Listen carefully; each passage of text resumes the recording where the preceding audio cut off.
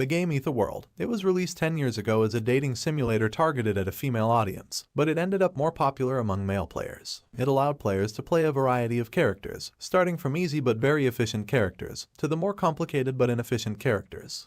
Amongst them was one trash character, especially known for his difficulty level and terrible features. There was only one pervert who played this character for 10 years, and that pervert was the player, Beak Yusial.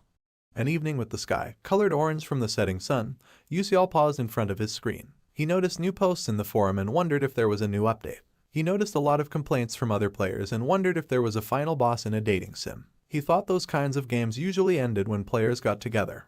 However, he noticed a famous ranker complained that the boss was unbeatable, so he set down his coffee. It doesn't make sense for there to exist a monster with magic nullifying skills in a magical world, and wonders if it is a bug caused some characters got deleted. Then, he sees the Dark Demon Dragon, the 13th moon of the Black Knight. In the Ether World, there is a cult-like organization called Dark Demonic Humans. Their goal is to help another world, called Persona Gate, take over the world. When they finally managed to achieve this goal, the Dark Demon Dragon appeared. 90% of the continent got taken over, but our main guy has only concerned himself with PvP and not the main story so far. The whole lore got messed up, but he can't avoid fighting it, so he decides to give it a try.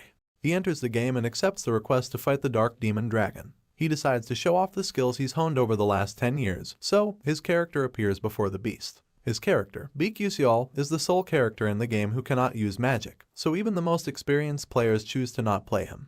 Basically, he's worse than an extra, but of course, the character can use some magic. The dragon prepares its fiery breath to roast his player and fires at his player. His player faces the dragon with determination and grins. His power is the blink spell, moving super fast as he charges at the dragon.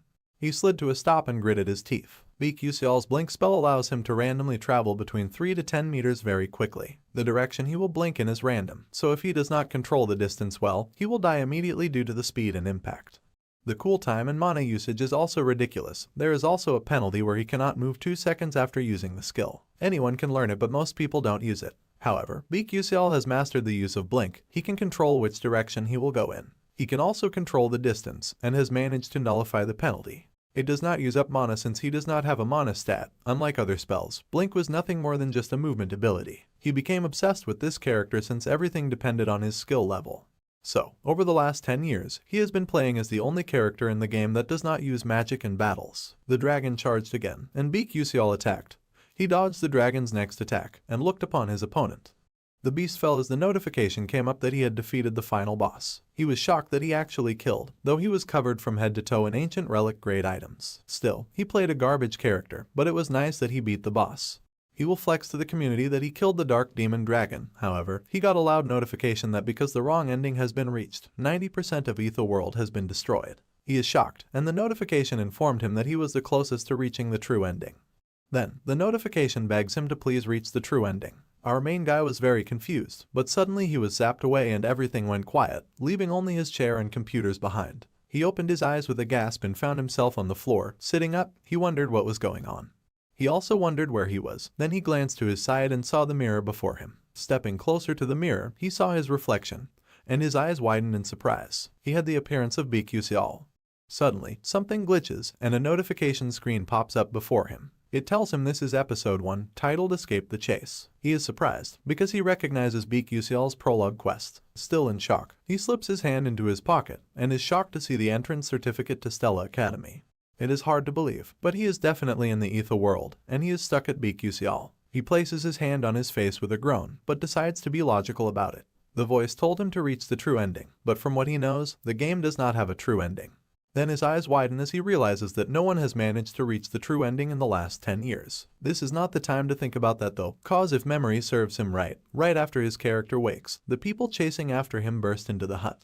Sure enough, there are angry people searching for him, and he hides in apprehension. They are already here and a blonde member of the group spots something. He yells to the group that he has found a hut and tells them to search it. They rush ahead, and our main guy wonders what to do. There is a limit to how long he can avoid them, but he cannot fight them either. He wonders what to do when a screen pops up again. The screen tells him that he can use the spell Blink, and he is shocked that he can use Blink. Blink is an ability that allows the user to flash forward. With a body that suffers from magic leakage syndrome, Beak Yusial cannot accumulate mana in his body, and he only has Blink as his one hope. It is the spell that he practiced his whole life. Back to the present. He is still hiding in the hut, his face fixed on the screen as he sees the offer to use Blink. It is 0 class, with a maximum distance of 9 meters and just one charge. Cooldown is 3 seconds. He wonders if he should use blink when he only controlled his character with a mouse and a keyboard. Running feet. As the hooded men charge towards the hut, he does not have time. His eyes widen and he gasps to see that they are already here. There's no time left, so he grits his teeth and decides that he must try. The hooded men stop with alarm. They notice him running from the hut and declare that they have found him. Immediately, they are ordered to chase him. They race after him through the snowy forest outside with no intention of letting him escape. The first part of the tutorial is for him to avoid the pursuers using the power of blink. He runs into the forest, noting that his pursuers wear magic boots that are faster than he is. The only way he can escape is if he uses blink.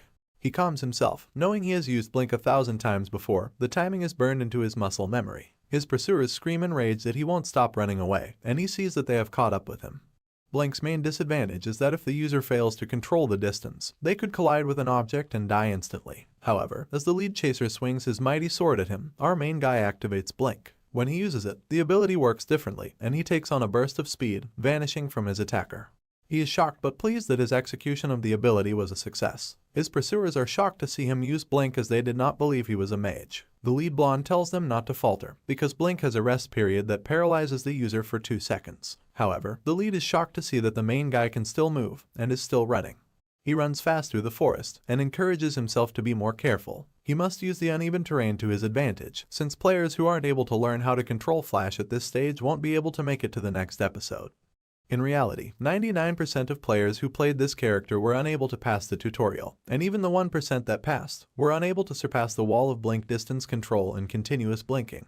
Our main guy counts down 3, 2, 1 in 3 seconds. He blinks once more and moves rapidly through the trees and snow, his brown coat flying in the wind. His pursuers think he is insane for using blink in such a terrain. He tells all those who can use magic to come to the front and attack the main guy from a distance. The menacing-looking mages come forward and our guy can tell they are going to use magic against him. The second part of the tutorial was to use blink to dodge the magic arrows flying at him. In the game, players could see everything behind because it's on a monitor, so he could dodge it then. His screen pops up again and informs him that his magic leakage syndrome is being used. Its derivative skills include Sixth Sense and Cognitive Acceleration. He is shocked as the power from these skills floods his system in multiple lights of green and pink as he stares in bewilderment. Then, he bursts forward, activating blink and dodging all the magical attacks till he slides to a stop. A crate smokes where he used to stand and he sighs in relief because that was a close call. Then he takes off running once again. The last part of the hurdle involves Tutorial Part 3, crossing a canyon while using blink. The canyon is deep and deadly. The only way to cross is to control the distance of his blink perfectly. Then, he can meet up with some passing mages and escape, and that will end the tutorial. To pass this part, he has to cancel his blink spell, which occurs in 0.1 second at the perfect time. If he fails, he will die. There are about 20 floating boulders. Crossing them is a lot easier said than done. He wonders what jerk made the tutorial this difficult. However, being honest, it is just about doable. His pursuers once again catch up with him and shout out his location to their comrades. The problem with making this jump is that his pursuers are closer than expected. The distance between him and them is about 100 meters. Since his blink has a 3-second cooldown, that is not enough time to make it across. The likeliest method he can use now, for his survival, is to kill them all.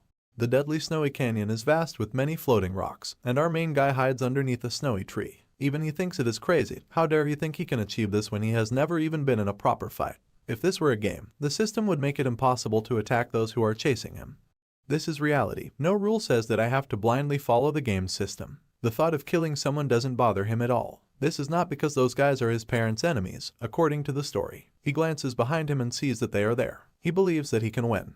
He stands with his knife in hand as his enemies appear before him. They shout out in anger and race to catch him. They charge at him, and his attacker laughs that he dares to fight them all alone, and that he is done for. His target is 8.7 meters away, so he activates blink. His attackers are confused when he suddenly charges forward. He appears before one attacker, suddenly appearing closer than the man expected him to get, and the attacker coughs blood that splatters on his face. Our main guy has stabbed him with the knife and he feels the blood running down his fingertips, yet he feels no sense of guilt at all.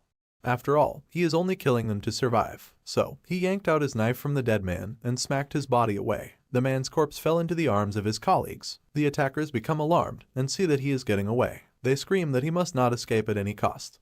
He has dealt with one of them, but the next attack won't be easy. However, he notices it has gone quiet and wonders if they gave up on chasing him. However, he sees that they did not give up and have instead switched to magic attacks again. He tries to dodge it but nearly loses his footing. The attackers fire magic at him, and the runes glow as the magic is shot right at him. He groans as large giant orange flaming fireballs come flying right at him, and grits his teeth as he tries to avoid it. Suddenly, he sees an opening on a tree branch at the side of the mountain and activates his blink.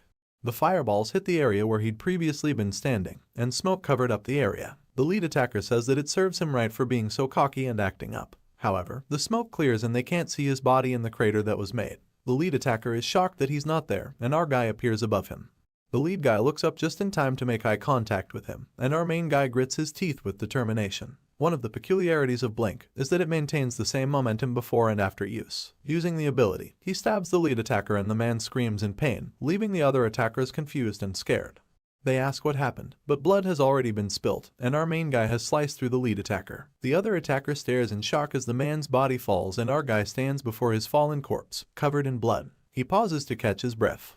Only 2 are left within his range, and he needs to end it before the 2 who fell behind catch up. The other attacker thinks he is a weird guy with an uncanny reaction speed for a mage. He asks our guy who he is. His reaction time is admittedly faster than most professional gamers, but that is only when talking about games.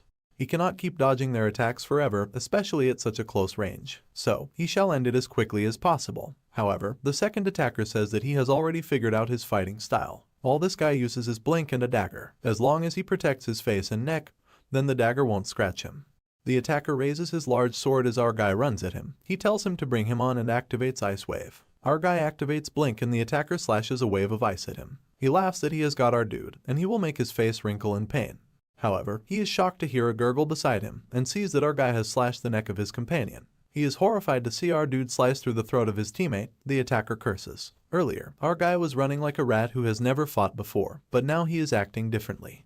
He admits that he acted like that earlier, but he thanks the attacker for helping him get better at it. He curses that he is a little brat, just because they went easy on him. He will kill our guy this time. Our main guy charges once again with determination on his face. Our guy raced at him with his weapon raised and flung it at his attacker. Using Blink head-on puts him at risk of getting counterattacked. The attacker wonders if our guy is trying to lure him into defending his front by throwing the spear, and then aiming for his side. However, he won't let our guy have his way, and he slices through the weapon with his sword. Now all he has to do is attack our guy while he is beside him. That's what he thinks, but he is shocked to see that our guy is not at his side. He stares in shock, then realizes with horror that our guy came from the front and stabs him. He was planning on attacking from the front from the beginning. Episode 1, Escaping His Pursuers, is over. He is informed on a blue information screen that he has obtained EXP. He has been promised an additional reward for uniquely developing the story by the Constellation Project. He sits on the snowy floor with a sigh of relief and struggles to catch his breath. His blood hand shakily reaches for the bloody knife, and he glances at the corpses that lay beside him, covered in red.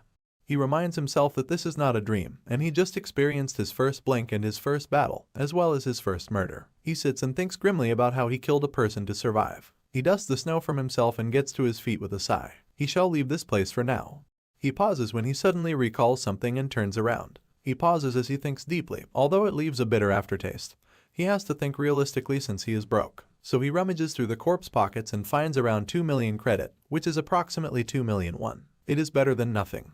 Now, the problem is how to cross the snowy cliff before him. Suddenly, he hears a voice calling out to ask if anyone is there. He sees a group of hooded figures in the distance and recognizes them as the group of mages that appear in the tutorial. He waves to them, and they shout that there is no bridge, unsure on how he will cross. However, he tells them that he is on his way, and they decide to wait for him to cross. However, they say he would need to be a third-class knight to successfully cross the cliff, and they doubt it is something a young boy can do. However, to their surprise, they see him zapping from floating rock to floating rock, using the power of Blink. He moves quickly and swiftly like the Flash, and they stare in wonder at his skill. They wonder if he is using a jumping type of magic, and realize he is using Blink. Among the mages, a blue-haired girl with deep blue eyes watches his approach. They are surprised he is using a Blink when it won't be able to control the direction and distance. They are surprised that such control over Blink is possible, and they stare in surprise when 2 more people show up at the edge of the cliff. However, they watch the other 2 charge up some spells that are aimed at the boy they are trying to aid. It's the remaining attackers, and the other mages yell at the boy to watch out. Our main guy barely manages to dodge the attack using Blink. He makes a narrow escape and turns to face those other 2 mages who attack from the distance. He figures they are with the mercenary group after him and realizes this is dangerous. His power has 3 seconds to cool down. Dodging all magic with it is not possible. He has to find the next floating stone that will work as his foothold. However, to his surprise, a mage fires up a spell and shoots at him again before he can think up a plan. He barely dodges the attack, and the stone he stands on gets a crack. He realizes he is going to fall as he slips from the rock. Unfortunately, all the floating stones are too far from him, and he hopes that he lands on just one. He uses blink and zips through the air, hand outstretched to grab a floating stone. He manages to grab it. Hanging on barely, he is relieved to have survived. However, his enemies fire yet another fiery spell at him and he realizes his survival is not guaranteed. There is no way for him to dodge with him hanging off the rock and he realizes that he is going to die. Suddenly, ice magic comes forth. The great blue spell collides with the orange of fire in a blast of wind that halts the fire spell in its tracks and the air clears to reveal that our main guy was protected from being burnt to a crisp. He looks up in surprise and wonders what that magic was just then. An ice spread covered with lightning. Someone just used 2 attributes and 1 magic in the tutorial. Furthermore, the caster precisely calculated the trajectory without wasting mana. He wonders who could perform such a feat. Glancing at the mages gathered at the other side, he spots the blue girl with cold eyes and a spark of magic on her staff. The mercenary mages are shocked at such a display of power that they turn tail and flee with fear. Our main dude watches them flee with relief and sighs in relief that he will survive after all. He manages to drag himself up and makes it to the mages who wait for him at the other side. However, his attention is on the hooded figure that saved his life. He thanks her for helping him, and she says that she did not do it to receive any gratitude. He thinks she has the prettiest voice he has ever heard in his life, but she seems difficult to approach. Anyway, although they are known as bandits who pillage nearby villages, in reality, most of such activities are carried out by the Dark Demon cult. However, even that ends here. The moment he escapes this cliff, he will enter the territory of the mages, and the dark demonic humans will no longer be able to pursue him, not to mention that they don't even know who he is. He is taken by surprise at the sudden appearance of another status window. It tells him to enroll in the Stella Academy, and he wonders if that is the start of the second episode. It does not sound like it will be hard, so he is not too worried. Suddenly, on seeing the academy's name, his face goes pale. He wonders how he can possibly go through school again at this day and age. A crescent moon stains the night sky as Baek-Yuseol is being transported via a carriage. The other mages escort him as they ride in silence. He, on the other hand, falls fast asleep from the tiredness of the day's battle.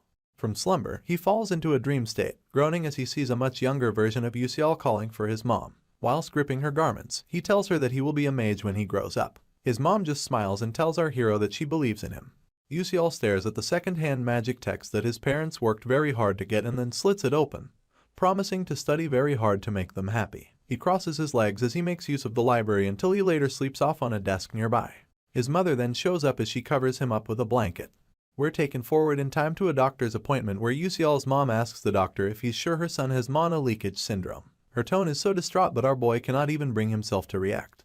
He just stands there, expressionless, only freaking out in his mind. He refuses to believe it, telling himself that there's no way this could be his situation. This makes our hero wonder if they're his memories or Baek-Yuseol's. The little boy bursts into tears soon enough, every attempt to wipe his tears failing woefully. Our man wakes up in a frenzy, groaning as he grabs his head. Still dazed, he takes a look around and discovers that it's morning. The sun peeks out from the far mountains to confirm his conclusion. One of the mages, a redhead, exclaims that Yuseol is finally up, adding that he was about to wake him. Our boy just stares at him as the mage announces that they're about to arrive in Lezoicha, the satellite city of Arcanium. The wheels of the carriage are brought to a stop amidst the 2-centimeter deep snow and the mages reach a consensus to take a temporary break. They all step out of the carriage and Yuseol stretches for a bit. His eyes widen and his expression perks up upon the sight of something. Of someone, more like. It was the blue-haired mage that saved him. She glares at him with lifeless blue eyes, leaving our hero more puzzled than ever. His attempt to greet her fails, mostly because she turns away before he can get to it. He grins to himself, admitting that that's a cold thing to do and gains solace in the fact that things are going well, compared to how worried he was before. Anyway, Yuseol is also grateful that the era he found himself in is closer to the modern age rather than the Middle Ages.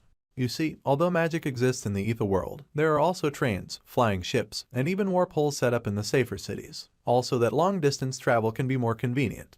Yuseol thinks to himself that they're about to head to Lezoicha to use a flying ship. As it seems, the city is en route to Arcanium and that's where the second episode will actually begin. It's a beautiful city with tall buildings and captivating aesthetics. It's also called the City of Magic.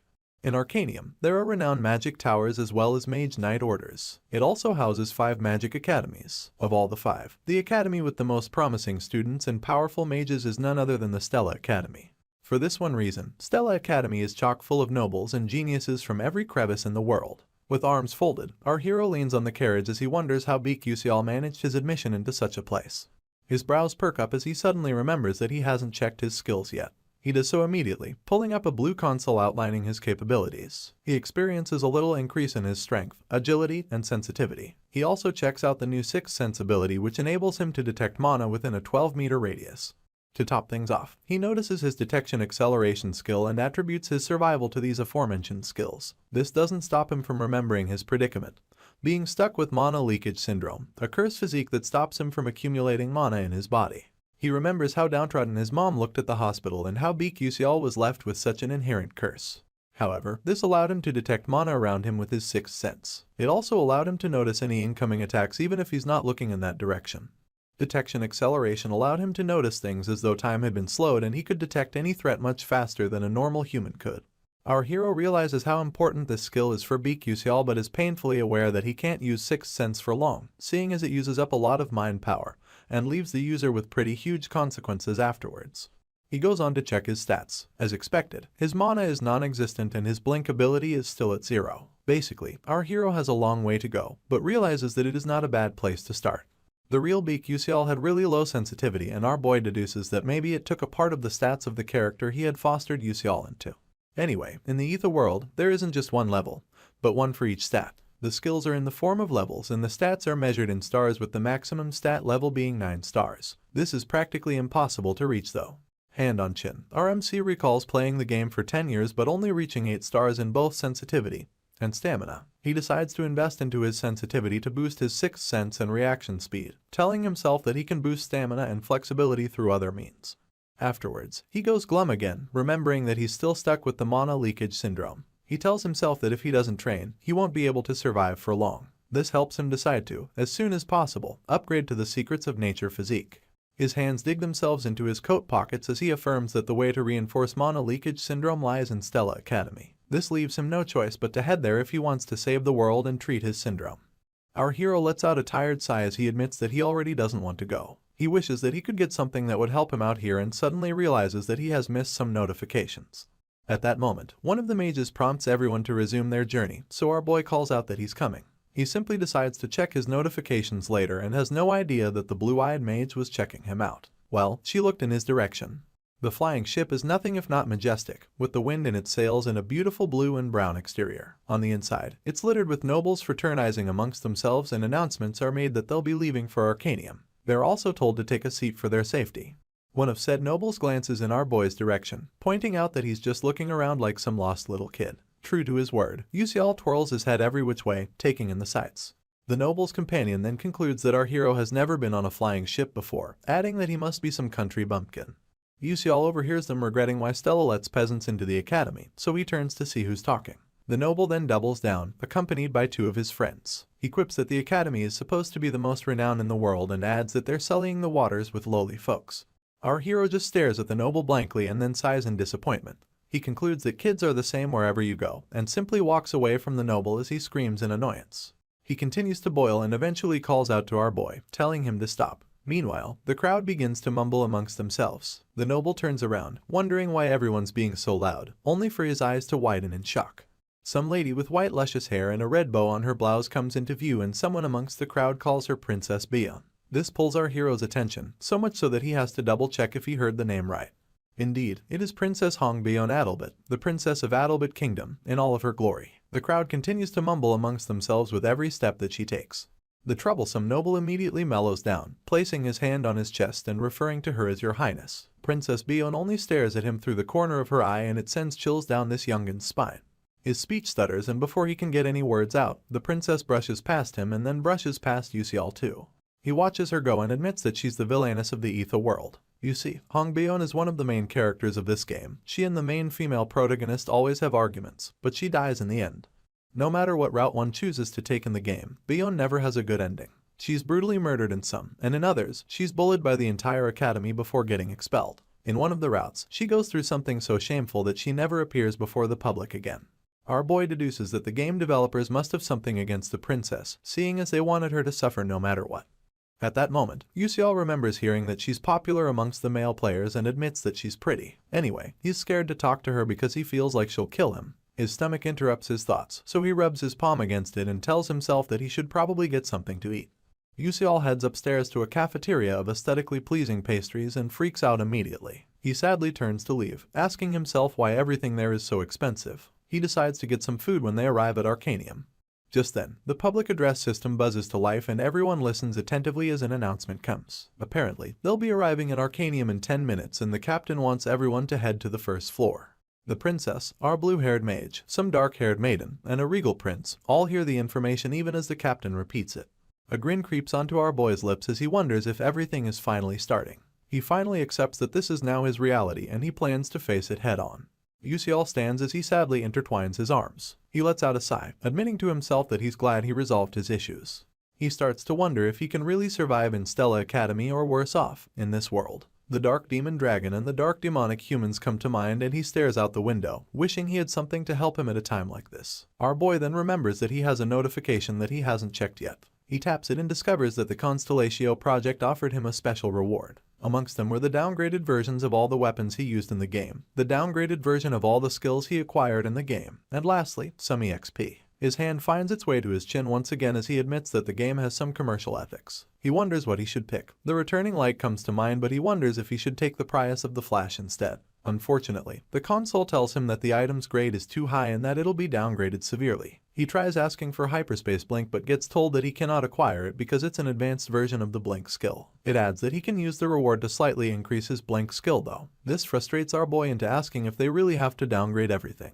The console reveals that they're also unable to materialize fully due to the lack of his narrative power. Yusial wonders what that means, so the console tells him that it's the force that drives the progression of the story. It then adds that narrative power will accumulate if he continues to explore unknown branches of the story like he did the day before. It becomes clear to Yusial that he can't be provided with late-game items because he's too much of a newbie. The console stays silent and so does our hero. After giving it some thought, he asks about bulbul glasses and stands in wait as the console mulls it over. It finally announces that it can be provided, so our boy chooses to go with that. In no time, the glasses emanate amidst a blue light and Yusial grabs them. He had never thought a day would come where he would wear the glasses, but he looks them over wearily.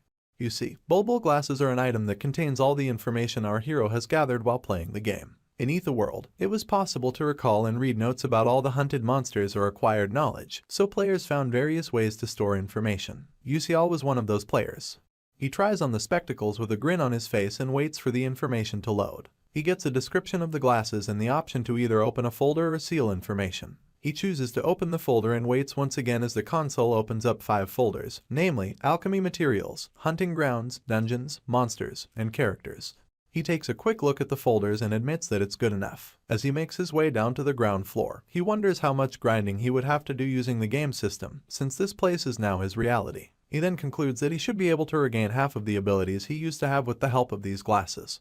His thoughts get interrupted when someone asks if the blue-haired mage isn't Azel. The stranger goes on to refer to her as the eldest daughter of Dutch Malf the traitor. She just remains quiet, clasping her book against her chest. Yet another stranger asks where she got the audacity to show her face and his companion shushes him for fear of Azel hearing him. Our hero picks up on her name and uses the bulbul glasses ability to register or check a character's information within the story. The glasses reveal an Azel Malf, a fake heroine and ice lightning mage who dies later on. Yusial stares at her with surprise after realizing that she's a fake heroine. To understand Azel being a fake heroine, our hero clarifies something for us. Although he's currently in the Etherworld, the game was created based on Don't Love the Princess, an original romance fantasy novel. The novel is about a heroine named Azel who had lost her entire family. She grows by challenging the schemes of Bion, the villainess, and eventually ends up with the male protagonist. In the end, her revenge scheme completely disappears and the male characters protect her. Unfortunately, it had a sad ending after receiving harsh feedback from its readers. But here's the problem. Although the game's world was based off of this novel, its story is completely different. In the game, an original character named Flame was added and she took over the role of the heroine. However, Flame also has a backstory.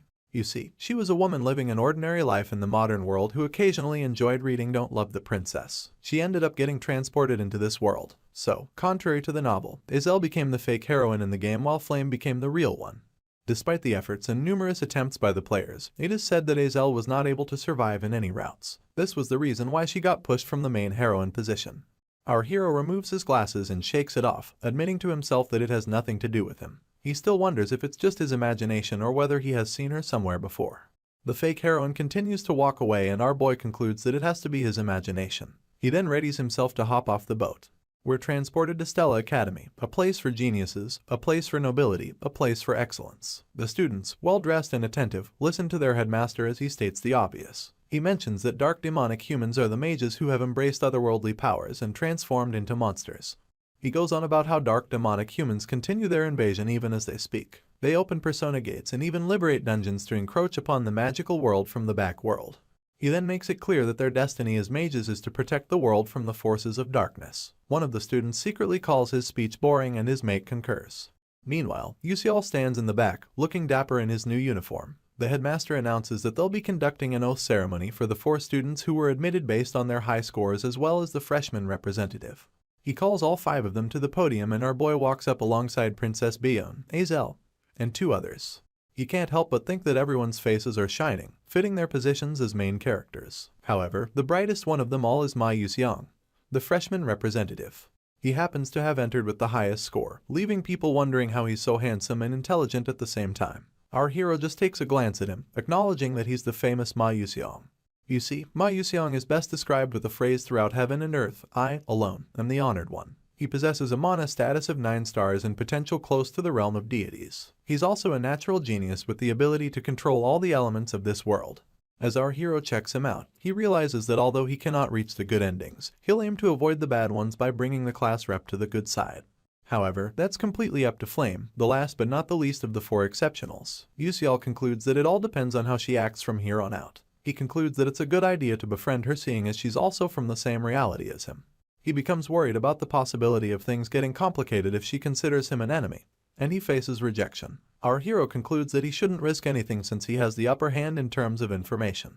It turns out that Flame is a romance fantasy novel possessor while he's a romance fantasy game possessor. While the oath goes on, our hero accepts the fact that his importance in the story can't even be compared to a shop NPC.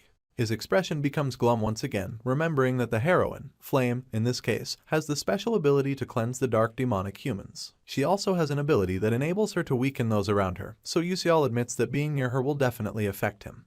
His role is to support the main characters from a distance and to try his best not to get involved with them as much as possible. At this point in time, the headmaster declares that the entrance ceremony has been concluded and all the students clap in unison. Our hero then gets a notification that episode 2 has been completed. On to the next chapter, we witness the elegance of Stella Academy accentuated by the calming morning sun. Inside lies our hero and his mates, seated behind descending wooden desks. He admits to himself that it has been a while since he graduated college, so it feels quite weird for him to be a high schooler once again. He pulls out his pocket watch soon enough, seeing as he feels good having it. Apparently, a stellar pocket watch is proof that you're a student at the most prestigious magic academy. Anyone in possession of this pocket watch will be treated much better than even those with magic warrior licenses. Our boy begins to daydream about going out and using his pocket watch. Sightseeing will just be a side attraction. At that moment, the class door creaks opens and a man with quite the serious expression enters. He commands everyone to take their seats. Our hero stares quietly as this instructor mentions that they'll be beginning the exams. He asks that the students put away all their items other than writing supplies and announces that those using glasses will be examined prior to the exam. Yusial remains calm, although he's surprised that the entrance ceremony is accompanied by an exam. It becomes clear that Stella Academy's curriculum is more rigorous than any university in Korea, seeing as you take an exam on your first day. The instructor announces that the exam is for class placement and yells for everyone to begin. Our boy stares at his question paper and panics when he notices that he doesn't know what it says. Apparently, the class placement exam is not only unrelated to the entrance exam, but also notorious for its outstanding difficulty. Students are usually assigned to classes of through F and then S, pertaining to the results of this exam. Princess Bion just minds her work while our boy admits that most of these playable characters are going to end up in S class. On the other hand, characters like Yusial, who entered the academy in last place amongst 1,141 applicants, can automatically be considered to be assigned to the F class. Dazed, our hero wonders if he can just turn in a blank page since he has already gotten it. He wonders what the odds could be that they'll expel him but gets distracted by a student not too far to his left, Ma Yuxiang. That's right, the genius seems to be bored with the whole thing and even lets out a small yawn while he's at it. Yusial takes another glance in his direction and soon realizes that Yuxiang is done with the exam. Our hero sighs sadly and now understands why living is boring for the genius. This reminds him that the nature of the character of Ma Yuxiang was boredom. You see, he was born into the most powerful family in the world and seeking as he has the most intelligence and talent, everything was too easy for him. That was why his actions would either be decided as good or evil, depending on what the female lead did. It's obvious that the dark demonic humans will be very interested in Ma Yuxiang. Instead of concentrating on his exam, our hero considers the genius's family to be his biggest issue. He then realizes that staring at Yuxiang makes him compare himself even more. Beak Yuxiang gets an epiphany as he wonders if he can use his bulbul glasses on this exam. He remembers using it a lot when he wanted to stack up additional while studying in the library.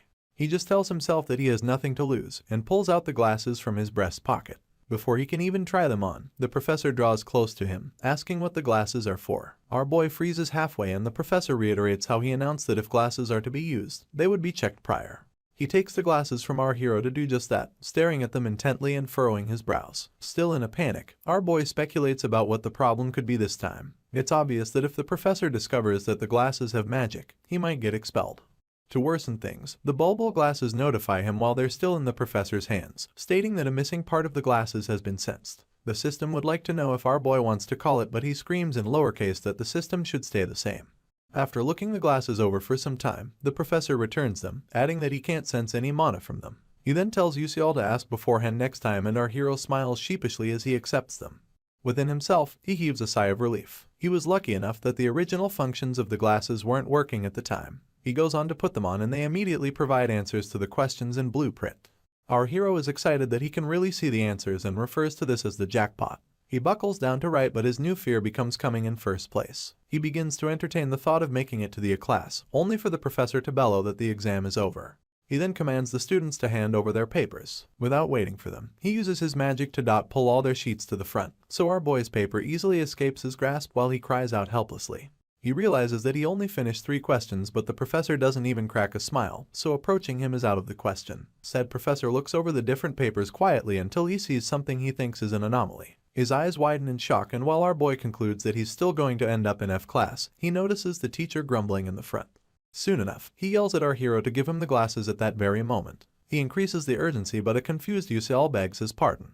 The professor takes the glasses and looks over them for the umpteenth time, refusing to believe that they aren't tainted. He then sends another student to go and fetch Dr. Gran, and the student immediately obeys. Our boy, on the other hand, questions what could be wrong with the professor all of a sudden. He remembers writing his solving process clearly so he wouldn't get mistaken for a cheater. Our boy is left wondering if he was caught. Dr. Gran joins them in the hall and the professor asks him what he thinks. The doctor inspects the glasses as a magic engineering professor that he is, and still doesn't find anything. He just admits that it's quite suspicious that our hero could solve a particular problem. The professor is only interested in knowing if Yuxiang cheated, but Dr. Gran confirms that he didn't. He then adds that he can't feel any magic tool energy coming from the glasses or any of our hero's items for that matter. Yuxiang just stands there as the doctor commends him for solving the question with his own ability. He laughs and pats our boy's shoulder, confessing how interesting it is that he got to see such genius in his lifetime. He proceeds to tell Professor Lee Hanwell to apologize to our hero and guide him well. Mr. Hanwell quips that he understands and wastes no time rendering an apology to our MC for the misunderstanding. He admits only to himself that he did cheat and that it would have been so much trouble if the original functions of the glasses still worked. He just smiles at the professor, telling him that things like this happen and that he should be careful moving forward. He's just happy at how lucky he got for not getting caught.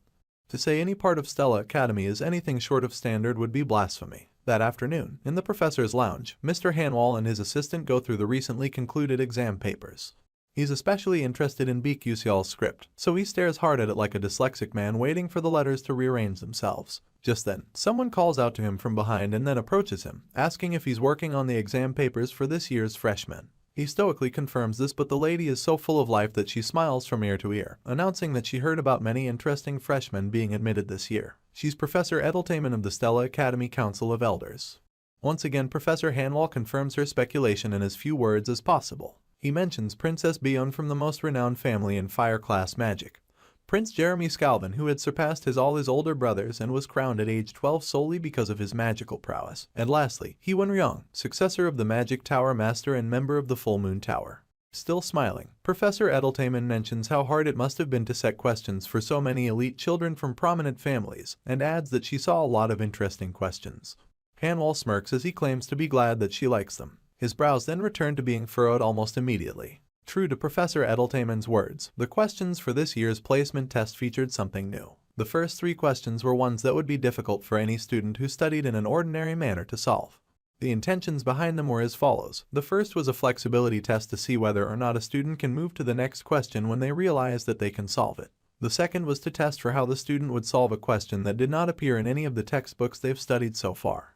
Professor Hanwall keeps staring at our boy's answer booklet as he bears in mind that the era when rote memorization and theory prevailed is over. Now, it's the era of combat using quick judgment and creative thinking. In truth, those questions weren't meant to be solved. Worse off, over 1,000 out of the 1,141 students left them blank, and out of the 100 that attempted them, most of them couldn't answer a single question correctly. Only 3 out of the new students actually got all 3 questions right. Ma Yuxiang, the prodigy of unknown origin. Flame, a commoner recognized by the principal because her talents are close to that of Yuxiang. And lastly, Beak Yuxiao. The professor can understand how Flame and Yuxiang got excellent grades, but he's certain that our hero got the worst admission score. He really didn't expect him to answer those 3 questions right, especially because he couldn't solve any of the other problems. Professor Edeltamen intrudes on Hanwall's thought, voicing her concern about why he's so interested in the scores of the new students. He then admits that there's a student whose scores don't make any sense. Edeltamen smiles once again as she points out that although countless formulas and equations couldn't solve the problems, one could as well solve it without knowing anything. Professor Hanwall then asks her if she thinks our hero could be a genius, only for her to reiterate that it could totally be a coincidence too. She turns to leave and Mr. Han watches her leave. He lets out a sigh of confusion and stares at our boy's girl. In it, he finds a note attached and pulls it closer for inspection. It turns out that Yuxiao had been granted special admission because his control of Blink was held in high regard. Hanwall's features stay frowned as he acknowledges that the child granted admission by the principal is different. His lips finally curl into a small smile. He plans to find out soon enough whether our hero is special or it's just a coincidence. Some other students are busy murmuring amongst themselves, and our boy returns to class to hear them talking about the results being posted on the bulletin board. Some students are stressed out about the class they'll get, and another reiterates that his mother threatened him not to return home without getting into the class. Meanwhile, all Yuxiao is bothered by is the fact that he has to check his result in person. In the game, he could just check his result with one click. Anyway, on the bulletin board, the different classes are mounted in shiny purple columns as students gather round it to check. Our boy's arrival draws some attention, and one of the other students asks if he's the one approaching. Another mentions that our hero got a 0 on the magic section of the entrance exam. Yuxiao just states at the ground as they keep talking about how someone like him managed to get into Stella Academy. They even question the school's standards because of him. Our boy decides to swipe off their mindless comments and approaches the board to quickly check his new class and leave. He tells himself that it doesn't really matter and searches for his name in the F class. He's surprised to discover that it isn't there, and surprise soon turns into panic as he concludes that they might have failed him for answering only 3 questions. He begins to wonder if he's going to die now, only for a student to mention his name after seeing it on the board. Well, the student is more pissed than happy, declaring that it must have been a mistake. His colleague quickly agrees with him, and they go on to talk about a certain Uslek from Marquis Checkbalin getting into class with rank 29. Yuxiao stares in their direction from the side of his eye as they contemplate why someone like him would do well when Kyle came in 17th place and got out in a class. Our boy has to accept that something weird is going on over there, so he walks over to check it out for himself. His eyes grow wide with surprise and he freezes in place. For some reason, our hero's name got placed in the S class. Still in shock, he begins to ask himself why his name is up there. He refuses to believe it and wonders what is going on. Why would he get placed in S class, the most special grade that all students dream of? You see, Class S is a place where the most special students of the academy gather. It's different from the other grades with multiple classes per grade because Class S has only 41 students, and only one class. It still doesn't sit well with our hero that he's been placed in Class S. He closes his eyes and itches his head, all in about to understand. It even dawns on him that he'll run into the main characters of the game more often in Class S. This is bad news because making more contact with the protagonist will only shorten his already short life. Worse off, he can't even change his class. Our boy then makes up his mind to keep a low profile no matter what. He quietly peels away from the crowd, telling himself that he'll manage somehow. On the outside, Stella Academy looked calm as ever. Little did anyone know that in one of its offices, Princess Bion was getting slapped silly by her mother. She yells at Bion furiously for getting 3 questions wrong and compares her to Azel, who got 2 out the 3 right. She's Hong Yil, the elemental class fire professor. Bion falls to the ground as her mom continues to abuse her, telling her that she's lower than an insect because she couldn't even get the questions that insects got correctly. She yells at her to think of herself as a bug and try again. Mrs. Hong asks if her daughter understands, and a bruised Bion replies positively from the ground. Her mom continues to stare down at her and then heaves a tired sigh. Her hand never left her hip as she breaks into advice, telling the princess to listen to her. She goes on about Bion not doing anything to become like her, a woman who is chased out of the kingdom and is holding on to a stupid professor position. She reiterates that her daughter cannot afford to become the shame of the kingdom. She then squats down to Bion's eye level, grabbing the girl by her cheeks as she begs her to become a better existence than her sister. Mrs. Hong cracks a smile and inquires whether her daughter understands what she means, and Bion agrees just to get the woman off her back.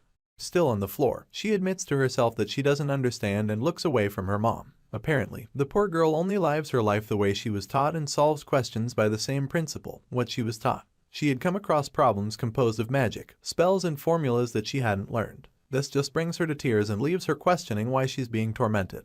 Back in the S class, all the students really sit and await their tutor. All the students except Yusial. Our boy is in a panic, overwhelmed and massaging his head to no avail. He admits that he's screwed, mostly because he got chalked into a place full of antisocial weirdos. Not that he was going to fraternize with high schoolers though. With every passing second he's in the class, he overhears murmurs of other students asking each other how he made it into the class. One of the students whispers to his friend, narrating how his parents had protested about Yusial being in the S class, but only got told that our hero has the qualifications to be there. His friend confesses that it just sounds weird. Our boy smiles weakly as he notices that he's the class outcast. He then realizes that these other students have been working since they were young and agrees that he, too, would be frustrated if some known dunce ended up in the same class with them.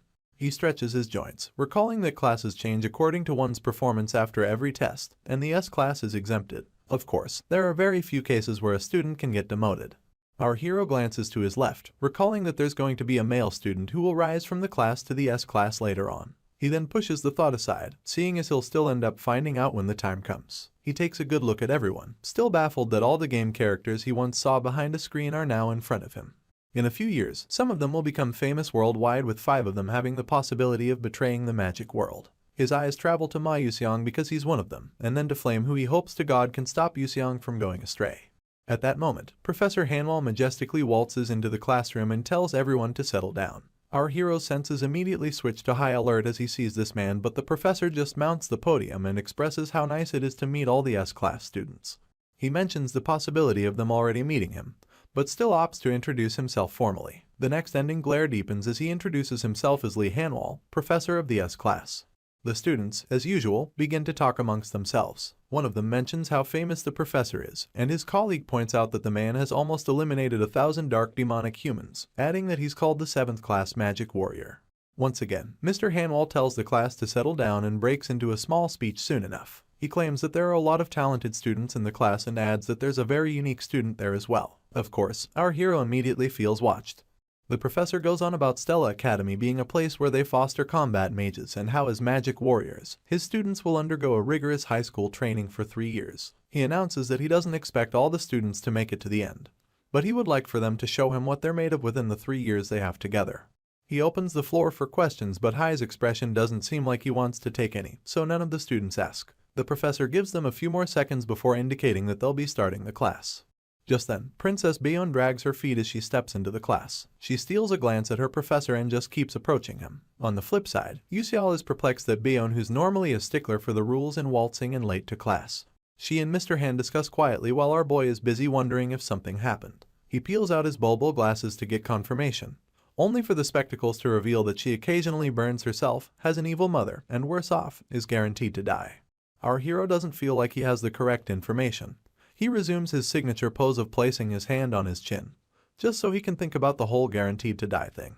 While the professor continues conversing with the princess, our boy breaks things down. You see, if Azel dies because of Flame, Bayon dies because of both Azel and Flame. You could say that it's the inevitable fate of a villainess. Yusial bites the edge of his glasses, thinking to himself that he would like to help her out, to save her life. Unfortunately, he's in no position to do that. He overhears the professor tell Bayon to go to her seat and he just sighs, telling himself that he feels bad but can only keep his distance. Trust the universe to put its spin on things. It all begins with a mild surprise. Our boy's expression perks up just a little. It then becomes clear that Bayon wants to sit next to him, seeing as she's standing next to him now. She stares down at him with her red eyes and bruised cheek, and of course, Yusial breaks a sweat.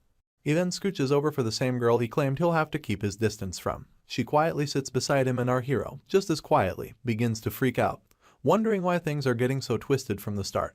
With his arms folded, the professor declares that before they start the class, they'll be having a staff succession for the staves that they'll be using while in school. He goes on about how the S-class and the A-class will have their staff succession together, while our boy seems intrigued about the upcoming ceremony. He smirks as he admits that it's quite annoying, but he's also looking forward to it. Undoubtedly, there are 2 big events in the prestigious Stella Academy. One of them is the familiar contract ceremony, and the other is the staff succession ceremony. As expected from a special academy, its staff succession is equally special. The professor leads his students to a room made entirely of blue crystal and asks if everyone is present. Without waiting for confirmation, he points out that there are staves ranging from the lowest class to the middle-high class already prepared. Our boy listens attentively as he's told that all they have to do is walk up to a staff they like and grab them. Mr. Hanwell rounds up by warning the students about how complicated it is to switch an already picked staff. He then announces that he hopes they'll choose wisely. UCL stays quiet but can't help but think that the professor is wrong. Contrary to what he said, the students won't be picking the staves, but the staves picking them. In the Ether world, the staves only respond to mages they seem worthy to possess them, and this causes a resonance effect. It basically means that one can't use a high-level staff just because you want to. Our boy wanders around the room in search of a staff that will pick him. He comes across 2 different ones soon enough and the hunt for a staff begins. Usually, he would pick a staff meant for an F-class mage, but now that he's in the big leagues, he has to take a different approach.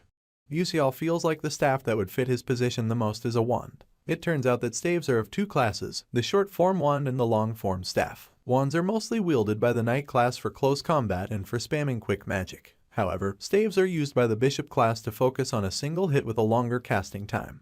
Unable to mind their business, some losers gossip about the staff our boy is going to pick. He steals a glance of his foe admirers from the side of his eye and overhears them snickering about him not having a problem causing a resonance effect since he's supposedly in the S class. He turns away as the side talks continue, telling himself that they can think whatever they want. At that moment, someone calls out to him, so he softly spins around and sees one of his mates folding his arms with a frown plastered on his face. He asks for the boy's identity and he claims to be Uslek. The name is utterly unfamiliar, seeing as it's UCL's first time hearing such a name. He then presses Uslek, asking why he's in his face. It turns out that he just wanted to know the staff that our boy would pick, so he tells Uslek that he'll pick anything. The noble smirks as he talks down on our hero, telling him to only pick something befitting of a commoner, and to try not to cause any trouble for the professors. UCL just stares at him blankly and after a few seconds, tells him not to cause any trouble either. He then walks away from him, leaving the noble furious. He yells at our hero, calling him a bastard, but he remains unfazed by this. Uslek then asks if he's picking a fight and our boy stays quiet. He finds the noble quite annoying, so he pulls out his bulbul glasses to check him out. While Uslek continues to lash out, the glasses reveal his specs. Unsurprisingly, all they have on him is that he's a third-rate bully. Our hero is disappointed at how insignificant this noble is, and just tucks his glasses back into his coat. Disappointment turns into a mocking pity as he wonders how much of an extra Uslek is. The noble then announces that he's going to pick a nearby staff and tells our boy to watch carefully. UCL is of course very intrigued by the staff, seeing as it's the Edmari Edamari. Our hero realizes that the staff is the highest one in the exhibit, a middle high class one. You see, such a staff is usually used by pro-magic warriors. However, no matter how talented you are, no student should have access to anything higher than a middle-low class staff. UCL thinks the same, mostly because professional magic warriors are barely able to grab a hold of middle-low class staves. Our guy gets a notification about another middle-high class staff other than the Edmari Edamiri, some staff that's floating in the midst of its own light. It's then specified that it isn't there for anyone to pick, but only to be shown off. Professor Hanwell interrupts by announcing that every student should stand in front of the staff that they like. In turn, they all obey. Yuseong teases his staff. Scalvin has on a mischievous grin as he grabs hold of his, and Princess Bion, as calmly as ever, picks hers. UCL then notices a flash of light behind him. He overhears some students talking about the staff that Hewan picked, adding that it's the Haddon Amakoten, a middle-class staff. It turns out that even Prince Scalvin picked a middle-class staff too, while Princess Bion picked the Suavita Lahaven, also a middle-class staff. The bully stays completely dazed while our boy maintains his composure. He is left thinking about just how many students can wield middle-class staves as though they are certified magicians. The bully then admits that it's crazy and curses under his breath. He storms away from our hero, claiming that he can also pick a middle-class staff. Our boy just quietly watches him leave, and other students notice as he takes strides towards the Edmari Edamiri. They suspect that he is trying to resonate with the staff, and that's what he does. Uslek wields a confident smirk as he reaches out for the staff. He thinks to himself that he would like everyone to watch carefully as he shows them what a true S-class should look like. He grabs hold of the staff, only for it to emanate a loud flash of light, so bright that all the students have to block their eyes with their hands. Yuseong isn't shocked as he realizes that Uslek failed to resonate with the wand. Amidst the fog, the bully is knocked down to the floor. He grunts and grits his teeth in disappointment. One of the students immediately yells out that he seems to have been badly hurt, and another asks for anyone to call the professor. The genius overhears someone laugh as he admits that a middle high-class staff is practically impossible to wield. Calmly, he makes his way to the wand, thinking to himself that it'll be better for the other students to just give up. He brushes past us like, still on the ground as his friend tries to help him get a hold of his faculties. He then cracks a sly smile, believing that the owner of the staff has already been decided. Yuseong stands before the Edmari Edamiri, drawing the attention of all of his mates. They wonder if he is going to pick it up. Some don't believe that even he could handle such a staff. Well, he proves them wrong when he grabs hold of it and the loud flash of light repeats itself. Our boy blocks his sight so as not to get blinded. He then spies with one eye and notices a smiling Yuseong in the middle of the light. The brightness dies down and the genius is still standing, this time seamlessly wielding the Edmari Edamiri. The other students refuse to believe it. A student wielding a middle-high class staff is the last thing they anticipated. Our hero just heaves a tired sigh, seeing as he is the only one who expected something like to happen. He is just worried that a lot more people will know how talented the genius is. He peruses his new wand and suddenly shoots a glare in our hero's direction. He has no idea how to act, but Yuseong smiles at him soon enough, making things even weirder. Our boy is left wondering if the genius has lost his mind. In other news, Flame also attained a middle-high class staff in the game, a staff named Terravan. Yuseong feels like this is where the route will split. Flame being able to wield Terravan will definitely put her on Yuseong's radar because he only respects geniuses. He strongly believes that this will open up the Ma Yuseong route. If only she had gone for another staff, another route entirely would have opened up. For our hero, the task at hand becomes using the female lead to pull the genius to his side. Just then, he sees her walking towards the staff and as expected, she heads in Terravan's direction. He watches her intently, asking himself what she'll do. Every step she takes, our hero gets more agitated. He hopes that she will grab Terravan, then Yuseong will notice her and get a better chance at a happy ending. At that moment, the girl simply walks past the staff, shocking our hero to his marrow. She stands just after it, hand on her chin as she wonders which other staff to pick. Our boy realizes that she is not interested, and questions whether or not she knew about Terravan. Her ignorance troubles him and he admits that the situation is bad. She's supposed to be able to resonate with any staff, seeing as she is the female lead. He grits his teeth as the anxiety builds up. He is worried that she might pick up some strange staff and end up losing out on the other good routes too. At this point, our hero knows what must be done. He begins to warm up his ability, planning to push Terravan to her like a pharmaceutical sales rep pushes medicine when he hasn't met his quota. He activates his blink and in a split second, he arrives right behind Flame. She catches him with the side of her eye, and she turns around in a panic, wondering how our hero got behind her so fast. A nervous laugh escapes his lips as he says hi. He then confesses that he just wanted to know which staff she was going to choose. The female lead immediately folds her hands and asks why. In turn, our hero claims that he wanted to help her because she looked lost. She claps back, telling him that it's not his business. She then bids him goodbye and spins around to leave. Yuseong stretches his hand in an attempt to stop her. He tells her to wait and then wonders what could be strange about the current situation. Normally, the Flame he knew was supposed to be friendly with everyone because she is a social person. He questions why she would be so cold, and then realizes that he doesn't have the time or the luxury because his life kind of depends on it. He yells for her to wait, and she glares at him as he reiterates that he just wants to help her pick a staff. She also repeats that he should mind his business. Of course, our boy is too determined to give it a rest, so he goes on about a staff that is perfect for her. This only infuriates the female lead, so she screams as she asks what he knows about staffs. Another nervous laugh escapes our boy's lips. He is starting to understand that he may have either done wrong or that the female lead is unfriendly with extras. He just claims that he has heard a lot about her and openly reaches for Terravan in an attempt to show her a good staff choice. She recognizes the staff instantly and asks if it's Terravan, just so she can confirm. Our hero simply laughs as he agrees with her. Suddenly, he begins to hear a strange noise. It gets so bad that he begins to stare intently as a bright light approaches him. He squints when it gets too close, groaning and admitting that he was scared by the light. It then takes him a few seconds to realize that Terravan is already in his hand. Looking down as if to question the situation, Yuseong is shocked. He immediately freaks out, wondering why the staff is with him. He recalls that the female lead was supposed to wield it, so he curses under his breath before trying to call out her name. He can feel the deadly energy now emanating from her, so he nervously tries to talk to her. Her deadly energy becomes more furious as she asks him why he did it. Dumbfounded, our boy claims that it's nothing, and admits to only himself that he has messed up royally. The sky is stained yellow by the sunrise as Flame makes her way to school the next morning. All she hears from others is news about 2 students being able to resonate with middle-high class staffs. She looks in the direction of the voices and overhears them talking about how there were only 5 people in history who have been able to grab those, and now it has increased by 2. They go on about how strange it is that one of the students was only able to use Blink in the magic manifestation exam. His friend quips that it's not supposed to be possible, seeing as Blink is basic magic. Even his parents have told him that Blink was a rare garbage magic. The female lead keeps her ears peeled as her mates wonder aloud if something went wrong. Anyway, she just continues in silence. Later on, at the self-study hall, she heaves a sigh of relief only because the whole place has gotten quieter. She just stares at the ground, slightly annoyed that the two middle-high-class staffs were all people talked about wherever she went that day. The news spread instantaneously, but the female lead doesn't seem to understand the outcome. She was utterly shocked when our hero grabbed Terravan the day before, and it made her question his identity. Apparently, she had read the original novel 3 times before coming into the game, but never has a character like Beak Yusial appeared, not even once. She remembers vividly that no one is supposed to have the ability to just grab Terravan, but our boy waltzed in and did it. This really pisses her off, so she thinks Yusial just wanted to show off to her. She imagines him with the staff on his shoulder and a mocking grin on his face, and then swipes the thought aside, telling herself that it's pointless to think about that now. She angrily tucks a tuft of hair behind her ear in a bid to walk off into silence. Unfortunately, her mates call out to her, asking if she wants to go study by herself. Flame forces her expressionless face into a strained smile and then asks if the girls think that she is some kind of nerd. One of them immediately denies this, reminding her of the numerous times she claimed that there was nothing to do and just ended up studying. The female lead reiterates that it's not like that.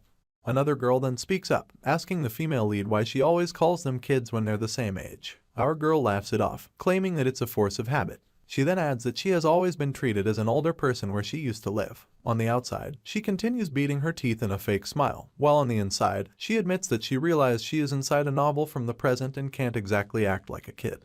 She gets asked again if she is going to study alone, and our girl does her best to remember the name of who she is talking to. The best she can come up with is that she is Jackie. She looks her over and realizes that her style is a bit similar to hers. She then remembers a time when Jackie was more tacky.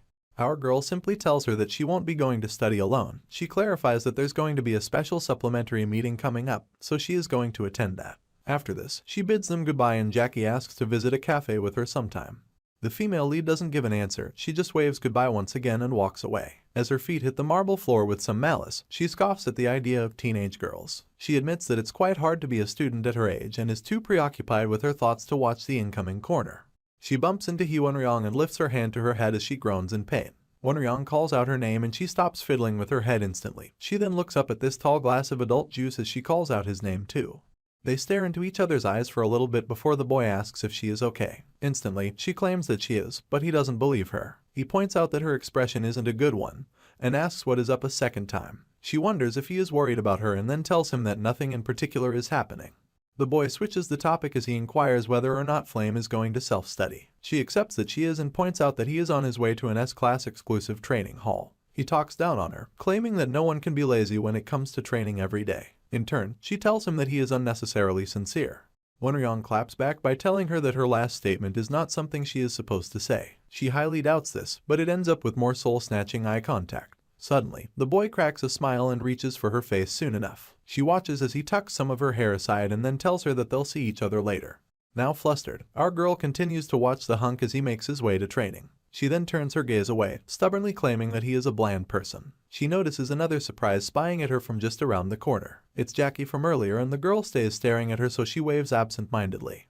Before she can call Jackie's name, the girl flees the scene like she is late to her only job interview. This leaves the girl a little bit confused, but she brushes it off, telling herself that it doesn't matter. She then admits that this isn't the time for fraternization and continues taking long strides until she reaches the self-study hall where she is supposed to attend a special supplementary meeting. According to the novel, Princess Bion and Azel are supposed to be in attendance. Our girl thinks it'll be fun to watch the fake female lead in the villainess of a romance fantasy. As they face off, she pushes the door open and walks inside, book in hand. The first thing she notices is our hero and Yuseong talking it out. Next up, she notices Azel with her ever-calming exterior as she minds her business. Our girl admits that all the important characters are present, so she decides to take inventory. First off, there's Kyle, their host and also an A-class student. The dude looks like he is taken aback, overwhelmed, if you may. Apparently, it's a supplementary meeting for students who need to work on their grades, and seeing that famous S-class students are partaking in it has to do something to poor Kyle. Our girl takes a seat soon enough and gets carried away with Ma Yuseong being present. She is surprised that the male lead of this world is interested in our hero and thinks that it can't be a coincidence. She continues to steal glances as the two boys keep talking and remembers how our boy didn't solve anything other than the 3 hardest questions in the class placement test. Flame thinks that Yuseol knew from the start that if he could solve those questions, he would make it to the S-class. Meanwhile, our boy is nervous as hell. Flame doesn't drop her suspicions about our hero. Instead, she imagines a world where he actually knew about the S-class thing beforehand. In this world, she considers Yuseol to be very dangerous. And over here, our boy is in hell with no one to give him water. He sighs for the umpteenth time, hoping to God that someone would come by and take his current seatmate, Yuseong, off his hands. Unfortunately, the universe never liked him. His seatmate flashes an unnecessary smile as he questions him about why he came to the meeting, adding that he doesn't need to listen to this kind of stuff. The genius proposes that our boy may have come to the meeting for a special reason, so he quickly intervenes to save himself. He tells Yuseong that there's no special reason, and then admits to himself that he is only here because his grades are poor. Our hero wipes off the smile on his face faster than he needed to, but the genius keeps his smile up. This makes him wonder why he is so interested in him anyway. Kyle's voice filters into the crowd as he declares that they've had enough time for chit-chat. From the podium, he announces that they'll be looking over the pavement exam problems. He goes on about how the exam had problems with very high difficulty that the students nicknamed the 3 questions from hell. Princess Bion keeps her eyes peeled on him. Of course, she wouldn't like to replay what happened with her mom the last time she failed. Anyway, the class tutor smiles shyly as he admits that he was only able to solve one of the problems. In his heart, he curses our hero for being in his class. He had hoped to expand his influence in society by teaching a bunch of stupid noble bastards. He catches a glimpse of Yuseol and sees this as his chance to downplay him. He had heard that our boy got the lowest grade in the placement exam, and a smile emanates on Kyle's lips as he sees this as an opportunity to prove that he is better than our hero. The tutor grabs some chalk and his notepad and announces that he'll first show everyone how he solved it. He gets to writing on the board and admits that the problem is kind of like a trap, one purposely trying to lead its solver to make errors. As he explains, some students jot down points. Not Yuseong though. He just keeps staring at our hero with this unsettling smile gracing his features. Anyway, he asks him if he thinks Kyle is right, and this question catches our hero unawares. He has no idea about how to respond, seeing as he doesn't even understand what he is trying to achieve on the blackboard. To worsen things, our boy doesn't even know what they mean by the 3 questions from hell. Immediately, Yuseol kills his nerves and throws caution to the wind by planning to be honest. His hand rests on his chin nonchalantly as he tells the genius that he doesn't know. Kyle, who's still going at it, overhears some students talking about our boy. They mention that he claims that what the tutor is doing is wrong. The news infuriates said tutor on the spot, making him grit his teeth. Our hero realizes that he is being stared at and swirls his head from side to side as he wonders why. The chalk breaks in the tumor's hand and he turns around to ask Yuseol what he means by he is doing it wrong. Our boy shudders, seeing as he never expected the confrontation, only for Kyle to smile mischievously and request that our hero comes to the board to solve it himself. On the outside, our MC keeps his cool, but on the inside, he cannot freak out enough. He keeps wondering the type of trouble he has gotten himself into, only for him to glance at the genius sitting beside him and see him smiling. Yuseong encourages him that he can do it, and our boy realizes that he was setting him up from the start. He accepts his fate and begins his journey down the stairs, eyes pasted on the floor like he is looking for the dollar he lost. At that point, Flame also stares him down from her seat and Bion steals a glance as he walks by hers. Upon reaching the board, he stands beside the tutor and pulls out his bulbul glasses. He puts them on and realizes that the 3 questions from hell are kind of like a pun quiz. Take an earth spell for example. Say a sorcerer cast a spell willing the earth to shed tears and there was double the amount of dirt than before. Why would that be? Our hero believes the answer is simple. He believes that if the dirt cries, it's in a state of decomposture. When this thought comes, our boy feels like a pun king, so he flashes a smile. He soon feels stupid when he realizes how ridiculous the question actually is. It even makes him wonder who came up with them. Anyway, he swipes away the feeling as he stares at Kyle, who now has a frown on his face and his hands folded as he awaits our boy's failure. Meanwhile, Yuseol just thinks about how the dude solved the problem with math, talking about the soil splitting when it cries. That aside, our hero acknowledges that the tutor's method was wrong, but he came to the answer via a stroke of luck. He knows full well that if a similar question were presented to him, he would get it wrong. After looking the question over, our hero declares that he can't really show Kyle how to solve it, but he can show him where he is wrong. The tutor is perplexed, but our boy goes on. He explains that the problem mentioned earth and asks what would happen if it were wind or water, whether his method would still work then. The tutor loses his composure and stutters that he'll just use another method then. Our hero counterattacks by telling him that he'll have to do everything differently in that scenario, and this makes the tutor grit his teeth. Yuseol makes it clear that he only got it 8 due to dumb luck and adds that it was not what the test maker intended him to do. Kyle tries to defend himself, but the words don't come out. He ends up admitting that our hero is right, making him hope that he didn't kill his colleague's confidence that much. He then returns to solving the problem, explaining how things should be. As he explains, the tutor takes notes. Even the students jot down his words anxiously. Only Flame is shocked at the outcome. Her eyes grow wide as she wonders how this is possible. She doesn't understand why the other kids are writing down our boy's explanation, nor does she get why Azel and Bion haven't stopped to correct him. She then realizes that both girls are too distracted by the problem to care about something so petty. The girl returns her gaze to the board, wondering if things are okay. The next chapter starts with the evening time in Stella Academy. The lights in different rooms have been turned on, and they leak out through the windows. In one of them, Yuseong flashes our MC a big smile as he hopes to see him tomorrow. He then waves him goodbye, so Yuseong lifts his hand, returning the gesture. Immediately after the genius leaves, our boy buries his face in his palm, already regretting what life will be like if he gets involved with someone like him. He doesn't even want to see the genius tomorrow or ever again. Our hero peels off his hand from his face and heaves a tired sigh. He stares at his palm, wondering if it's because of the Terravan. Anyway, he complains about not even being able to use it at the moment but still catching Yuseong's attention. He keeps getting troubled, wondering why the genius is interested in him. In the game, there weren't any instances where other characters, other than Flame, used the staff. Our boy makes his way to the exit and catches a glimpse of Princess Beyond by the door. She just stands there quietly, and it makes our boy deduce that she must be waiting for someone. He instantly shrugs it off, seeing as it has nothing to do with him. Our hero simply watches the ground as he walks past her, only to hear her mention his name. This stops him in his tracks, and he turns to his side, as if to confirm whether or not she really called him. It turns out she did, because she immediately tells him that she has something to ask. Our boy doesn't believe that the great Beyond wants his help. On the outside, he stays collected as he asks what she wants from him. She goes on to inquire why he didn't explain the solution earlier.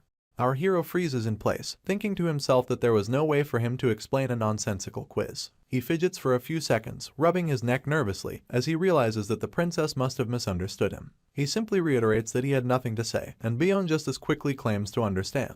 She thinks that he didn't want to expose his process at a place like that. Our boy knows that she is absolutely wrong, but he stays quiet. With her arms folded, the princess offers to compensate him. Yuseol tries to confirm what she said, so she repeats it, adding that she'll compensate him fairly. In turn, he is going to explain whatever it is he has in his mind to her. Her expressionless face remains the same, but our hero freaks out. The lights in the self-study come alive as Beyond and our boy sit beneath one of them. The princess already handed him the test questions, but they lie helpless on the table. Our sympathetic hero reaches for them and examines them, wondering aloud why the princess would pay just to understand 3 problems from the placement test. She remains cold about it, stating that she has her reasons, and commanding our boy to just tell her what he knows. He wastes no time concurring with Her Majesty. After looking over her test, he points out that she only failed those 3 questions and got all others correctly. He then asks whether she doesn't feel embarrassed coming to him, who failed every other question, for help. She vehemently disagrees, but you can't tell because she lacks emotion. Anyway, she explains that the only thing embarrassing is that she still doesn't know the solution to the problems. The princess admits that she is willing to do anything if it'll help her find answers. Our hero just stares in awe, committing it to memory that she seems to be a model student. He then inquires why she approached him specifically, sharing his gaze between her and the answer booklet, pointing out that she is supposed to have many helpers at her disposal because she is a princess. She leans against her table before revealing that out of all the 1141 freshmen, only 3 students, including Yuseol, actually got the 3 questions from hell right. Our hero's jaw literally drops as he asks what the princess is talking about. In turn, she tucks her hair away and admits that the questions were trick ones, meant to be unsolvable. She adds that only Yuseong, Flame, and himself managed to solve them. Apparently, this put her in a tough spot. Our MC's hands begin to tremble as he grips the sheet. He soon explodes into a nerve-wracking mess as he stands to his feet and screams to confirm the whole trick question debacle. While he is freaking out, the princess quietly asks if he didn't figure that out while he was solving them. Defeated, he sits back down, ripping the paper as he tells himself that the academy is insane. He now understands why he got into S-class. He stares blankly into space as it dawns on him that it's also why Flame held him back. It turns out that he didn't know all the details involved in building the Ether world. He didn't even know about the trick questions existing. With this, he realizes that Flame is different. You see, she has read the entire novel, so even if she doesn't know the game's story, she must be painfully aware of the way things should go in the story. Things like the 3 trick questions, not an extra who wasn't in the original story butting his head in. Since it already happened, our hero admits that Flame had no choice but to acknowledge the existence of Beak Yuseol. He buries his face in his hand yet again, his dilemma unable to hide itself. He now gets why the female lead was cold to him earlier on. Just then, Princess Beyond intrudes his thoughts, asking why he looks downcast. He tells her not to worry about it but goes on to worry himself. He then reminds the princess of their deal, which binds her to listening to any request of his after he teaches her the answers. She immediately concurs, so our hero asks her to alter his sword and turn it into a magic sword, adding that the blacksmiths of her kingdom can easily get it done. The princess objects to this, pointing out that only low-level mercenaries use those kinds of weapons. She asks why he would use such a weapon when he is a mage. Our hero cuts her off as he reinforces that it fits his style. In truth, he just doesn't feel like explaining how powerless he really is. With a steady exterior, he asks whether the princess is going to get it done or not. Bayon takes a moment to mull it over and then announces that it should be easy enough. A small smile visits our hero's features as he admits how nice that is.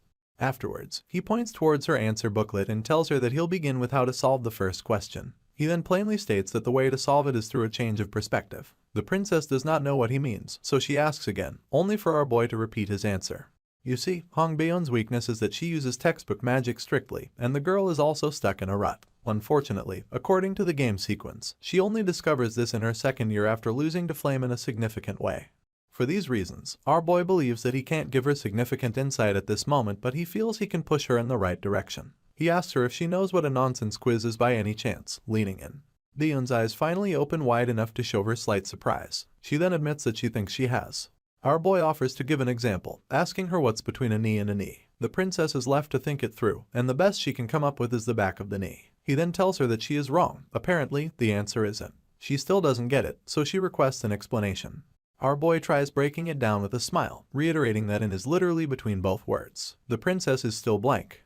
Soon enough, her expressionless face takes on a frown as she glares daggers at our hero. He begs her not to glare at him like that, and then laughs nervously as he tells her to calm down and take a look at the question again.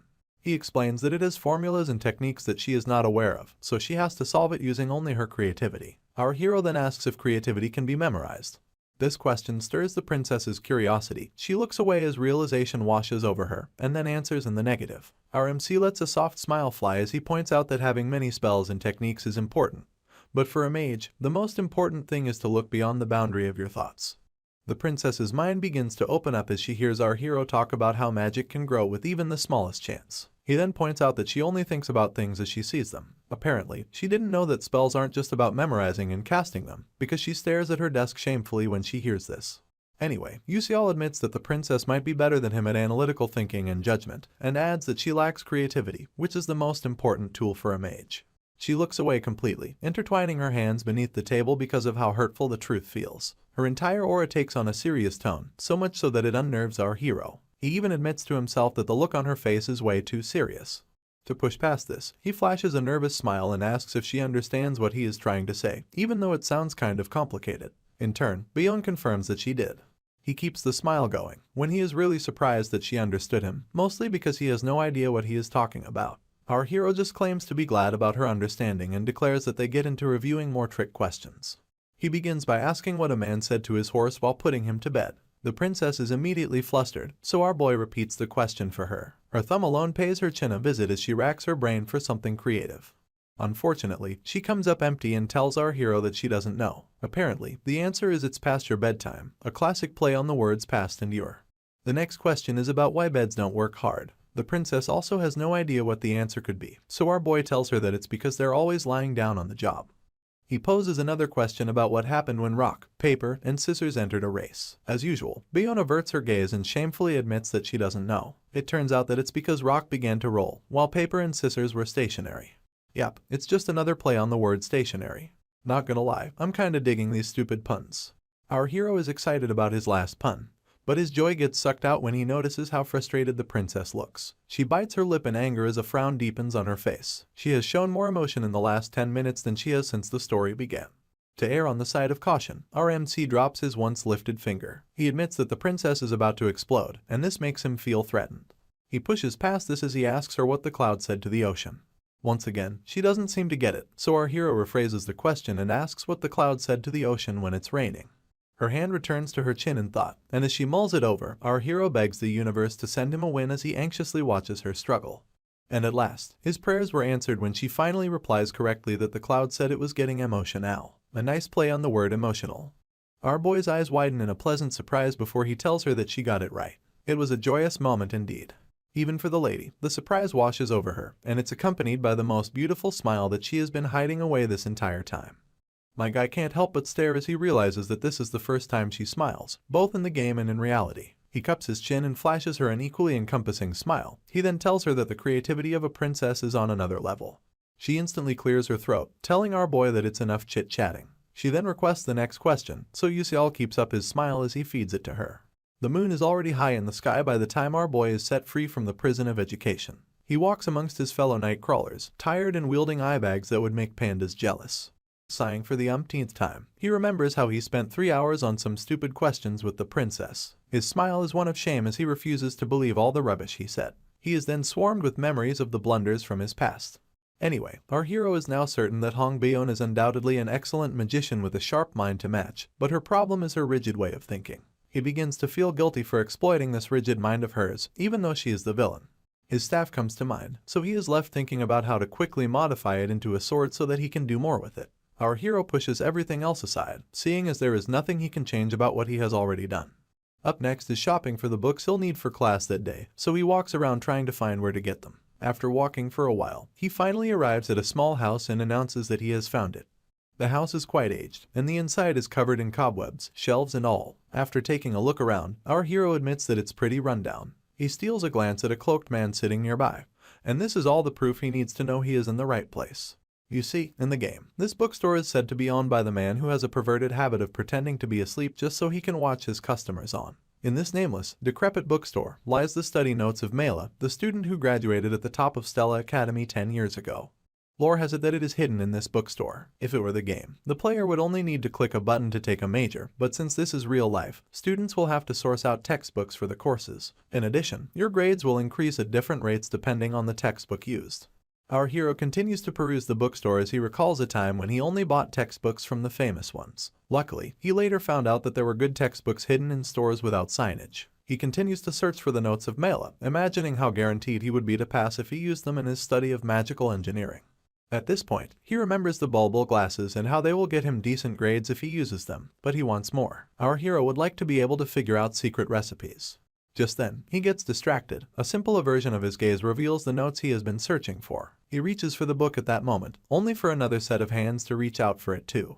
In slight surprise, he turns to see who it is. Apparently, it's Azel, so he calls out her name. She just stands there staring before finally asking if he knows who she is.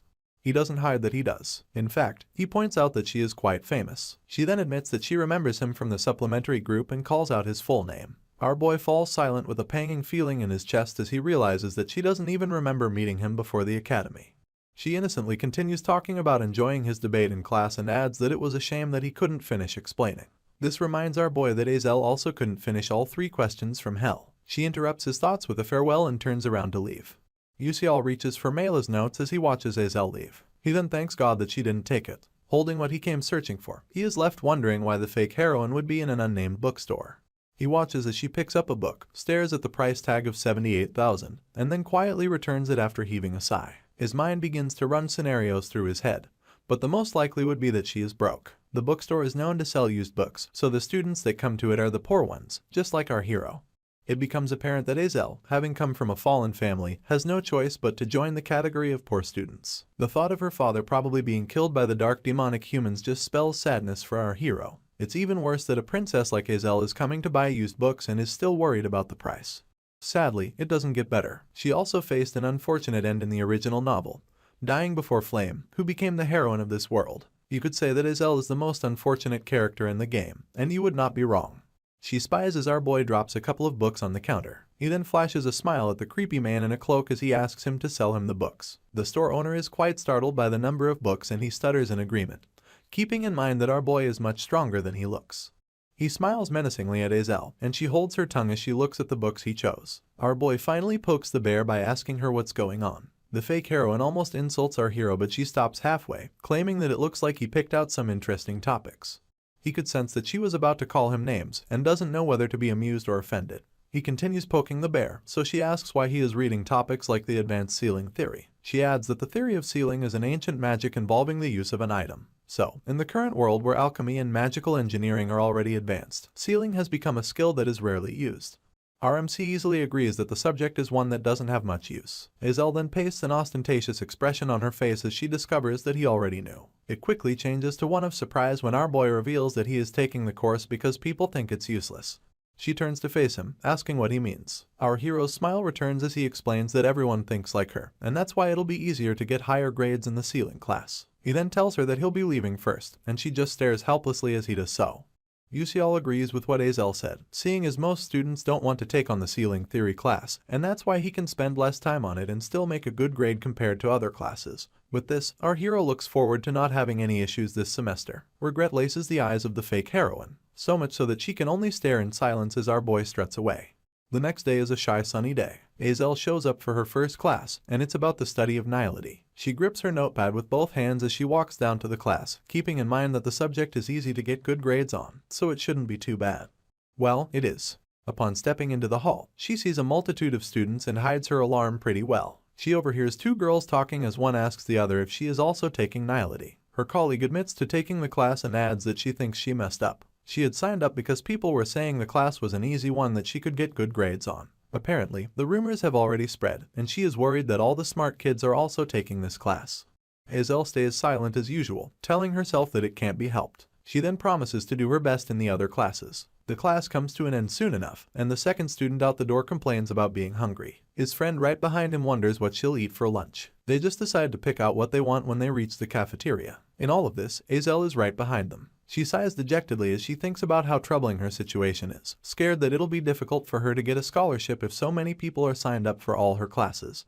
The growl from her stomach intrudes on her thoughts, and she looks over her meal tickets, wondering whether to get something to eat first. She begins to calculate her means, seeing as she has only 60 meal tickets left for this semester. She then decides to just get some bread. At that moment, she catches a glimpse of the boy from yesterday, Beak Yusial. With his bulbul glasses on, our boy also catches a glimpse of the fake heroine.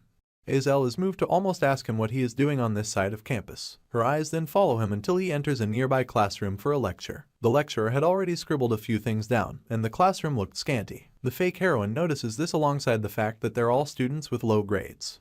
She continues lusting for the class, afraid that it might get cancelled. She then welcomes the possibility of signing up for the class and being able to make good grades without putting a lot of her time into it. She thinks about using the time saved to study for other subjects and being able to earn more scholarship money. She clasps her book against herself, and a fresh wave of motivation washes over her. Azel then takes another look at our hero, wondering if he already knew that the class would be easy to score in. It dawns on her that our boy might have planned out all his classes in a way that makes his life easier. It breaks her perception of him instantly, and she forces herself to look away. She refuses to believe that he is that smart and just concludes that it must have been a coincidence. Next up, it's an unusually sunny day in Stella Academy, but students are in class nonetheless. Our hero pays rapt attention as their professor talks about the origin of magic. He goes on about the founding mage, also known as the White Mage, and how he spread magic around the whole world for humans and other species to learn to handle. Their professor is one Mr. Layden, and he's a specialist of divine moon studies. You see, the White Mage had taught the elves nature class magic, the dwarves matter magic, and finally, he taught humans elemental magic. Afterwards, the White Mage traveled to the heavens, and this is where Yusiel stops listening to his professor. He's more dejected as ever and is left wondering how he's going to keep up with stuff like this for the next 3 years. He almost buries his face in his desk as thoughts of being too old for high school visit his mind. He feels like it's torture and remembers that he could have skipped all of this with a click if he was playing the game. Something on his left catches his attention, so he takes a look, all while realizing how important this course is. He now believes that it can give him clues as to what the true ending of the game is. He rests his head on his hand as he reminds himself that it's all an assumption. Our hero is distracted once again, but glances to his right this time. He has to ask himself if Azel was always in his class, because the girl suddenly appears in it, concentrating on the lecturer as though she didn't just pop in. Yusial has no recollection of main characters taking this course, but soon brushes it aside, telling himself that it doesn't matter. After this, he reverts his attention to Professor Layden, who's now talking about how human curiosity didn't end with elemental magic. Apparently, human mages traveled the world and began stealing magic from other species. Unfortunately, that still wasn't enough for them. They only had to stop because it wasn't physically possible for them to learn any more magic. The founding mage had left the 12 divine moons and disappeared. After mentioning this, the professor stares intently at his students as if to let the information sink. He then asks if anyone in the class knows anything about the 12 divine moons. Azel opts to answer, and goes on about the 12 moons being guardians who protect the balance of power in the continent. It turns out that they were scattered all over the continent, carrying out their duties until 1,000 years ago. The professor takes over and waves his wand around in agreement. He mentions how the 12 moons have their own special powers used to protect the continent, and even gives examples. For starters, the divine moon that symbolized summer, also known as the 6th moon of the red summer, wielded a red flame. It is said that those flames never died out. Professor Layden then proposes that whoever goes to the deep sea of Alamanca can still see the red flames. He adds that any curious student can go take a look. The class falls silent after his lame attempt at a joke. Even Yusiel feels bad for the professor. This doesn't stop him from recounting the actions of Alamanca, king of the seas, and how humans would die if they step into his domain. The professor points at one of 2 drawings of the sea he had up on the wall. He announces that it's called Levian's Coast and that a great whirlpool that appeared in the middle of the ocean has been frozen solid by the 12th moon of the blue winter. Apparently, each moon possesses a particular power, and it's said that a miracle will happen if you gather all 12 of them. One of the students raises his hand as he interrupts the professor with a question about what type of miracle will happen. Mr. Layden's posture slumps as both his hands rest on the table. He then admits that he has no idea because all the moons fell asleep 1,000 years ago. Our hero immediately agrees with the professor's assessment, seeing as he recalls meeting some of the Divine Moon while playing the game. Strangely, he had met only 5 out of 12, and it was through limited time events. This was only possible because our boy stayed peeled to his computer as he gathered information from various layers in the community. At the end of the day, there weren't any other players who met as many Divine Moons as our MC did. Back to the present, and our hero's expression takes a serious turn. He tells himself that if his assumptions are correct, then these 12 Divine Moons have something to do with the true ending. He had come to this conclusion because if no one has been able to reach the true ending of the game in the last 10 years, then the answer must lie in the content that no one has been able to reach. Our hero intertwines his arms as he rests them on his desk. He's still deep in thought about meeting only 5 Divine Moons and how he had to risk his life multiple times to do it. He then tells himself that he has no choice but to risk it if he wants to witness the true ending. He simply resolves to do it all over again. Soon enough, some flame and an unfortunate mannequin suffers the wrath of Professor Hong Il, Bion's mother, as she teaches a class on the element of fire. She has all the students outside as she strikes a majestic pose and yells them that strength isn't all there is. The professor reiterates that no matter how strong one's attack is, it's useless if you can't hit the enemy. Mrs. Hong simply stands amidst the display of flames as her student etch away at the mannequins one attempt after the other. Her eyes follow a certain attack intently as it flies right above her head and destroys one of the mannequins in a not-so-quiet explosion. She stands in awe of this student. At first, unfortunately, the dust begins to settle and she discovers that said student didn't even hit the target. The professor then takes a look around for who's responsible and notices the silhouette of her daughter holding her staff and biting her lip in regret. She doesn't hesitate to mention how terrible she thinks it is, and Bion just turns away in shame. Bion separates herself as she thinks about her EFF up. She's painfully aware of the fact that she showed her mom yet another sorry sight and stares at the ground in shame. Her hands meet each other on her thighs as she fidgets over how disappointed her mother must be. Just then, someone calls out to her and she looks up with her big eyes. It's some red-headed girl with a soft smile. Her smile then brightens as she wonders if Bion is okay. She wastes no time sitting beside the princess, her smile still plastered on her face. She then tells her that she's so amazing, and this surprises Bion, so much so that she asks this girl what she means by that. In turn, the redhead admits that she and the princess used the same magic, but hers was much weaker. The princess doesn't care about that. She just points out that she couldn't aim. Right, even with all that power. The redhead flashes another 1,000-watt smile as she reminds Bion that her magic itself is incredible and super cool. She proceeds to narrate how she has been hearing about the princess since she was young. Our girl quickly remembers that the redhead is a fire-type mage, just like her. She can't quite remember her though, so she wonders if the girl's name is Arshwang. If it is, the princess may have heard of her. She had heard about a next-level genius of the fire attribute and how she emerged suddenly. With all of this, our girl still wasn't expecting Arshwang's magic power to rival her own. While the girl watches intently, the princess tells her that it must feel good to have such accuracy. In turn, a weak smile graces her lips and she tries encouraging Bion, telling her that with a little practice, the princess's power won't even be comparable to her. Our girl feels like she's being patronized, so she stands to her feet and tells Arshwang that she has had enough of her rubbish. She then adds that she feels better after talking to her, catching a glimpse of the redhead through the side of her eye. She then bids her goodbye and walks away, leaving the girl sitting by herself. Just like a pencil drawing, Arshwang's smile fades over time and she just stares at Bion with an expressionless outlook. The sky bears touches of pink as the sun threatens to set. At this point in time, a certain royal makes her way home. She opens the door and the first thing she sees is her potted plant. Princess Bion is the royal in question and she sighs tiredly after locking the door behind her. Just then, someone calls out for her and she steals a glimpse of who it is. She realizes that it's her aide and said aide welcomes her home. Her name is Yi Taran and she's the princess's exclusive guard. Yi sets out some hot cocoa alongside some ginseng candy and offers it to her mistress. Our girl then thanks her. The guard brings up the staff remodeling commission that her mistress had asked of her and adds that a top-grade magic sword will be made out of it since the staff is so good. The princess overhears her as she digs into the candy. Just as she's about to place one of them in her mouth, Yi reveals that there was something slightly questionable about it. This piques the princess's interest and she watches her guard touch her chin to explain the situation. She reiterates how staves are supposed to suck in the mana of their users. Bion quickly downs her candy, so she can ask if the guard isn't referring to a dark magic tool. Yi clears her throat and then claims that this is a bit different, seeing as it is consistently in resonance with nature's energy. The princess eyebrows furrow as she struggles to understand how someone would take a user's mana and resonate it with that of nature. She abruptly turns to her guard after this, wondering aloud about why such a garbage staff is ranked as a middle-high class. He then reiterates that it's precisely a middle-high class because of its attributes. Our girl asks what she means, so the guard explains that the original ability would drastically strengthen the user's mana, making it a high class, or even higher. Unfortunately, it was only downgraded to a middle-high class because it absorbs mana just by holding it. The princess practically gets out of her seat when she hears this. She screams in an attempt to confirm that the guard said high class, following up with a question about how a student can wield such a thing. He admits that she's also confused about that part. The princess needs her head in frustration. She recalls that the Terabin wasn't there for them to resonate with in the first place. Apparently, she doesn't believe that most mages would use that kind of staff even if they were given. She then comes up with two conditions where that could happen.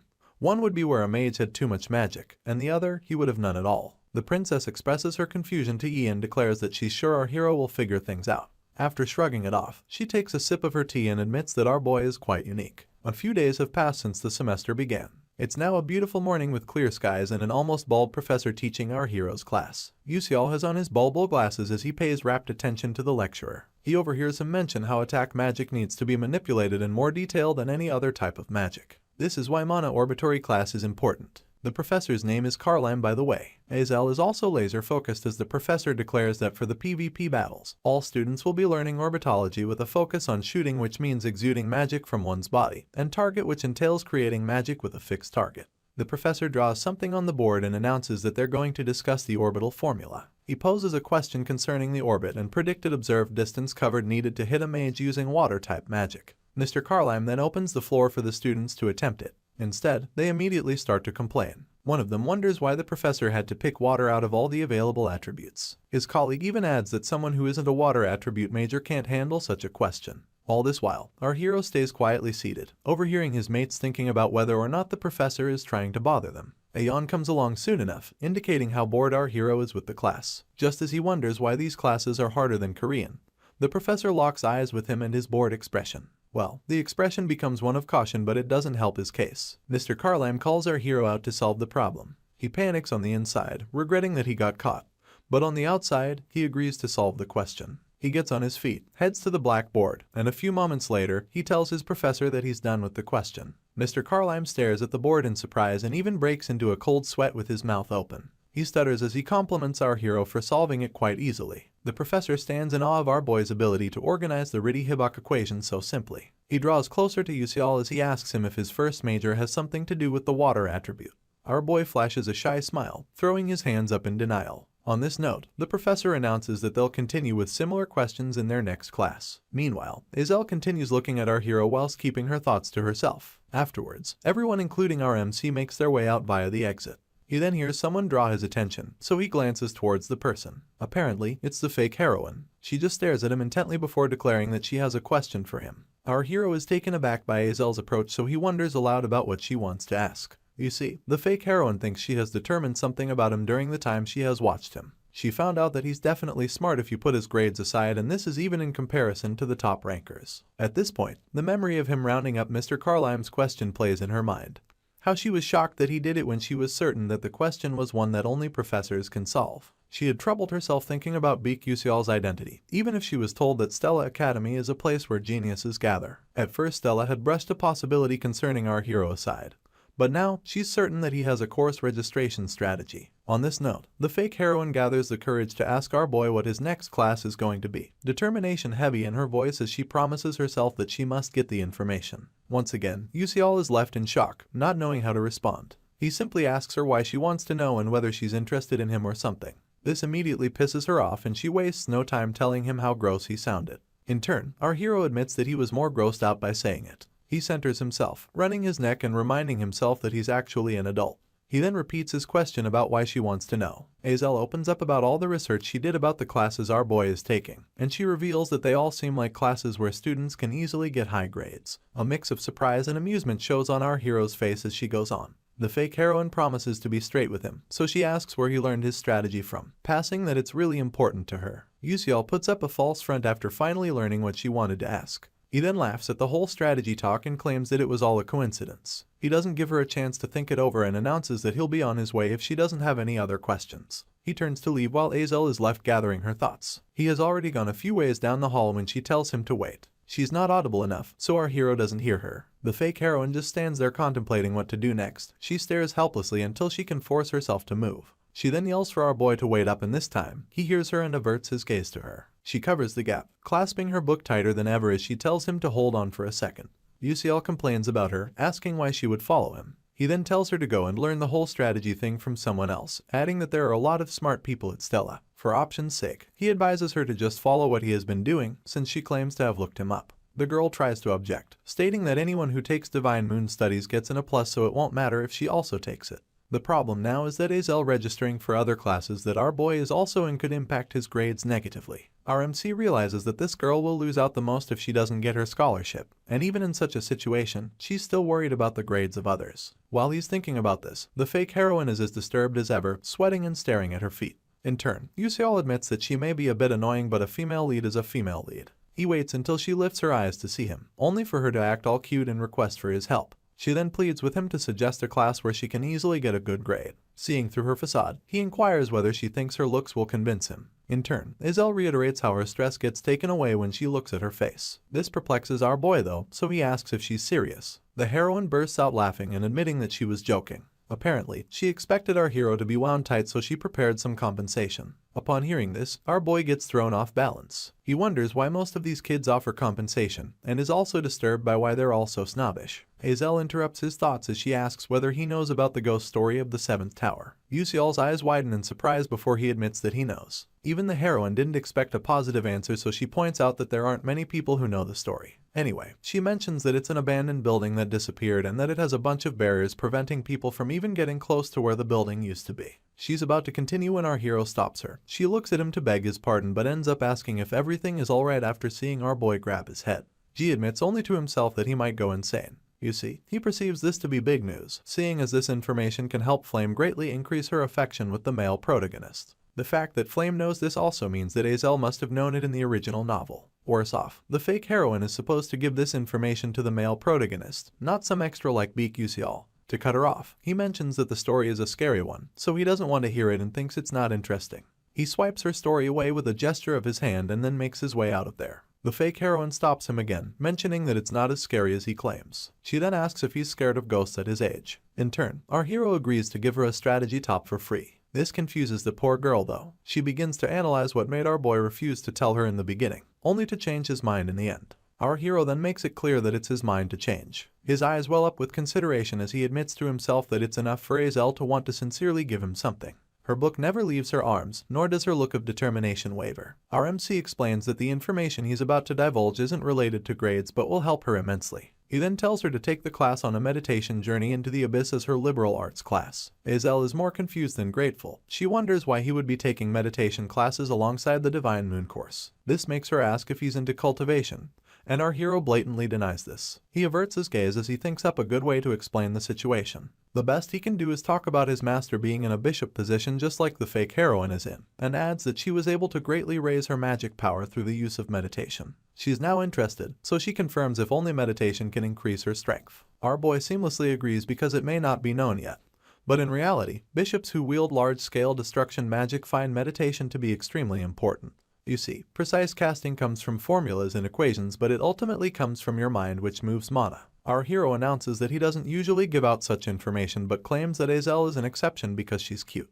Her expression is as deadpan as it can ever be as she reminds our boy about calling her ugly just moments ago. She then lets a small smile fly and thanks him for the help even if it won't improve her grades. She bid him goodbye and they parted ways. Our hero watches her leave, only to be in his feelings about the information he gave could change the future. The other option would be to leave her be, but this would make the girl die a tragic death in this life as well. Our boy hopes that meditation will be helpful to her. At that moment, he remembers that he's also a mage and wonders why he never thought of training until now. The Beak Yuseol in the game trains his body strictly, awakens his magic revelation delay physique, and grows immensely. He remembers how one could gain experience by clicking a button in the game, but now he can do it directly. Unfortunately, it's been quiet for ages, and our hero hasn't gathered any experience, so he simply smiles and admits that he should be grateful to Azel.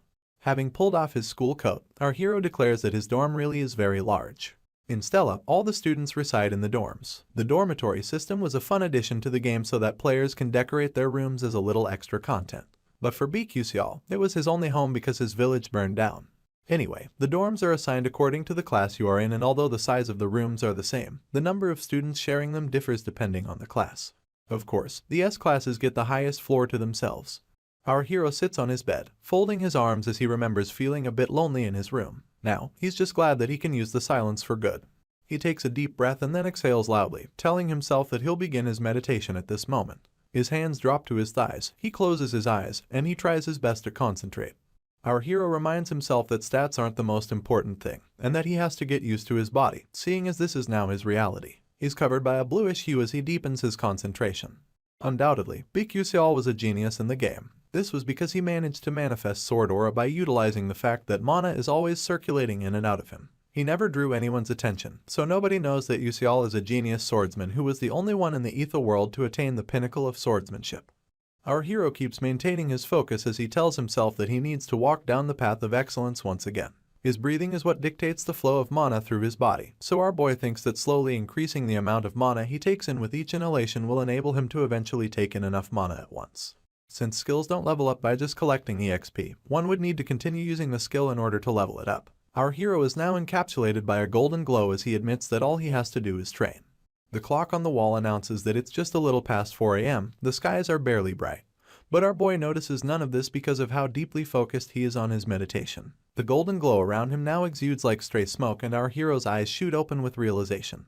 He stares at his hands in awe as he realizes that this must have been the way BQCL felt in the game, like a strange essence is moving in and out of him. This is what someone who had accepted the mana leakage syndrome as part of him at a young age would feel. The feeling wasn't far from base because at that moment, his console pops up, notifying our hero that his mana leakage syndrome skill has been leveled up. That, and his blink skill too. Our boy just watches with excitement until the upgrade is complete.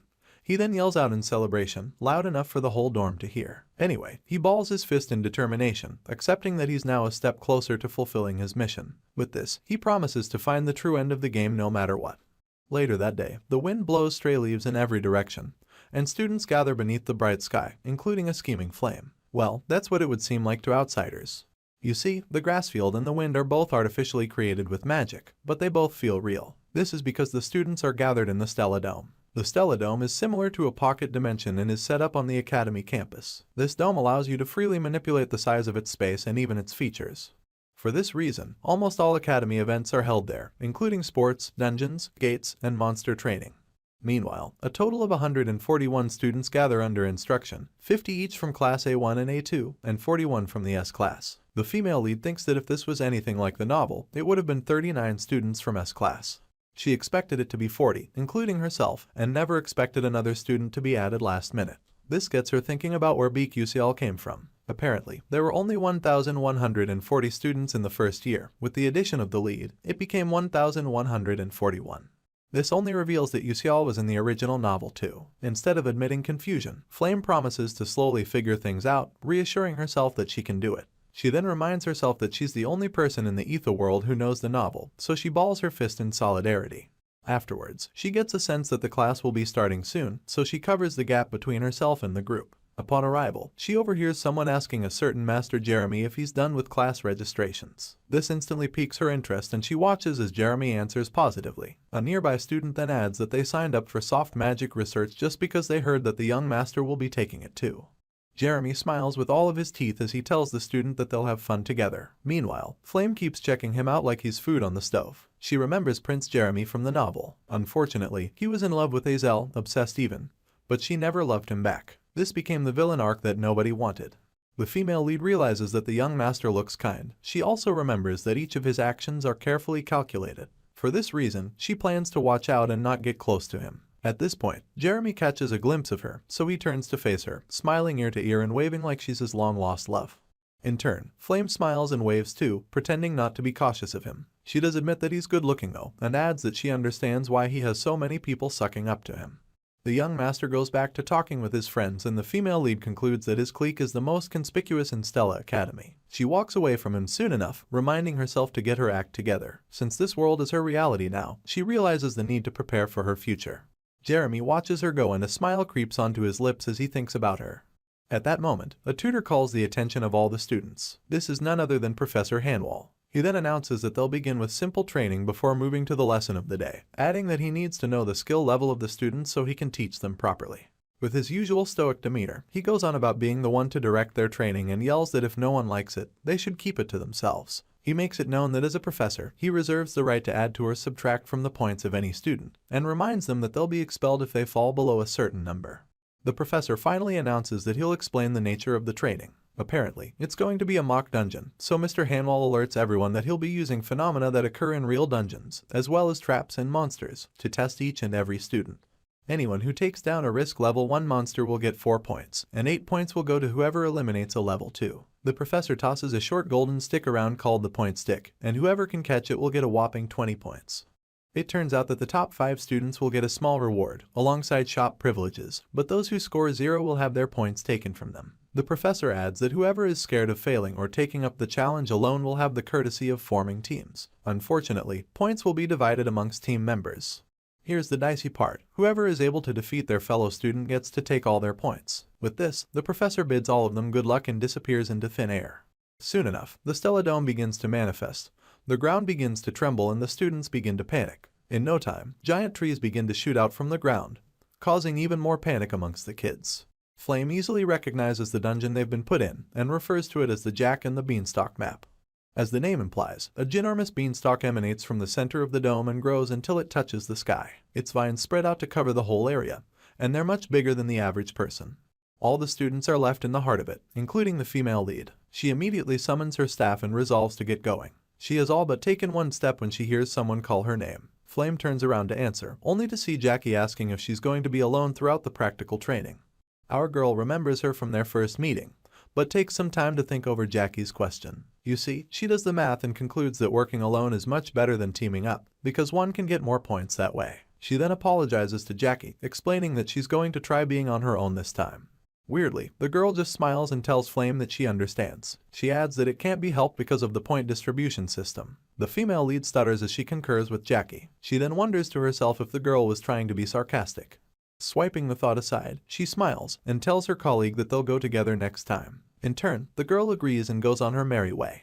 Our female lead is left riddled with questions. She's not sure, but it seems to her like that Jackie girl keeps trying to mimic her. She brushes this under the rug soon enough, telling herself that it could just be a phase that the girl is going through. An hour has passed since the practical began, and our girl is busy shooting down monsters. She admits that it's quite exhausting and tugs her collar to combat the heat. She's left wondering when the practical training is going to end, only for something weird to draw her attention. She immediately becomes alert as a bunch of hefty vines makes their way towards her with the speed Hermes would envy. In turn, she lifts her staff and activates a defense spell which helps her push back the vines. After this, the vines retreat and the girl is left standing with a sizzling staff. She's taken aback that the field also attacks, so she gives kudos to Stella Academy for making it impossible to underestimate even the dungeon practical training. So far, Flame has collected 18 points, but she's unimpressed because someone could easily surpass her by finding 1 point stick. She decides to continue moving forward, so she puts one leg in front of the other carefully. In no time, she stops in her tracks, her senses picking up a certain presence in the distance. She first mistakes it for that of a monster before realizing that it belongs to a person. She becomes worried at this point and grips her staff with everything in her, seeing as she has never encountered someone who could hide their presence to this extent. She continues to stay quiet until she comforts herself that everything will be okay. Apparently, she's also hiding her presence using the one with nature skill. With specialties like bind, destruction, defense, and healing, it would be an okay choice for Flame to ambush an opponent. She hides behind a vine, using it as shade as she spies on this opponent. She soon realizes that he's holding a stick and it dawns on her that he's actually Bikusial. In turn, our hero feels a presence nearby, so he turns around in search of it. Meanwhile, Flame wonders if he's also going around alone. She crouches as she recalls hearing that many students tried to team up with our hero but he rejected all of them. Just as she admits that she's uncertain about what our boy is thinking, her eyes pick out the point stick in his hand, surprising her that he already obtained one. She takes a few moments to think it through and then concludes that this is the perfect chance. She spies on Yusial once again and resolves that she's going to test him. Our girl then summons a light cluster using her staff and as instructed, the lights begin to gather around it. She quickly calculates that our hero is just 15 meters from her current location. Seeing as his back is turned at the moment, she concludes that there's no way he can perform a defensive tactic from such a distance. Just then, the female lead expands her spell, steadies herself, and finally releases a light bullet. Said bullet bolts through the once quiet air in a burst of gold. It comes close to our hero, so close that he only sees it via the corner of his eye. He activates his blink skill last minute and does some bolting of his own. Flame's jaw literally drops from the shock. She stares at where she had aimed her spell, but all she can see is a black patch. Her staff trembles in her hand as she tries to understand how he did it, how he managed to avoid a second-class spell in such a small distance. While she's still in shock, our boy had successfully blinked into the bushes a few ways from her location. It's his turn to hide and spy on his opponent, but he mutters under his breath, asking if she's trying to kill him or something. The light bullet she had used out of nowhere really took our hero by surprise. Now, he's just grateful that the level of his mana leakage syndrome increased, else he would have been in big trouble. At this point, our hero's blink skill lies at class 1. With a maximum distance of 12 meters, 2 more chances to be used, and a cooldown time of 3 seconds. After looking through his stats, he realizes that he can take on Flame to some point, using his remaining 2 blinks alongside his environment, but he concludes that avoiding her would be the best choice. With this, he activates his blink twice and goes 24 meters ahead of her. After sticking his landing, he concludes that he'll be fine since she's so far away from him. Our hero takes a good look around though. He then admits that his present goal is to come in 5th place, so there's no reason for him to risk anything. There's a reason he wants to make 5th place, and that's for the etheric roots. These are roots capable of increasing the health and strength of the user by a certain amount. He concludes that the first 4 spots are going to be taken by the main characters anyway, and in this state, all they need is 3 more point sticks. Our boy simply bows his head as he makes his way forward. Upon lifting it, he sees a familiar face. He stops a few ways from it, only for the rascal to call out our boy as Beak UCL from S-Class. He wears such an annoying grin, but as usual, our MC keeps his cool. UCL recognizes the rascal to be Raiden, a guy who has been famous around school recently. His annoying grin stays as our boy realizes that Raiden is a member of Uslek's clique, and Uslek is a pushover from Jeremy's clique. So, this rascal is practically a clique member of a clique member. In other words, he's a nobody. Our boy looks down at the rascal's hand and discovers that this nobody just so happens to have 3-point sticks. This makes him admit that he has collected a lot of sticks for a pushover of a pushover. Someone on Raiden's team mentions how he heard about UCL being a failed student who cheated to get into the S-Class. The rascal intertwines his arms as the annoying grin returns. He then declares that Stella Academy has surely fallen because they gave our boy admission into the S-Class just for solving 3 weird questions. Our hero is practically bored of hearing the same lines repeated all the time, so he concludes that these bullies lack creativity. At this point, he hears his name again and meets Raiden at eye level. In turn, the rascal holds his staff over his shoulder and requests that our hero give up his point stick. UCL simply says that he doesn't want to, a deadpan expression gracing his features. The bully confirms if he's resisting, and smiles even wider as he asks if our hero thinks he can face them alone. At this point, the other 3 members of his team cluster to seem more threatening. The hoodlum goes on about whether or not our boy will use his amazing middle-high class staff, and taunts him by reminding him that he can't even use magic, much less the staff. Our hero just grips his stick as he mulls over his next line of action. With a first-class blink, it'll be difficult to face Raiden, who's from a famous family by the way. Our boy then welcomes the possibility of winning if he had 3 blinks. He accepts the variables at his disposal. First is the point stick in his possession, and the second is the fact that they're in a dungeon. The bully stretches his staff as he continues to threaten our MC, so he just stretches the point stick in return, offering to give it to the rascal without opposition. Of course, our boy gets laughed at, but he also has a trick up his sleeve, so a smile creeps onto his lips soon enough. He instantly uses his blink and appears right under Raiden's nose, catching the rascal by surprise. He stares down, but it's too late. With a smile on his face, our hero attacks the rascal with his point stick, and while he tries to block its effects, he steals one of his point sticks. The after effects leave the hoodlum incapacitated for a few seconds, and he curses our boy, calling him a damned commoner bastard. He struggles until he finally regains his footing and wastes no time cussing out our hero once again. He even screams as he promises to catch him, only for him to notice that UCL isn't anywhere close by. The sound of our hero's voice gets Raiden to turn around with immediacy. He then overhears him complain about how dangerous the stunt he just pulled was. After this, our hero flashes his opponent a wide smile, thanking him for his point stick. All the bully can do is curse and scream as he commands our MC to give it back. In turn, he simply says that he doesn't want to. With a smug look on his face, our boy keeps flashing the sticks for his opponent to see. He then thinks about how efficient the sticks are. He had learned this coincidentally while other players were playing the game. He had discovered that these point sticks are actually bug items and that they qualify as magic tools because of the amount of strength they possess. You see, these sticks were made with unnaturally high durability so that they won't get destroyed by the magic of students. Although it's more helpful for other mages to use magic, for our hero who fights physically, a weapon with a strong attack power can be very effective. For the millionth time, Raiden curses our hero, adding how perplexed he is because he has the audacity to swipe his point sticks. He then yells at the rest of his clique for standing around and sends them to attack UCL. At this moment, the entire dome starts to tremble like it did in the beginning of the practical training, leaving the bully no choice but to curse his bad luck. Amidst the trembling, he still yells at his team to load up their magic and adds that they shouldn't let our hero get away. Fortunately, our boy is sneaky enough to slither away and only gets noticed after putting a reasonable distance between himself and his pursuers. One of them alerts the others, so they all line up and fire water elemental attacks at him. He glances behind and notices 2 attacks rushing towards him. This makes him admit that his opponents are better than expected. Not good enough to catch him though. At that moment, he activates Blink and evades both attacks simultaneously. Raiden yells as he asks where our hero went, but his teammate can only complain about how fast he's moving. Our hero keeps blinking from place to place, seeing as he has more experience in player versus player, and also has the advantage of using terrain features as he pleases. The bully's eyes dart from side to side as he declares that all they have to do is hit the hero once. His friend then points out that the dungeon is trembling, but Raiden shouts at him to calm down because he believes our boy is nearby. He instructs his friends to wait until the terrain stops trembling, and to attack our MC together if they see him. He then warns them to be careful about the magic rebound in case their magic fails. Once again, the hero appears beneath Raiden's nose, only to smack him silly using the point stick. The rest of his team lament behind him while he groans in pain. Unfortunately, our boy's disturbance messes up his opposition's magic and a magic rebound ensues. The rascal is the first to curse as his staff emanates cackles of blue lightning. Soon enough, the lightning increases and falls down on him and his team from multiple locations. All they can do is lift their hands to shield themselves.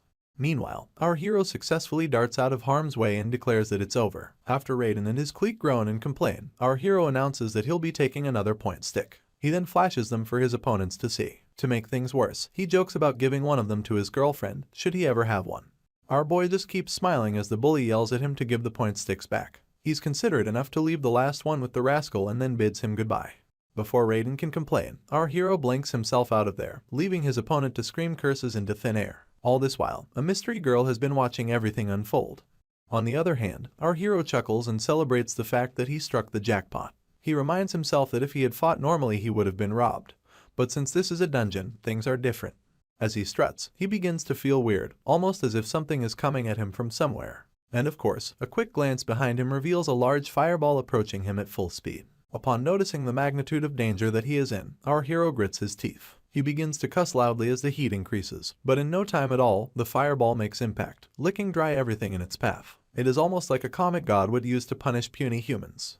However, UCL does not get punished. Instead, he activates his blink skill at the dying minute and darts out of harm's way once again. He admits that he came really close to death and can still feel the heat from 12 meters away. Gripping his 3-point sticks, he stares at the aftermath of the fireball and announces to no one that it was almost trouble. The once vibrant vines are nothing but char at the moment and our hero has a sense of who to thank. As though summoned, Princess Bayon's silhouette forges its way out of the smoke until she comes face to face with Yusial. She then yells at him, referring to him as a commoner. In turn, our hero grants her audience.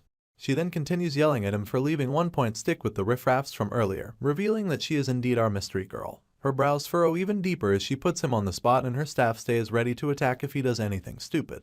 He does not. Our hero just looks her over and wonders why she is in front of him. They stay staring at each other for a few seconds before our boy declares that there must be a misunderstanding. He adds that he did want to take the last point stick, but couldn't do it. Our boy then follows up by questioning Bion about how it is her business whose point stick he leaves or takes. This immediately shuts her up and the silence becomes deafening. It is as if our hero uses this moment to realize what's going on, because soon enough, he gets an epiphany. He goes on to point a finger at the princess, accusing her of lying in wait for him to collect all the point sticks, just so she can collect them all from him. He even reminds her of how he taught her before and asks how she could do such a thing to him. All this while, the princess stays quiet and stares at him like he is a 4-year-old struggling to make a full sentence. In a response devoid of remorse, she only claims to be royal blood, adding that if our boy is aware of her scheme, he should come at her. This startles Yusial a bit, but he keeps his composure. Meanwhile, the princess proceeds to challenge him outright, claiming that taking objects from a commoner is undignified of a royal. She then promises to defeat him and collect the point sticks fairly. Our hero is perplexed by her little speech, so he tells her that there is nothing dignified about robbing a weakling. The last word really gets to Bion, so she reiterates how she saw our boy joking around with the riffraffs from earlier. All our hero can do is stare at her as she makes her case. She proceeds to accuse him of not even facing his opponents with any real magic. You see, during the training, the princess walked around almost aimlessly, thinking to herself that she has to hurriedly find a point stick if she does not want to get into any trouble with her mother. At that moment, her attention got drawn by some voices in the distance. She looked in the direction of the voices and saw some riffraffs. They were yelling that Yuseol was getting away and cussing him out as they asked where he was going. Meanwhile, she stayed hidden behind a vine close by. From there, she realized who was being chased by seeing nothing but a silhouette speeding through space-time. Of course, it was our hero being chased by Raiden's crew. Just then, she stared at her staff, wondering if she should attack. She soon realized that taking on 6 people would prove difficult even for an S-class student. In turn, she settled for lying in wait until all of their stamina dwindled and then collecting all the point sticks in one fell swoop. Unfortunately, she witnessed a surprising feat from Yuseol, him beating the crap out of Raiden using only a point stick. She was somewhere between annoyed and impressed as she watched the commoner use nothing but his blink skill and a point stick to overpower 4 opponents at a go. Still hidden, she admitted that the opponents are much weaker than her, but they still grew up as elites in different families of mages. This made her conclude that if our boy is good enough to joke around with those riffraffs, then she must burn him down with her full power. This brings us back to the present, and use her full power, she did. Princess Bion begins to launch a myriad of fireballs towards our dainty hero, consuming everything in her path in the reddish-yellow of her flames. Our boy seems overwhelmed at the moment, but he holds fast his point sticks and blinks himself to safety in a heartbeat. Well, that's what he thought. Unfortunately, 12 meters ahead, Bion also sends another myriad of fire attacks. He catches a glimpse of it through a side glance and caution falls upon him. The fireball seems to grow bigger with every passing second, so our boy has to activate a double blink to dodge. He almost falls on his ass but crouches down to stick the landing. This frustrates the warrior princess and she stares at our MC like he is nothing but inferior prey, a single meal for a lioness, if you may. Anyway, Yuseol glances in her direction, standing to his feet and panting. He admits that he expected nothing less from Bion and that the last attack was really dangerous. Luckily, our hero trained his intuition in advance. While the princess awaits her next chance to attack him, our boy realizes that using 2 blinks just to dodge will take its toll on him. This makes him brainstorm for some other way to survive. The princess then asks if he is not going to take out his staff, leaving our hero perplexed enough to ask what she is talking about. He proceeds to remind her that she took his staff to help him remodel it. She is not fazed by his point. Instead, she claims that he must have the basic staff that was given to him when he got into the academy. Yuseol's eyes shoot open as he admits that he forgot about that. You see, he was given the staff upon entry into Stella Academy, but he put it away immediately. This was because he never planned to use it in the first place. The princess does not believe him, and after some seconds, she proclaims that he is up to his jokes again. Her eyes burn with anger as she glares daggers in our hero's direction. He literally stands to take the heat while Bion thinks to herself about how desperate she is, hating every moment that she thinks our boy is joking. She finally announces that she does not know how our hero behaves towards other losers, and adds that it will do him well to properly go all out against her. At this point, the flames surrounding the princess seem to burn brighter than ever, making our hero break into a cold sweat. He does not know how to explain that he was always being serious, and that he can't use magic at all. However, the princess does not care about what he has to say. Rather, she threatens that if he does not take her seriously, she'll really kill him. Her words are escorted by an even greater flame which towers over our hero. As both opponents face each other, Bion raises her staff, keeping in mind that she'll definitely crush our hero today. Once again, she sends multiple fireballs his way and our boy is mortified as they approach. One of them grazes his uniform, leaving only a hair's breadth for him to escape. He uses blink at the last minute and slides as he makes his way to safety. Unfortunately, the princess is relentless. All of our boy's senses warn him of the impending danger, and a look in the opposite direction reveals a mountain of flames. Our hero seems like a miniature soldier before this fire, so he curses under his breath, admitting that even if he manages to dodge it with blink, the attack scope is much too broad. He stops staring up at the inferno as he wonders what he should do. At this point, something draws his attention, a sound in the distance, so he turns around to scope it out. He realizes that some vines have been moving and have formed some sort of shade. As the flames draw closer, our boy's panic increases. He then welcomes the idea of hiding in the shade, and activates his blink skill to match his thoughts. Just as the flames pour down on his location, our hero darts into the covering of vines nearby. Another round of flame magic comes pouring down, leaving our hero no choice but to go even deeper. He stares at the aftermath of the princess's spell with caution like no other, peeking to see what her next move will be. While still on high alert, he admits that he got lucky with the last attack. This time, our hero is scared that it may be too difficult. Princess Bion mounts her staff on the ground beside her, standing amidst the flames as though it's room temperature. Meanwhile, our boy thinks to himself that the flames surrounding the princess will explode the moment he comes close to her. He knows this because of all the losses he has gathered during player versus player matches against fire class mages. He then admits that Bion is much stronger than anyone thinks. While the princess lies in wait, our boy confesses that he would have been done for within a minute if this were flat land. Just then, she catches a glimpse of our hero and instantly readies her staff to attack him. As she sends more fireballs in his direction, our boy realizes that it wouldn't even be a fair fight in the first place. About 10 fireballs come face to face with him, but this time, he does not flinch. He clenches his point sticks as he births a plan to turn things around, asking the princess if she thinks he'll just stand there and do nothing. As usual, he blinks away from the flames at the last minute, leaving a massive explosion in his wake. He then tears through a narrow opening with flames on every side and more fireballs coming at him like homing missiles. At this point, his sixth sense activates and he begins to exude a bright blue essence. Even the approaching flames look blue in his eyes as they seem to slow down. This makes it easier for him to see them.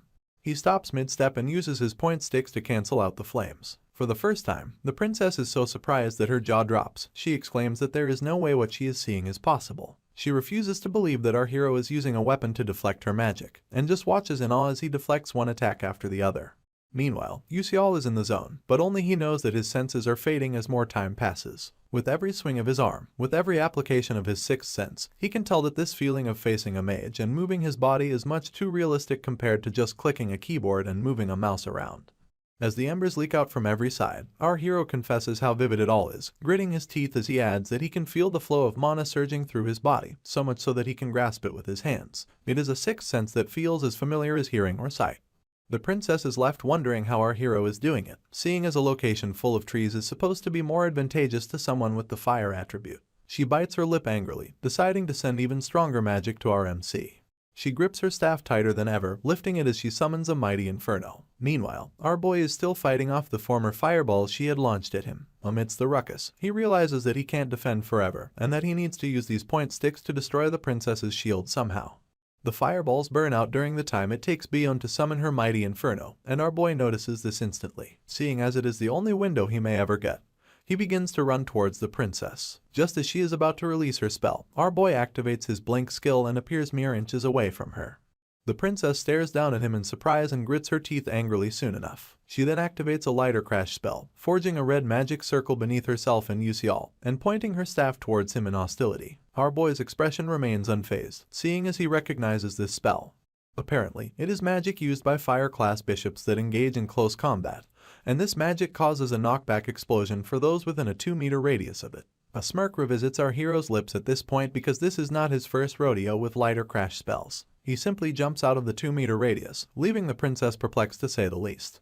She opens her mouth to complain, but our hero wastes no time blinking his way back into her radius. He then uses the surprise launch to attack her shield with everything in him. As the barrier begins to break down, the princess just can't accept her fate. Unfortunately, it is not up to her. Our boy then delivers the finishing blow to her shield and it shatters accordingly, leaving the princess no choice but to deactivate any of her ongoing spells.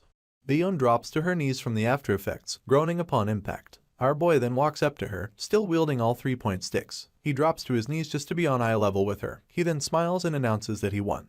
This makes the princess blush with embarrassment, but she is mad at the same time. Anyway, our hero gets back on his feet, only for the princess to ask about his true identity. He plays it cool as he claims that he is nothing other than a normal student. At this point, he diverts his attention to someone behind him, yelling that she can stop hiding and come out now. True to his words, a silhouette behind a nearby tree finally reveals herself to be Flame, the female lead. Having been caught, the female lead takes gentle steps towards the other two. Upon reaching earshot, she announces that she was not hiding, and proceeds to ask our hero how he knew she was there. He just lets out a nervous laugh, lying that he just had a feeling. In truth, it was a result of the Mana Revelation Delay Physique's sixth sense. The girl's features soften upon hearing his reason, but she asks how he broke Bion's shield with only a training tool like the point stick. Our boy becomes cautious of her at that moment, seeing as she follows up by asking if the feat he performed was also a feeling. This makes him realize that this kind of bug, one allowing strengthened devices to be used as weapons, wasn't in the original novel. He then concludes that he can't just tell Flame the truth. Instead, he smiles awkwardly, pointing at the sticks as he claims that they're really sturdy. She does not buy a word of his story, so she clapbacks that training devices have their limits. She then asks if our hero thought he could use the point sticks to break a magic shield. She follows up with yet another question, inquiring why our boy thinks normal knights disappeared from this world. Her questions strike a chord in Yusial, making him admit to himself that the female lead is right. Worse off, he does not know how to respond to any of her questions. Flame goes on about always thinking he was weird, but now, all she is interested in is knowing who our hero really is. Princess Bion also stares quietly from behind, awaiting our boy's answer. Drops of sweat make their way down his face as he realizes that he is in a tough spot. The bad part is that it hasn't even been a month since he arrived in the game. The situation makes him mull over the option of revealing his identity, but he quickly swipes this aside because of how dangerous it is that Flame has no reason to keep him alive. He finally speaks up, reiterating that he must seem suspicious to the female lead but isn't actually a bad person to her. She does not understand what he meant by that, so she asks him about it. In turn, our hero's nervous smile returns and he explains that if anything, he wants to help her. This does not clear up her suspicions, but just as she is about to ask our boy who he is for the second time, he takes it as his cue to make an exit. He lies that he would like to tell her more but does not have the time. In that vein, he waves the girls goodbye and they watch him leave. Baeyeon's eyes are still full of malice, so as our boy celebrates internally about his escape, she throws all 3 of her point sticks at him, causing him a great deal of pain. She is surprised that they actually hit him and our hero turns around, trying to soothe his pain by rubbing the spots she hit. He then laments that she should have used her words if she had any complaints. In turn, she admits that she thought he would catch them, and asks how he can't catch point sticks but can dodge other types of traps and magic. Our hero is still nursing his head as he thinks about the Manhwa revelation delay physique having a limit. He says nothing about it to the girls, and only laments about how much his head hurts. You see, how long our hero can sustain the sixth sense solely depends on his mind power, and since his mind power has bottomed out, his migraines are now very severe. Yuseol proceeds to question Baeyeon about why she threw the sticks at him. She only claims that she lost their tiff and adds that they're now his. Our hero wonders if it is the princess's pride talking and fears that his ranking will rise too much if he accepts the point sticks. Worse off, the other prizes are worthless to him. After thinking it through, our hero squats and picks up just 1 point stick. He then flashes Baeyeon a smile as he tells her that he is fine with the one, and adds that she can keep the others. With this, he turns to leave and waves them goodbye for the second time. He is so moved by how cool he is, seeing as he is now a man who shows kindness to the opponent he beat. Our boy even blushes a bit as he heads out with this new sense of self. Meanwhile, both ladies are unimpressed. Flame asks the princess if Yuseol is an idiot and she thinks he could be. The princess just blames his lack of common sense on the fact that he is a commoner. She then stares into the abyss, still worried about our boy's identity. Meanwhile, a magic device placed in a boardroom reveals the location of every student taking part in the practical training, representing them with nothing but red dots on a screen. From time to time, each student takes center stage as they battle whichever opponent comes their way. In the boardroom, Professor Hanwha looks back, half disgusted, as his superior declares that the S-class students are incredible this year. This superior is none other than Elder Telix of the Magic Council of Elders. He even admits that the training was worth coming to watch. Beside him stands Jarina Aeon of the Blue Mage Tower Board of Directors, and she also concurs that it was fun, adding that she was more impressive when she was younger though. Mr. Hanwha can only stay quiet in the midst of so many superiors, seeing as so many big shots have come just to watch the new students in a practical exercise. His eyebrows stay furrowed as he realizes that they have to come if they want to recruit new talent, and concludes that most of the other professors are also watching the exercise. His attention is drawn to the screen when 2 high-ranking students come face to face. The professor curses under his breath, seeing as these students are Ma Yuseong and Hee Wonryong respectively. Both boys then prepare their staves as soon as they lock eyes, but Wonryong is the first to attack. He sends a streak of blue lightning after his opponent, only for Yuseong to dodge it with some magic of his own. The genius practically phases out of harm's way, but it is nothing like our hero's blink skill. It is more like a trio of spells that allow him jump from one air pocket to another. Jarina calls it a third-rank power jump activated in succession, and Elder Telix is impressed that the genius can do that at the age of 17. As usual, the professor stays quiet, thinking to himself about how a normal mage would generally have to be in their mid to late 20s to be able to master third-rank magic, but here Yuseong is, using it freely at 17. As they continue to watch the altercation, another member of the Magic Council of Elders expresses his disbelief and points out to everyone that both boys have 3 elements each. Yuseong controls earth, lightning, and fire magic, while Wonryong possesses wind, water, and fire magic as well. The professor watches them go and realizes that most mages have only 1 element. Most of them only gain 2 after vigorous training, so by all ramifications, 3 elements and above is considered to be talent. Meanwhile, the genius, using fire as his major element, continues to face off Wonryong, who uses water as his, and these 2 have possessed their talents from birth. For the first time, Mr. Hanwha's expression switches from stoicism to panic as he hears a loud cawing sound. At this point, he and all the other visitors witness a large winged beast with flaming blue eyes and talons the size of 2 children as it lands in the middle of Yuseong's battle. The professor refers to it as a hidden boss, and said beast lets out a loud cry as it begins to descend. Both students watch with caution as the bird continues to fall, and soon enough, it thumps against the ground in defeat. Out of the blue, Azel asks if both boys were in the middle of a fight, and they soon realize that she's standing on top of the hidden boss. The fake heroine quickly apologizes for the interruption, and it becomes clear to Professor Hanwha that she took down the beast. You see, a hidden boss is a type of hidden event that only appears when a mage has abilities to a certain amount. Not only are they hard to find, but it is also difficult to defeat them. Azel makes her way down from the corpse of the hidden boss, leaving the professor in awe of the fact that she took it down by herself. One of the elders present refers to her as the eldest daughter of the traitor Grand Duke Malf, and Elder Telex adds that it is unfortunate that her talent will not bloom like it is supposed to because of her father. His attention is drawn to the screen soon enough, and he witnesses our hero going up against the Adalbert princess in a battle of flames. He and the other elders watch with rapt attention, but his hand makes its way to his chin as he wonders who the princess is up against, stating that he has never seen the person before. At that moment, our boy uses his signature spell and the elder's eyes open in shock. He is left wondering if he just witnessed a blink spell. It turns out that multiple mages and countless scholars have been trying to control the blink skill for hundreds of years, but everyone failed, either dying or becoming crippled from the after effects. Because of this, scholars ended up giving up. It is established to be an impossible spell to control, so you can understand Elder Telex's shock as he witnesses a student who can control blink effortlessly as though it is in his hands and feet. The more our hero combats Bion's attacks with his point sticks, the more the elders ask who he is. Professor Hanwall has no choice but to introduce him, mentioning that our boy's name is Bikusial. The elder turns to listen to him, so he goes on about how our boy is a unique student whose specialty is using the blink skill. The other scouts begin to talk amongst themselves after hearing this, adding that this is a completely different league from Yuxiang, Wenryang, and even Azel's overwhelming power. On the other hand, Elder Telex asks the professor why our hero does not use any other type of magic, and instead just jokes around. He then reiterates that our boy could have ended his battle long ago, if only he used magic. This leaves the elder quite confused. Suddenly, a voice from behind announces that our hero is actually fighting with all seriousness. They turn around and witness as a cloaked young man makes his way into the boardroom at this point. The other elders then refer to him as Eltman Eltwin, and the young man smiles softly towards them. He continues to defend our boy, telling everyone gathered that he has been fighting seriously from the start, and asks if it does not seem that way to all of them. A disappointed smile comes to his lips as he declares that their ignorance is interesting.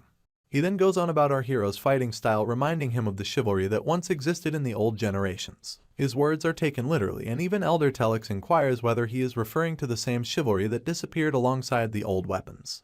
Mr. Hanwall keeps his eyes peeled on the battle between bishop students, admitting to himself that he also sees chivalry. By chivalry, the elders mean the mentality of a knight to fight with a sword even in a world where magic prevails. It is a testament to the existence of heroes who have existed since long ago to protect the world against evil. It was said that these heroes always faced evil with a single sword. The elder sinks into his subconscious as he refuses to believe that someone fights with a sword when magic already exists. He thinks it is realistically impossible, but before him, Yusial is battling his opponent using nothing but a point stick as a sword. He then stares at the young man who professed that our hero is chivalrous, wondering that if such a person of his caliber thinks that, then who is he to fight it? You see, Eltman Eltwin is actually the headmaster of Stella Academy, which is well known as the best magic academy in the world. He is also a 9th rank master mage and one of only 10 great sages in the continent. So, if such a person believes in our hero, no one else in the room can prove otherwise. Some time passes before the first dungeon tactical training finally ends. Later on, in the S-Class training exclusive training hall, some perplexed student attacks a mannequin with the wrath of the gods. It turns out that it was just Wenryang putting in some time to train. He pants heavily after his last attack, stares at his staff in regret as he curses the fact that he is almost out of mana.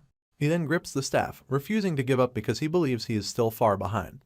You see, out of all the students that participated in the practical training, 39 of them were eliminated. Azel came in first place after defeating the mysterious winged beast, while Wenryang came in second. As for his opponent, Ma Yuxiang, that genius came in 6th place.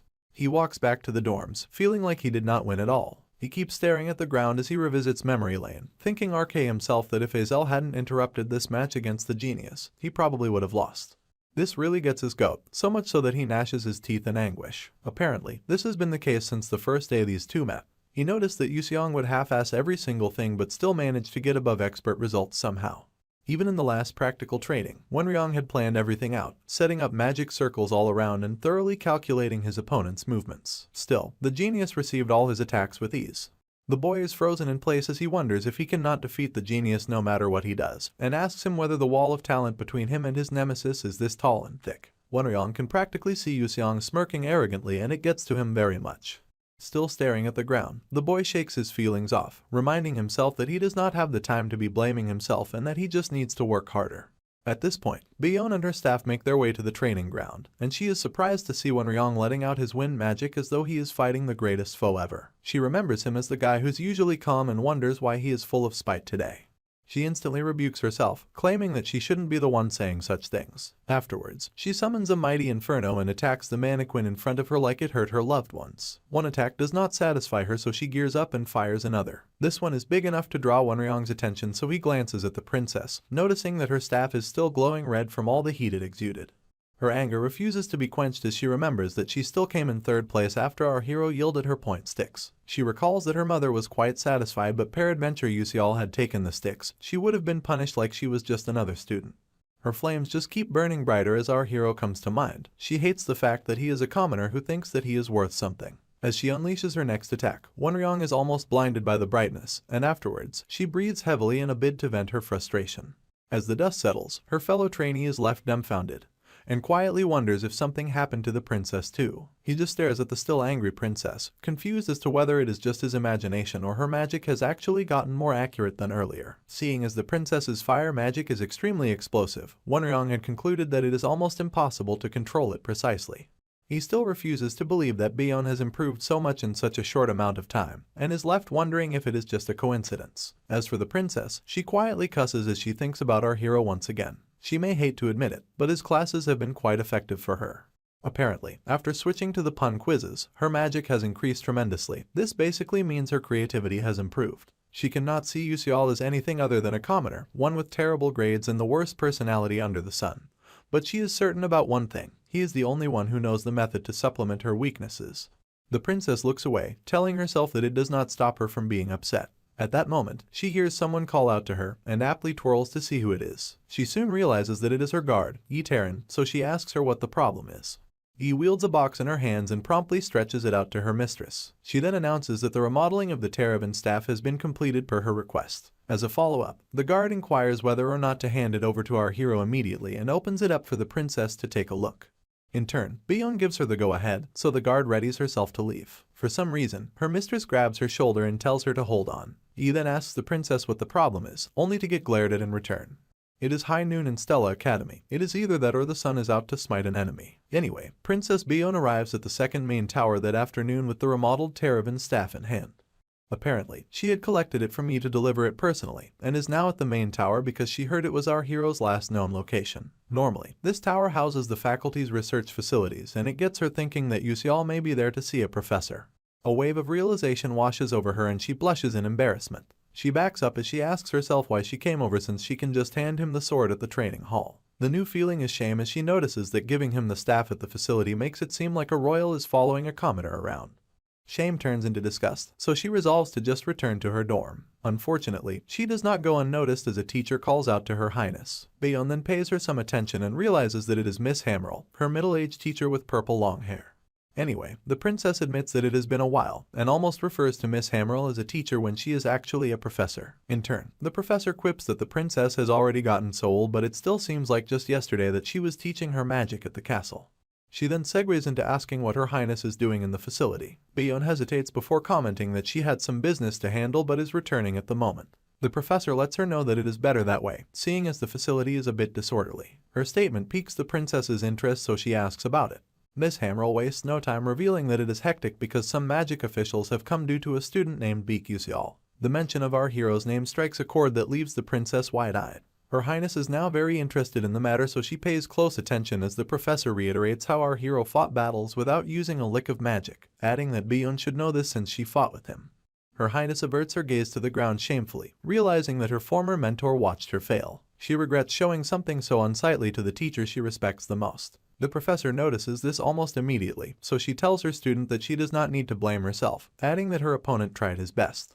This does not do anything for Her Highness. Instead, she asks if her mentor feels the same way even if Yuseol did not use any magic. In turn, Miss Hammerl claims that it is because of our boy's creed. This is news to Byeon, so the professor reiterates how the headmaster saw our hero fighting and proclaimed that he was doing so with a creed, adding that the headmaster mentioned our hero's efforts to revive chivalry, which was lost many generations ago.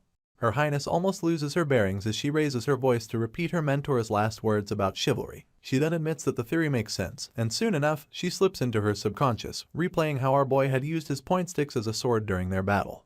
She stares at the remodeled sword in her possession and wonders if chivalry is also the reason why our hero wanted it. A gulp of saliva ensues for the princess before she goes back to talking with her mentor. She reiterates not using magic in a magic academy will only attract penalties for our boy. Worse off, he'll end up receiving penalty points during magic practical training, amongst other things. Miss Hamrill intertwines her arms as she concurs with her highness, adding that our hero has decided to walk that path despite the consequences. She thinks it's incredible that Yuseol is still pushing himself after the great achievement that is blank. Bayon, on the other hand, just quietly stares at her mentor as she adds that she thinks our hero's creed must be the real deal. Later on, the princess stops by an alleyway to sulk, thinking to herself that everyone would mock anyone who said they dreamed of chivalry, and wonders if our boy wants to be a knight in this generation, whether he is doing it as a joke or seeking it sincerely. Just as she starts to feel guilty about getting mad at our hero and telling him to stop joking around, he shows up. He wastes no time asking what the princess is doing in an alleyway, all while chewing on the ethelic root he got as his prize for 5th place. Bayon's cheeks stain red from embarrassment and she quickly clarifies that she's not there because of him. Confused, our hero also makes it clear that he never said she was. It becomes a stalemate as the princess stares daggers at our hero and he shoots her a dumbfounded look in return. She just gives up, looks away, and stretches his remodeled staff at him, yelling at him to take it. Our boy gets excited immediately and thanks the princess for it. His eyes cannot hide his intrigue as he pops the box open to reveal his staff. He discovers that it is a shapeless sword, but just swipes the thought aside seeing as the people of Adalbert have excellent craftsmanship. At this point, our hero bears no regret over helping the princess. Riding the wave of his excitement, he asks Bayon if he can keep the box, mostly because he thinks he can fetch a good price if he sells it. She just shuts her eyes and tells him to do as he pleases. In turn, our hero does a small dance to celebrate the free money coming his way. The princess isn't the least bit surprised by our boy's commoner behavior. A sort of sadness finds its way into her eyes soon enough, and she calls out Yuseol's name. Our boy replies to her excitedly, only to get asked if he really isn't going to use other magic. The question takes him by surprise, so he stares the princess straight in the eyes, making her blush some more and hate every moment of it. She bites her lip in regret and immediately tells him not to bother. She then spins around, announcing that she'll be leaving. Still confused, all our hero can do is watch her go. After a few seconds, he also turns to leave, trying to decipher what she meant by other magic, especially because Professor Hanwell said something similar earlier.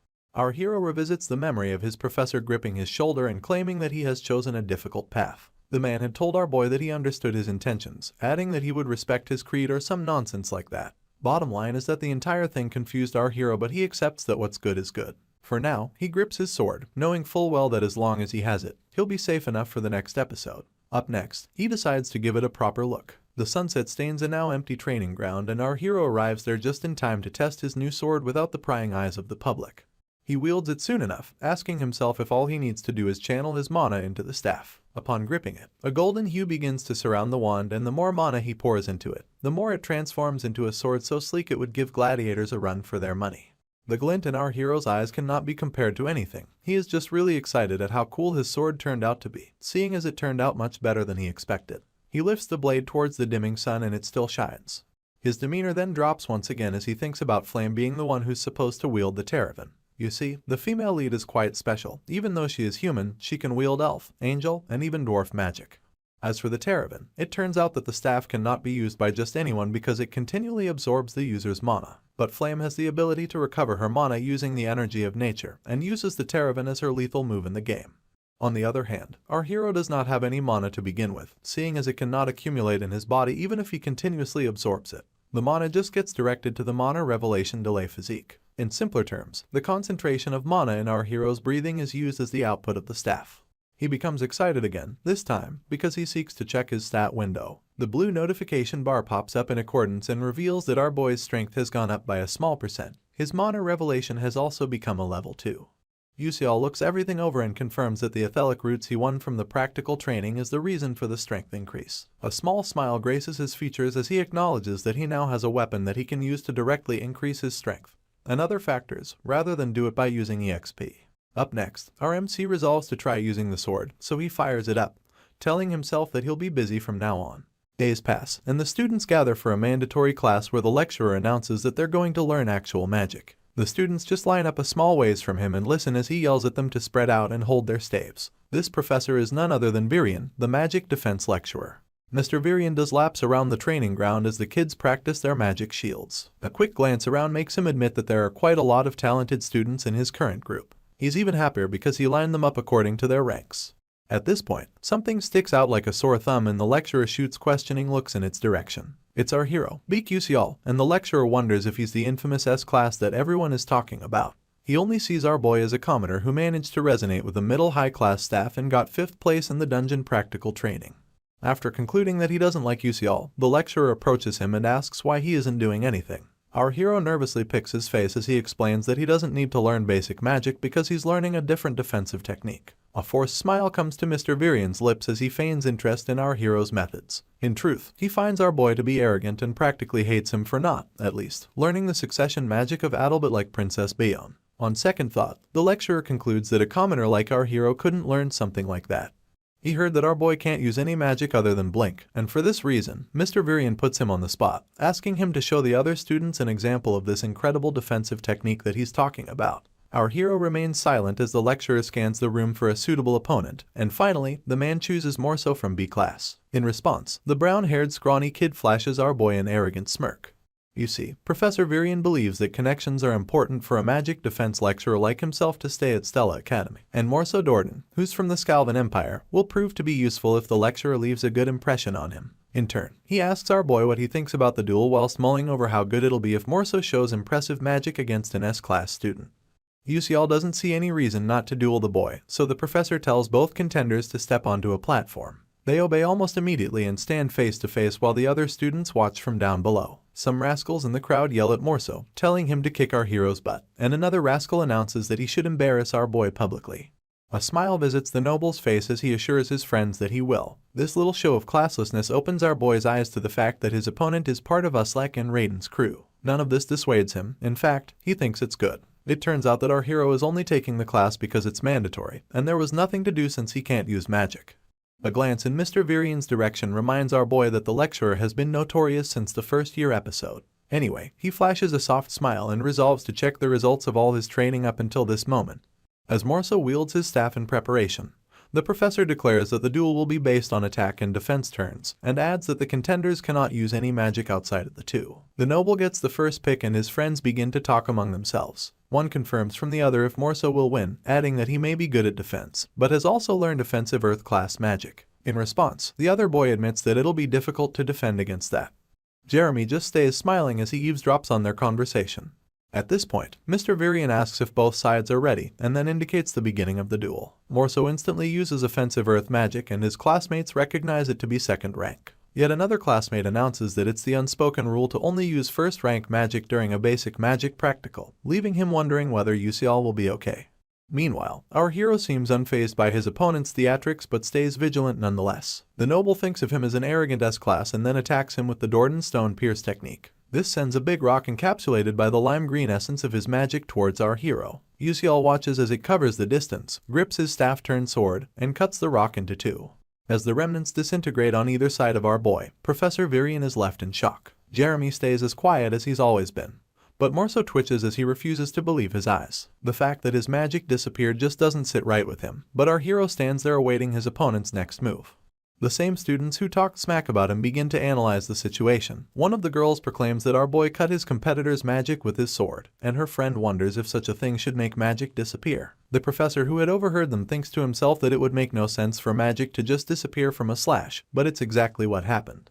Apparently, all magic has a path of mana, and in a case where you accurately cut that path, the magic will be extinguished. It baffles the professor so much that he still asks himself if our hero did that. Afterwards, Yusial stares at his sword with hints of excitement, admitting that it works better than he thought. Although he can barely manage to cut through third-rank magic now, he feels like it was good that he practiced in the training hall for a few days without rest. With the vigor from his first defense, he now feels like he might actually win the match. Morse's features turn red in annoyance as he asks how a mere commoner would have the audacity to cut his magic. As he continues to grit his teeth, the professor is worried on the sidelines because it'll also be annoying for him if the noble loses.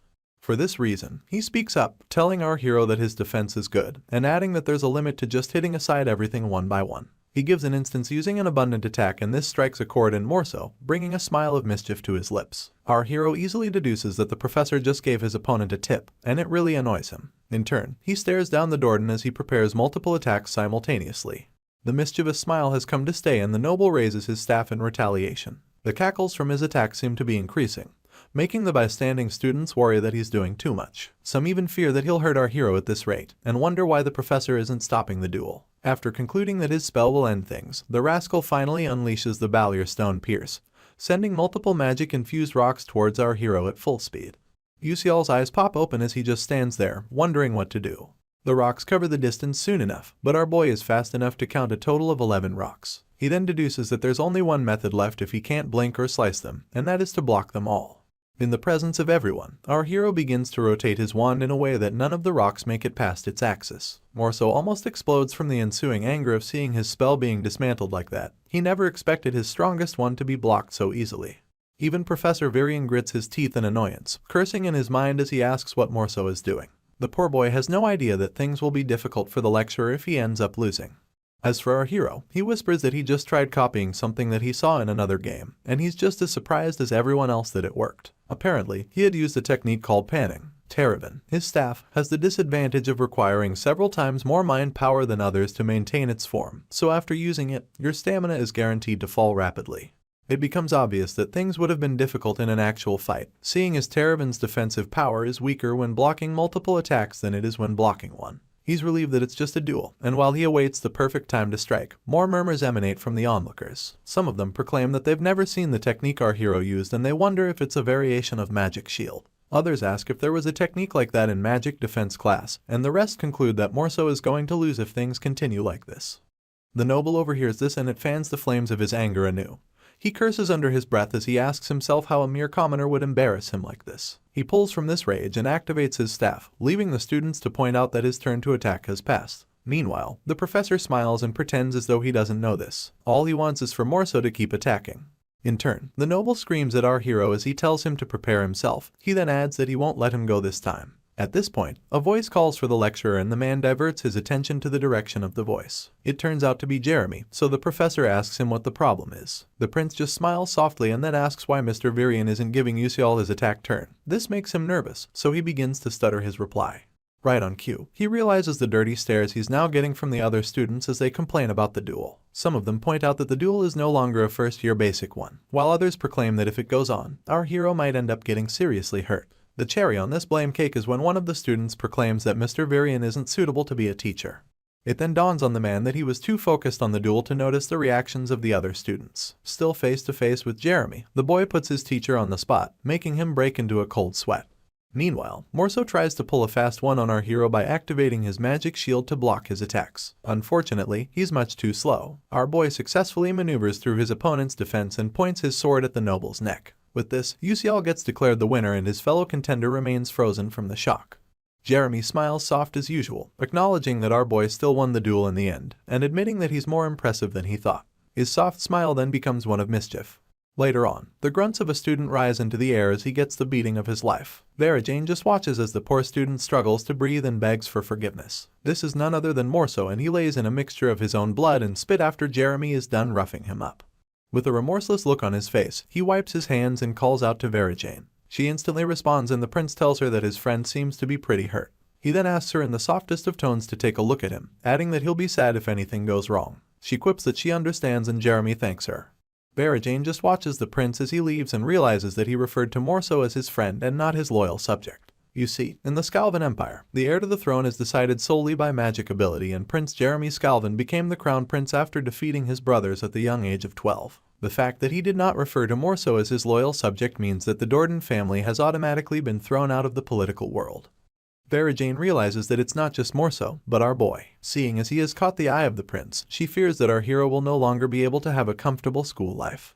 The next day, the wonderful Stella Academy houses a bunch of students and they all make their ways to their various classes. Our hero, on the other hand, makes his way to the lab for an alchemy class. There, some of his mates gossip about him and how he chose to follow the oath of chivalry. They mock him for his choices and proclaim that he's doing it because he's desperate for attention. One of them then points out how our boy won his battle against Morso of the Dordan family, and his friend reiterates how the Dordans are influential in the Scalvan Empire. At this point, Flame can't take it anymore. She's utterly irritated because she hears about Yusial everywhere she goes. The girl slams her hands against her desk, deceiving herself that she doesn't want attention. Instead, she tells herself that she just doesn't like our hero getting so much of it. Just then, the alchemy lecturer announces that the class should focus. She's none other than Professor Mazentyre, and she breaks into a small speech about how alchemy requires accurate measurement and timing, as well as perfect temperature control. The experiment for the day involves practicing the Tire and Fatigue Recovery Potion, one of the professor's original concoctions. She once again asks them to focus, but Flame seems worried. Apparently, she finds the practical annoying because everything will go wrong if she messes one thing up. Still wielding a tube of purple liquid, she admits to herself that she tries to avoid alchemy because it's particular and difficult. She stares slyly at the professor as she yells at someone called Atleisha, telling her that what she's doing is too dangerous. It turns out that Atleisha is just another unfortunate student, and the professor spares no expense correcting her. In turn, the student bows her head and apologizes. Flame, who has been watching the whole thing ensue, acknowledges that Professor Mazen will one day blacken and go out of control. For her to prevent this canon event, she will have to keep taking the alchemy class. On the other hand, the girl remembers that she needs more ingredients, but before she can head up to get them, she overhears someone laughing like a maniac in the corner. A quick glance in the direction of the laughter reveals Yusial wielding a tube of liquid and smiling into a concoction as he declares that he has gotten it right. Flame becomes uneasy as she watches our boy work. She had thought that he took the class to get close to Azel, but now she thinks that he might just be sick in the head. She simply exhales in a bid to brush aside what she just witnessed, and resolves to go get her ingredients. Later on, she rounds up making 2 vials of the recovery potion and wipes the sweat off her forehead as she acknowledges that she finally got it. She then gives kudos to the fact that her host body's academic achievement is high and attributes the swift creation of the potion to it. Soon enough, she glances in Azel's direction, wondering what the girl is doing. She sees her going about the experiment at her own pace and mumbling the instructions to herself. This makes Flame conclude that the girl seems decently good at it. Some seconds pass before it hits her that in the original novel, Azel coincidentally comes across Mela's magic engineering books. She even recalls that the girl created a high-rank compatible product to the Tire and Fatigue Recovery Potion in this very class. This leaves her wondering why Azel is making the potion the normal way this time. Her hand stays on her chin as she glances in our hero's direction once again. She then questions how he knew to change the experiment ingredients as he wished. Flame can overhear our boy conversing with Professor Mazen and telling her that the way he made the potion is much more effective. The professor asks if she requested for a different result, and points out that it's different from the Tire and Fatigue Recovery Potion that she ordered him to make. These words strike a chord in the heroine, and she welcomes the possibility that our hero made the quality potion that Azel was supposed to make in the original story. The heroine senses that something is strange and stays on the premise that our hero made the potion Azel was supposed to. As she eavesdrops on his conversation with the professor, she overhears her scolding our boy for not listening to her, and for having a bad attitude. She massages her forehead to ease the annoyance and proclaims that this is why commoners just don't make the cut.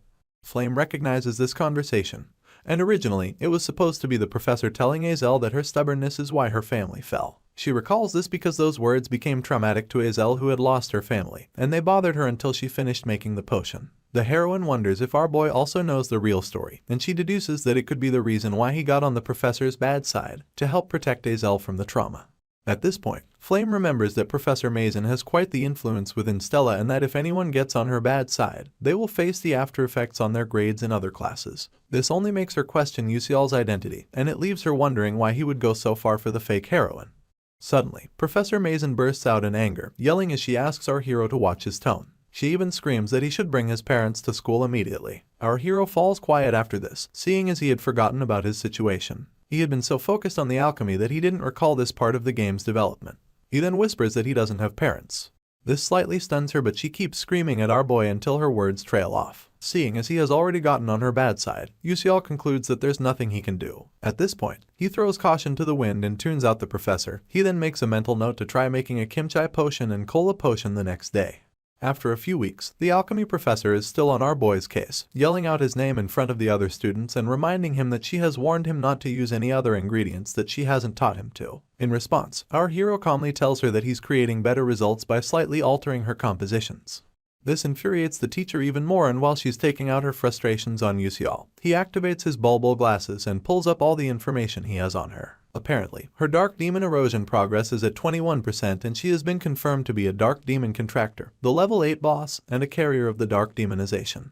After scanning through the info, our hero acknowledges that the progress is going as well as he planned. At this point, the professor is visibly shaking with anger. You see, Mazentyre, also known as the Episode 8 boss, is unable to defeat her dark emotions and ends up undergoing dark demonization. This turns her into one of the villains. Once her dark demon erosion progress reaches 90%, she'll completely become a dark demonic human. but while it's under 50%, it's impossible to find out through magic. Our hero reiterates that she's at 21% currently, making it impossible to report her or prove that she's a dark demonic human. For this reason, he needs to continually provoke her until it surpasses 50%, after which he'll call in the Dark Demon Assassination Squad. For a typical dark demon, there would have been a way to overturn it before she completely underwent the transformation. Unfortunately, Mazen Tyron is a dark contractor who willingly underwent a contract with a dark demonic human, and their seeds are already blossoming inside of her, making it impossible to reverse. Back to the present, our hero glares at his professor, acknowledging that the 4th episode hasn't even started yet, and that he has to prepare beforehand because she's a very strong boss. If he doesn't prepare, the professor will turn other students into dark demonic humans and also threaten Stella. In turn, Miss Mazen intertwines her arms as she reiterates that our hero's attitude is still the same as ever. She then tells him not to expect a good mark in alchemy. He remains unfazed, and it's evident in his expression. He even thinks this is better, seeing as there won't be any additional damage if he continues to receive attention. He then resolves to focus on building his muscles rather than doing assignments. Sadly, he gets blindsided when he discovers that the practical exams are going to be a group project. Worse off, that he's stuck with Azel and 2 other awkward boys in his group. Both boys just stare at each other in silence, and Azel staring at the desk doesn't help matters either. The atmosphere feels like someone died, so our hero takes initiative and introduces himself to the group. The first boy introduces himself as Ka Sehun, the other one is Mal Lewin, and finally, Azel introduces herself. Lewin immediately buries his face in his palms as he whimpers about their group being screwed. He then proclaims that the professor always gives bad marks to students she dislikes, and that it doesn't even matter if they do the exam. This makes our boy feel sorry for infuriating the professor, only for the fake heroine to finally speak as she points out that they can't just give up. She goes on about how the alchemy exam is assessed by at least 3 alchemists from the alchemy castle, making it difficult for Miss Mazen to ruin their grades all by herself. Both Lewin and Sehun brighten up upon this realization. They then smile at each other as they announce that they'll try their best, and admit that they always wanted to work on the project at hand. In turn, our boy smiles softly at Azel, and she averts her gaze as though she didn't just turn the tides on their project. Anyway, she explains that it won't be that hard to create the D-Vitality potion given for their assignment, only if they combine their knowledge. She then announces that they have to begin by gathering the ingredients properly. The first and most important ingredient on their list is the tail of the fire lizard, and our hero volunteers to get that. Azel points out that the monster corpse is the most important part of alchemy and makes sure our boy understands that he needs to carefully select it and bring something fresh. Yusial quips that he understands, and his confidence doesn't go unnoticed by the fake heroine. She's left wondering if she can trust him though. Meanwhile, our hero just smiles slyly, knowing full well that he'll simply dropship the fire lizard to his location. Upon nightfall, our hero turns up for a one-on-one meeting called by Professor Mazen, only for her to hand him a piece of paper with instructions to give it to the C Group first-year alchemy students. As she specifies that Team 12 will be exempted, a sinister smile accompanies her statement. In response, our boy quips that he'll do as she says. You see, the alchemy practical exam is done in front of the alchemy castle's official alchemists, and per adventure our hero shows a pathetic sight in front of them. His path as an alchemist will be blocked forever. As the professor watches him leave, she intertwines her arms and quips that she'll teach him what it means to go against a professor.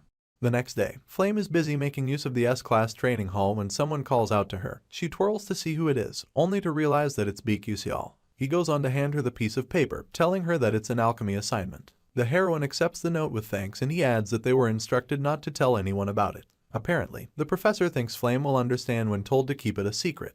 She just heaves a tired sigh as the hero makes his way back, keeping in mind that Professor Mazen probably meant the note for Team 12 because Yusial is on it. The girl opens the note soon enough, and it reveals that the assignment for the practical exam will be changed from the D-Vitality potion to the Tyrant Point potion. The heroine then wonders if her professor thinks that she'll just do nothing.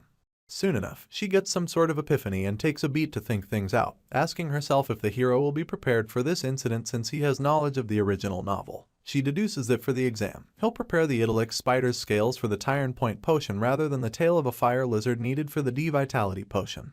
Flame stares at the note for a little longer and squeezes it within her palm as she resolves to use this another chance to test our boy. A loud announcement is made, pointing out that Beak Yusial has been transported to the Daredevil Stadium. As he makes his way out of the warp hole that transported him there, the first thing he does is complain about his head. The second thing is to complain about how dizzy warp holes make him feel. Just then, his attention is drawn by someone welcoming. A quick glance reveals a blonde lady pointing towards a huge passageway and smiling as she welcomes him to Daredevil. Our hero wastes no time letting her know that he's only a cadet, but she's adamant that a cadet from Stella Academy is worth the same treatment as an official mage. Anyway, our hero begins to draw unnecessary attention as a passerby pinpoints him as a cadet from Stella Academy. Other people begin to murmur after this, some quip that they've never seen the Stella uniform before, while the others express how jealous they are of him. The blonde lady then reminds him that she mentioned him getting special treatment and adds that he should reach out if he needs help with anything. In turn, our hero simply thanks her and gets a move on. He thinks to himself that as long as he has a pass and a Stella pocket watch, he'll get treated as an official mage no matter where he goes. A soft smile then crosses his lips as he admits that his academy sure is nice. In addition, he gets to use a warp hole for free when it would cost 100,000 credits on a normal day. Thanks to this advantage, our hero has been using the warp hole every weekend to go around the city, and has confirmed that the information he has is mostly the same.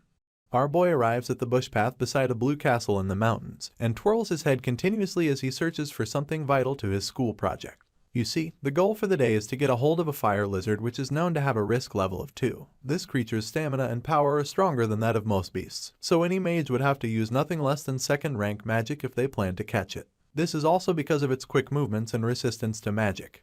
At this point, our boy recalls how easy it was when he tried catching risk level 1 monsters, and quips that a risk level 2 should be pretty cut and dry. In no distant future, he feels the presence of this beast and instantly takes his battle pose as he peels out Verizon. Our hero takes a beat as the monster continues to linger in the shadows, only for it to speed up in an attempt to attack him from behind. Luckily, his sixth sense activates just in time and Uciel turns around. The fire lizard gets stabbed in the neck just as quickly as it tries to attack our hero. After this, the beast coughs up a sizable amount of blood and continues to shriek as life seeps out of it. Soon enough, the shrieking stops and the monster falls to the ground in defeat. Uciel just stands over the corpse as he acknowledges that he has gotten one fire lizard. Unfortunately, his attention is drawn once again, this time by multiple fire lizards crawling their way out of the bushes. Of course, our boy is neither scared nor overwhelmed. Instead, he smiles and lifts his staff as he resolves to collect more ingredients. He then runs headfirst into the swarm. Later on, Azel can't hide her surprise as he reveals everything he collected. He points out that they're super fresh and the fake heroine claps back about how obvious that is. As they wait their turn for the practical exams, she admits that our hero seems to have an eye for ingredients. In turn, he just smiles and quips that as long as she knows it, he's good. Up next, Azel announces that they just have to make the potion perfectly, and tells the other 3 boys on her team that they should get to it. In no time, Professor Mason appears in front of the class with 3 other examiners dressed in red hoods. She asks if everyone has gathered and goes on to reiterate that their exam will be carried out in front of alchemists from the Alchemist Castle. Apparently, students that do well in this exam will have a better future in alchemy. The professor declares the beginning of the exam, only to drop a bomb that the subject of the exam will be on the Tyrant Point potion. Uciel instantly breaks into a cold sweat from this ambush. Even Azel can't believe her ears. Miss Mason revels in this as she asks if Team 12 have their ingredients ready, only for the fake heroine to raise her hand in protest, announcing that they thought the exam was on the D-Vitality potion. In turn, the professor tells her that she sent out an announcement about the switch, and goes on to ask the rest of the class just to prove her point. Azel takes a look around and realizes that no one is taken aback by this news. On the other hand, our hero acknowledges that his professor plans to play dirty, and although it doesn't matter to him, he feels bad that his teammates will have to fail because of it. As he wonders if such a thing happened in the original novel, he locks eyes with Flame, only for her to quickly avert her gaze. Our hero is left in confusion as he wonders what just happened. Anyway, the heroine is also having second thoughts about our boy knowing the original novel and wonders why he was unable to prevent the whole examination debacle from happening. Professor Mason verbally attacks Azel, asking her if she prepared the wrong ingredients. In turn, the already skittish cadet sweats buckets in an attempt to make up a reasonable excuse. Sadly, the professor doesn't even give her a chance to speak and goes straight to scolding her for forgetting the goal of an alchemist. Her menacing smile returns as she proclaims that it can't be helped, but just as she's about to eliminate Team 12 from the running, our hero tells her to wait. He raises his hand to signify that he has a suggestion, and confirms if all they have to do is create the Tyrant Point potion. Miss Mason tries to understand what he's talking about, but our boy proudly announces that they will make the potion.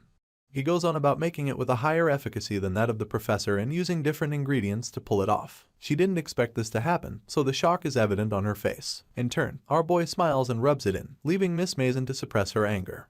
While the guest alchemists murmur among themselves, our hero recalls that the core ingredient for the Tyrant Point potion is the Idyllic spider's scales, and these scales happen to have vast amounts of nutrients. The Tyrant Point potion just so happens to be the thermal supplement created with the nutrients as the foundation.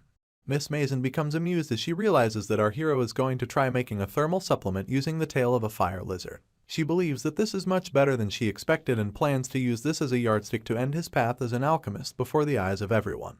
The professor then agrees to give them a chance and announces that they have 1 hour. Of all 4 team members, our boy is the only one that doesn't seem worried, and Miss Mason makes it worse as she reiterates that they have to make their Tyrant potion within record time. Lewin instantly asks our boy if he's crazy, and Sehun follows up by announcing that he doesn't think he has the right idea. In turn, Yuseol flashes them his brightest smile as he encourages them to try something since it has come to this. All 3 team members then give each other knowing looks as our hero tells them to trust him. Azel finally quips that it's better to try something than to get disqualified, so Lewin gets on board. And soon enough, Sehun does too. They all resolve to show the alchemists what they've got, and a sly smile revisits our boy's features as he offers to explain what they have to do. One of Yuseol's main interests while he was playing the game was gathering all sorts of recipes, and kept gathering them no matter how trivial they seemed. Luckily, amongst these recipes was the one for Tyrant Point Potion Type B. Back to the present, our hero thinks to himself that he wasn't going to use the recipe because it's one that the professor came up with down the line. He goes on to explain that the reason the Idyllic spider's scales have a lot of nutrients is so that the monster can hatch its eggs. Apparently, it has a similar feature as the tail of a fire lizard, and our hero goes on to point out a certain blood vessel. He explains how the Alaker tribe in the southern desert is said to use these blood vessels to improve the health of their leaders. Our boy then tells his teammates that using it also results in a longer life expectancy, and adds that they can switch it out with that part of the fire lizard's tail. At this point, Lewin indicates that he has some knowledge about the Alaker's process, and asks if he can handle that part of things. Our hero happily lets him and returns to explaining the process. It turns out that the spike mulberry mistletoe is a vital part of the end product and should be dehydrated using the desert style of mana release. He questions the remaining 2 members of their team if they know how to carry out the process, only for Sehun to admit that he learned the dehydration method from going around with his dad. He even humble brags about being able to dehydrate all the blood vessels given to him in 5 minutes. Yuseol hasn't finished calling out the next necessary step when Azel steps up and offers to take care of it, and so he simply thanks her. After this, our hero just watches his people work. Lewin and Sehun go hard at it, and the fake heroine refuses to be outdone. This brings a small smile to our boy's lips, and he admits that his teammates are much better than he expected. After they all carried out their respective parts, Yuseol instructs them to blend the ingredients as meticulously as he taught them. Later on, Professor Mason wears the most distraught look in life as she stares at the finished product made by our hero and his team, a purplish liquid sitting pretty in a glass vial. In turn, our boy flashes her a sly grin as he declares that it's the Type B version of a Tyrant Point potion. This gets the guest alchemists murmuring again as they express their disbelief over some kids pulling off such a feat. The professor is nothing if not bitter and furrows her eyebrows as she concludes that the kids before her must be clowns. She goes on about preparing her Tyrant Point potion after years of research and refuses to believe that these kids completed theirs this easily. At this moment, one of the guest alchemists steps up and offers to confirm the potency of the potion. She stretches out her hand for an over-the-vial test, only for a bunch of blossoms to surround the potion. This leaves the alchemist pleasantly surprised, and when asked what the problem is, she reveals that even though the potion is incomplete, with some ingredients added excessively, it's more effective than that of Professor Mason. The moment she says this, our hero and his team immediately beam with smiles. The guests continue their mumbling about how incredible they find the potion and how the students sure possess unique knowledge. This annoys the professor beyond what she can stomach, so she yells at the alchemists to hand over the potion, and adds that she'll check it personally. Upon grabbing it, Miss Mason falls silent, only acknowledging to herself that there's no doubt about her technique being applied to create the potion. This is the same technique that involves using a monster's nutrients to replace a human's vitality. It burns her to admit that it's actually the perfect Tyrant Point potion, and she just stares at the vial with so much malice, wondering how they made something better than hers in such a short period of time. The professor squeezes the vial even tighter, telling herself that she's still the one who gets to grade these students. She then resolves to disqualify them for not having the necessary ingredients. Meanwhile, our hero and his team await their fate as Miss Mason finally announces that she has finished inspecting. Just as she's about to decree a negative result, one of the guest alchemists cuts her off and announces that Team 12 deserve more than an A+.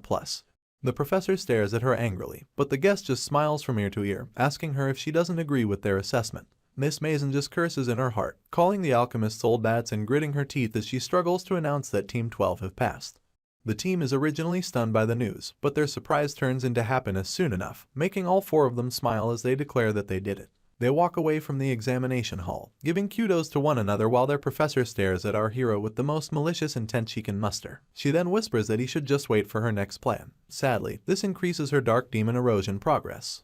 On the other hand, Flame is busy training to sharpen her control skills. She then stretches after putting some time in, unconsciously announcing that going to school at her age makes her body ache. This draws the attention of the student next to her, but he has no idea what to do with what he just heard.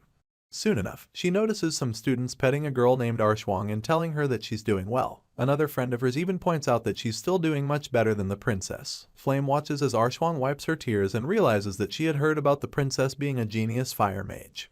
The girls continue to gossip about Bion's insane growth speed, adding that they practiced for several years but she already surpassed them. The heroine overhears everything and it dawns on her that the princess's control of her magic should only start to develop in the second year. This leaves her wondering how she's already controlling it so well.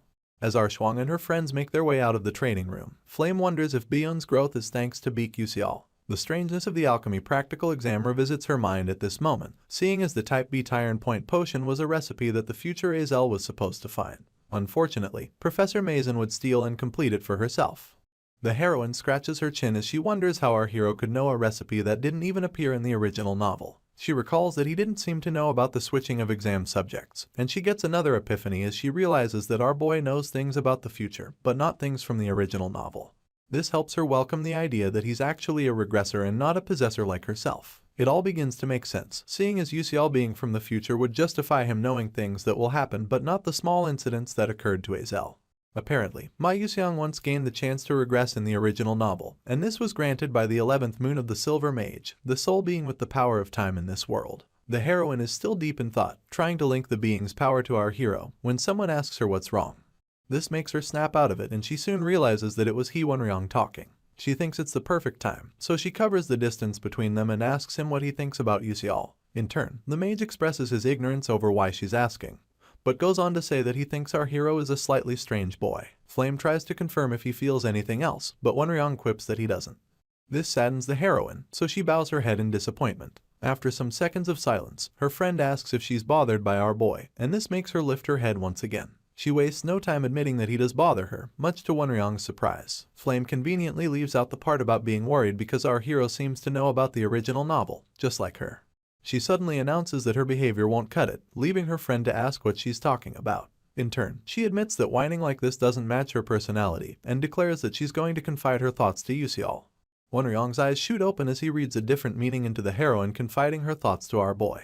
The mage escorts Flame until they get outside the training ground, and she thanks him for hearing her out with a smile and a wave goodbye. Wenryong returns her gesture, but the moment she gets going, his hand drops to his side and his countenance becomes a sad one. He just bows his head as he continues to think about the heroine. The next day, the sun filters in through the windows of the diner, and our hero sits alone with two girls laughing in view. He then exhales loudly as he wonders what to do next. You see, Professor Mason's Dark Demon Erosion progress is at 37%. This means the incident will occur in 3 months as Yusial predicted. Anyway, Miss Mason's Dark Demon Erosion is sure to randomly affect one student, but there are 3 possible candidates. There's Jackie, Flame's friend, Arshwang, a member of Bion's clique, and He Wenryong, heir to the Full Moon Tower. As our boy gets on his feet, he acknowledges that Wenryong getting involved will be the worst case. He makes his way out of the diner, remembering the route of the game involving the heir. Apparently, if he gets caught in a Dark Demon Erosion, it almost always meant a bad ending. He's still busy wondering who will be the most likely target of all 3 candidates when his train of thought gets interrupted. He realizes that it's Flame with her arms intertwined and a serious look pasted on her face. She wastes no time asking for our hero's real identity, but he tries to play it off by inquiring why she's saying such things so suddenly. In turn, the heroine reminds him that the last time she brought up his identity, he also didn't answer her properly. Seeing as he's stuck with the same question once again, our hero squints his eyes and acknowledges that the girl before him must like making things difficult. He then looks her dead in the eyes as he welcomes the possibility of telling her the truth in exchange for information that might help him reach the game's true ending. After mulling it over, he realizes that he actually has nothing to lose, but just as he's about to confess, notifications begin to pop up left and right, screaming that he lacks narrative power, and warning him not to reveal that he's a possessor. It also warns him not to share any information he has with the relevant character, and the number of warning notifications becomes quite overwhelming for our hero, so much so that he admits that it's driving him nuts. After coming to terms with the new conditions, he massages his head and comes up with a way for both parties to get what they want, or at least half of it. Flame instantly replies that it's fine with her, and dives right into the questions before our hero can have a chance to catch his breath. She questions him about knowing the future, and it dawns on Yusial that she has no plans to take things slow.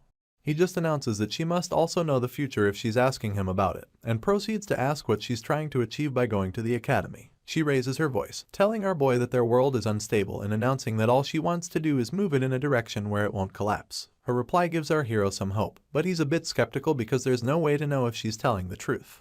Flame tags in with her next question and asks why Yusial is acting like that. The question seems too vague, so our hero decides to give a vague answer too, and tells her that he's acting that way just because. He later adds that all he's doing is for the best, and this catches Flame's attention, so much so that she begins to tremble and ultimately accuses our boy of lying. Yusial never expected Flame to accuse him of lying, so he is taken aback by it and begins to sweat nervously. In turn, the heroine quips that there's no way he is that kind and goes on to scream that there's definitely some goal he wants to achieve, or something he wants. Once again, our hero clarifies that he doesn't want anything, and when asked what he means, he buries his face in his palm. He then explains that he is honestly not sure of what he wants, so it's practically pointless to even ask him such a question. She still doesn't understand how he is not sure, so he makes it clear that all he wants to do is laugh. It's Flame's turn to be surprised, and her eyes shoot open as she repeats his last statement to herself. After this, she simply apologizes for overstepping, leaving our hero to wonder if that's all she can do. Unfortunately, things take another turn as the heroine clasps her mouth shut and runs away crying. Yusial then realizes that it's actually his turn to ask a question, but he is also too distracted by why she is crying. At this point, someone calls out his name, so he turns his head to see who it is, only for a pissed-off Hyunryong to take malicious steps in his direction. This scares our boy into sweating even more, and the scholar yells at him to explain why Flame ran away crying, adding that he won't let Yusial rest if he gives him a false answer. Our hero freezes in place, admitting to himself that he feels scared because the rival of the world's strongest person is now glaring daggers at him. It's at this point that he remembers Wonryong's unrequited crush on Flame, so he realizes that if he gets misunderstood, things will end up being tough. For this reason, he tells the scholar that nothing happened with his girl. He even takes it a step further as he asks why Wonryong wants to know. This does nothing to throw off the scholar, seeing as he doesn't believe a word our hero said. In turn, he smiles nervously and clarifies that nothing like what Wonryong is thinking actually happened. He then urges the scholar not to worry, keeping in mind that his words should be enough this time. Unfortunately, the frown doesn't leave Wonryong's face at first, but after a few moments of mulling things over, he apologizes to our hero, claiming that he initially asked a pointless question. In response, Yusial flails his arms and tells the scholar that he doesn't need to go that far. Before he can even finish his sentence, Wonryong turns around and bids him goodbye, leaving him to display a fake smile and wave. In his heart, all he can think about is how different the scholar's character is from the original story, mostly because he is supposed to be calm and cold, but is being unstable instead.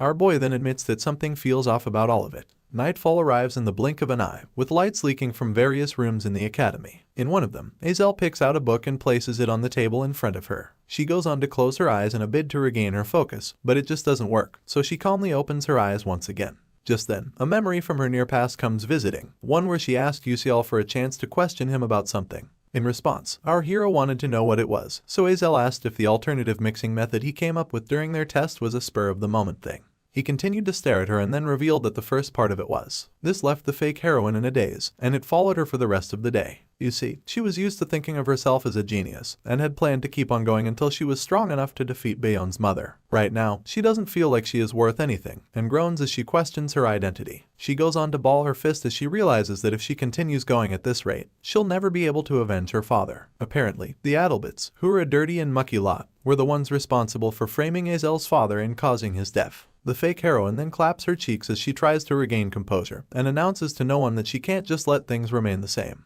With this, she resolves to work even harder. On the other hand, Flame lies in bed, trying and failing in her attempt to get some sleep. She is too busy regretting why she chose to stay in a room that could house 4 people rather than choosing an exclusive S-class room for one. Since sleep refuses to come, she opens her eyes and revisits the matter of Yusial. He definitely said that he didn't have a goal he wanted to achieve, and Flame believes this is proof enough that he regressed. Apparently, in the last part of the original novel, the 11th moon of the Silver Age said specific words to Ma Yuxiang, revealing that turning back time is possible. The only problem is that it'll come with the price of losing most of his memories, not to mention the fact that he'll simply cease to exist after fulfilling his mission. To make things worse, no one will remember that he saved the world, and all his loved ones will come to forget him. After the 11th moon told him all of this, he went on to inquire if he would still go back in time. Battered and bruised, the hero still smiled and announced that he will do it if that's his fate. This was when Azel, the heroine of the original novel, came out to stop him, claiming that she would rather go to ruin while remembering him than live in a world where he doesn't exist. She then hugged him and ended up convincing him to give up on the world.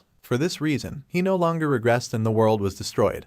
Or so went the epilogue of the original novel. Flame sits up in bed to critically analyze the situation, welcoming the possibility of this world being different from that of the novel, and Yusial being the one who regressed using the power of the 11th moon. With this, she concludes that after fulfilling his mission, our hero will disappear and his existence will be totally erased from history. The heroine then stares at nothing in particular as she realizes that RMC, who's supposed to have lost all his memories and be left with only his mission, has decided that he just wants to live. She grabs her sheets even tighter as this fact unsettles her, but before she can finish collecting her thoughts, someone draws her attention. It's her redhead friend, Jackie, and she rushes in, bearing news of Wonryong coming to see the heroine. The moment the redhead announces that the visitor is waiting on the first floor, Flame buries herself under her sheets and tells the girl to lie to Wonryong that she is not around. Jackie tries to object to this, but the heroine pays her no mind and simply announces that she is going back to sleep. This leaves the redheaded with no choice but to stare helplessly and swallow her saliva alongside any other opinions she might have about the matter. Soon enough, she heads to the first floor to address Wonryong and meets him waiting with arms folded. She had quickly put on a coat before heading down, and upon coming within earshot of the scholar, she shyly called out to him.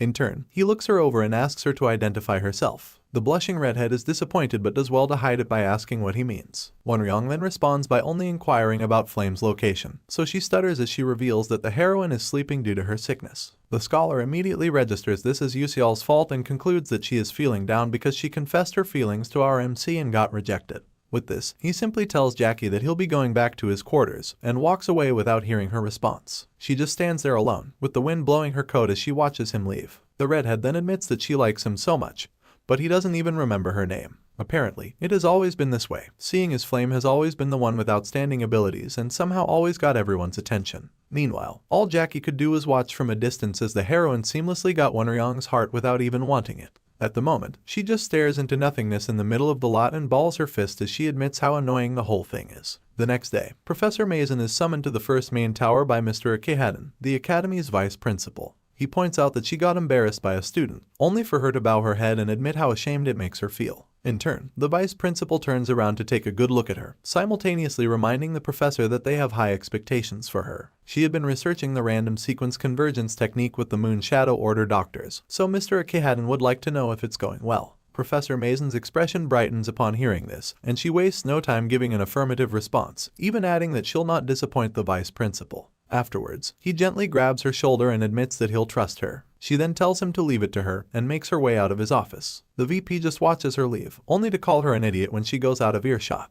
Apparently, he calls her that because she is so blinded by glory that she has no idea that she is being used because. To make things worse, it turns out that Mr. Anicapped is a dark demonic human, so he silently mocks the professor for working for him when her mission as a mage is to fight against his kind. With his hands behind him, he quips that he can't wait for the day alchemic magic engineering will be complete. On the other hand, Altalicia, Miss Mason's assistant, is struggling to keep a stack of papers from falling over, and the other students just watch her as she complains about not being able to see in front of her. Luckily, Beak Yuseol turns up just in time to pick up half of the stack. He then flashes the assistant a smile as he asks if she is okay. They end up in the professor's storage space where they lay the stack of papers to rest, and Altalicia thanks our hero for his help, pointing out that she would have gotten into trouble with her boss if it wasn't for him. He simply brushes her compliments aside as he quips that it's nothing.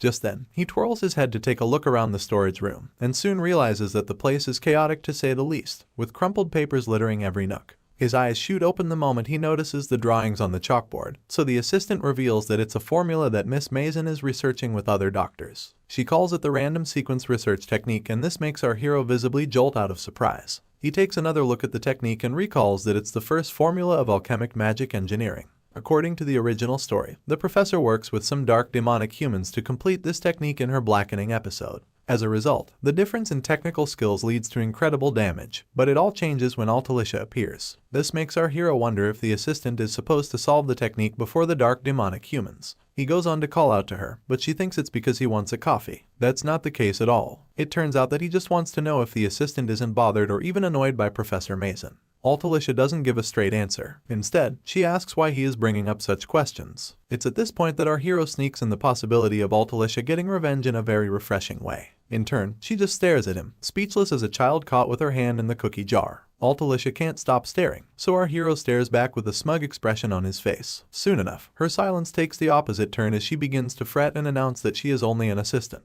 She wonders how she can get revenge, and spirals about having to live on the streets if she gets fired.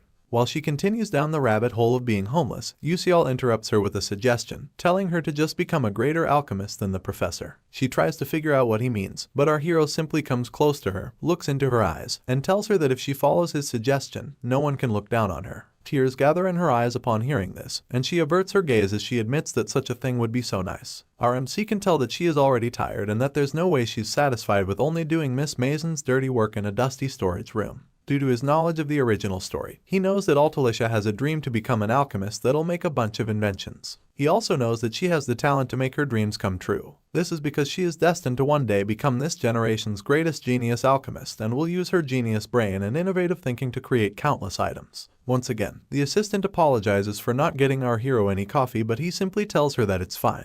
He realizes that the lady before him has been discouraged by reality and had to put her dreams aside. For this reason, he resolves to help her make them come true as soon as possible. Some time passes and so does the first round of Stella exams, after which Yusial pays constant visits to Altalicia. Their most recent meeting is going on at the moment and the assistant is overjoyed as she listens to our hero's opinion of her latest idea. She then tells him that she was thinking of adding a function where the user could change the color of a pen just by pressing a button. In response, our MC chuckles and suggests that she adds an eraser while she is at it. Altalicia easily buys into the idea, seeing as she thinks a mechanical pencil would be perfect. She goes on to scribble in her notepad after this, leaving Yusial to admit to himself that her inventions are now moving along smoothly. The only problem lies in her formulaic solutions, which are unfortunately lacking. As Yusial makes his way down the hallway, he keeps telling himself that he needs to lead the Altalicia to the answer before Professor Mason reaches it. Sadly, it's not as easy as it sounds. Just then, someone calls him an old man and asks what he is spacing out for. He soon realizes that it's Flame, but it doesn't stop her from telling him that he'll bump into something if he continues to space out while walking. Our hero instantly folds his arms as he turns his attention to her. He then follows up by asking who she is calling old. In turn, the heroine also folds her arms and blatantly repeats that she was referring to him. This frustrates Yusial a bit, mostly because he has never told anyone about his age. The only good thing about their last honest conversation is that she has been speaking to him more frequently since then. He just scoffs, tells her that she caught him right on time, and mentions her friend, Jackie. Flame takes this the other way and scrounges her face as she tells our hero that going out with the girl would be a crime. In turn, he basically shrieks and yells that he hasn't even said anything yet. He regains his composure just as quickly, and advises the heroine to keep an eye on her friend. Flame shoots him questioning looks, but they don't stop him from revealing that Jackie might not be in a good condition at the moment. In truth, he is scared that the girl will be influenced by the dark demon erosion and that it will lead to her being in a very unstable state. The heroine finally speaks, admitting that she doesn't understand what our hero is saying and adding that she'll watch Jackie when they go hunting together over the weekend. Yusial thanks her, but keeps in mind that there's only one place that they'll go during this hunting season. It just so happens to be the same location where the 4th episode begins, and it's none other than the Martavis Cemetery. You see, all the main characters including Yusiang, Azel, and Flame are going to be involved in this hunt, seeing as it becomes a huge battle where a 5th-class necromancer appears. Of course, our hero isn't going to do any intervention in the story, but earning the hidden reward that comes with it will be pretty handy during the familiar contract ceremony. For this reason, Yusial approaches Professor Hanwal and hands him his leave pass. In turn, the professor takes a good look at it and discovers that our hero wants to leave under the grounds of training. He then quips that it's not like the boy can learn anything about swordsmanship or chivalry at Stella Academy. Our hero begs the professor's pardon, but he quickly clears his throat and acts like he didn't say anything. After this, Yusial notices something on Mr. Hanwal's desk, and upon closer inspection, realizes that it's Yusiang's leave request. He then decides to bring up the topic to see what the professor will say. Our MC starts by mentioning that there are many students requesting leaves to go hunt, and without looking up, Professor Hanwal reiterates that they are all heading to the Martavis Cemetery for club activities, or to try and win points. In response, the hero points out that he was right, adding that although Yusiang and Wenryong have high marks, they're still proving their diligence by going hunting for points. This gets the professor to look up from the documents he was checking out, and he tells our hero that Yusiang is actually heading home. As it turns out, Wenryong is only going because of Flame. Yusial's brows shoot up as worry begins to consume him. This is because he is certain that the others won't be able to defeat the necromancer's attacks without the help of Yusiang. To make things worse, our hero knows that the scholar wouldn't head home without a specific incident, and is now left wondering what has gotten into him this time.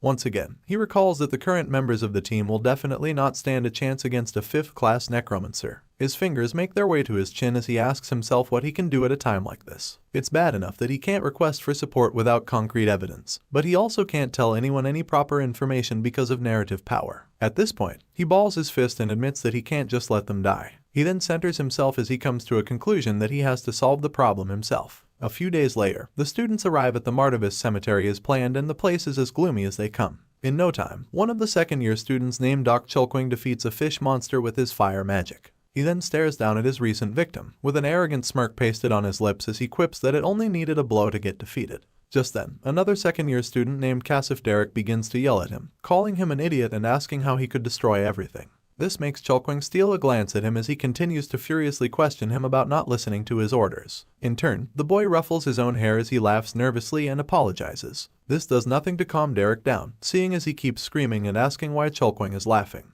At this moment, Bandion just tells him to leave the boy be, because talking too much will only tire him out. Azel, who has been right behind her, stays quiet the whole time, only to get told that she doesn't need to worry about guys like Derek and his friend. As she quips that she understands, both boys give in to the urge to remind them that they can hear their conversation. Miss Dion doesn't seem to care about that, so Derek tells her to shut up and watch her mouth in front of a new student. The fake heroine just watches as the girl laughs and proclaims that she doesn't want to shut up, and as they begin what seems like a staring game, Azel retires to her thoughts. The only reason she came with these people was because they claimed to have an empty seat in their club, not to mention the fact that they are allowed special leaves from the academy. It's just an added bonus that they also don't seem like bad people. At this point, Dion interrupts Azel's train of thought as she tells her to come along, and she perks up as she gives an affirmative response. Just then, a loud noise fills the atmosphere and is accompanied by a bright light.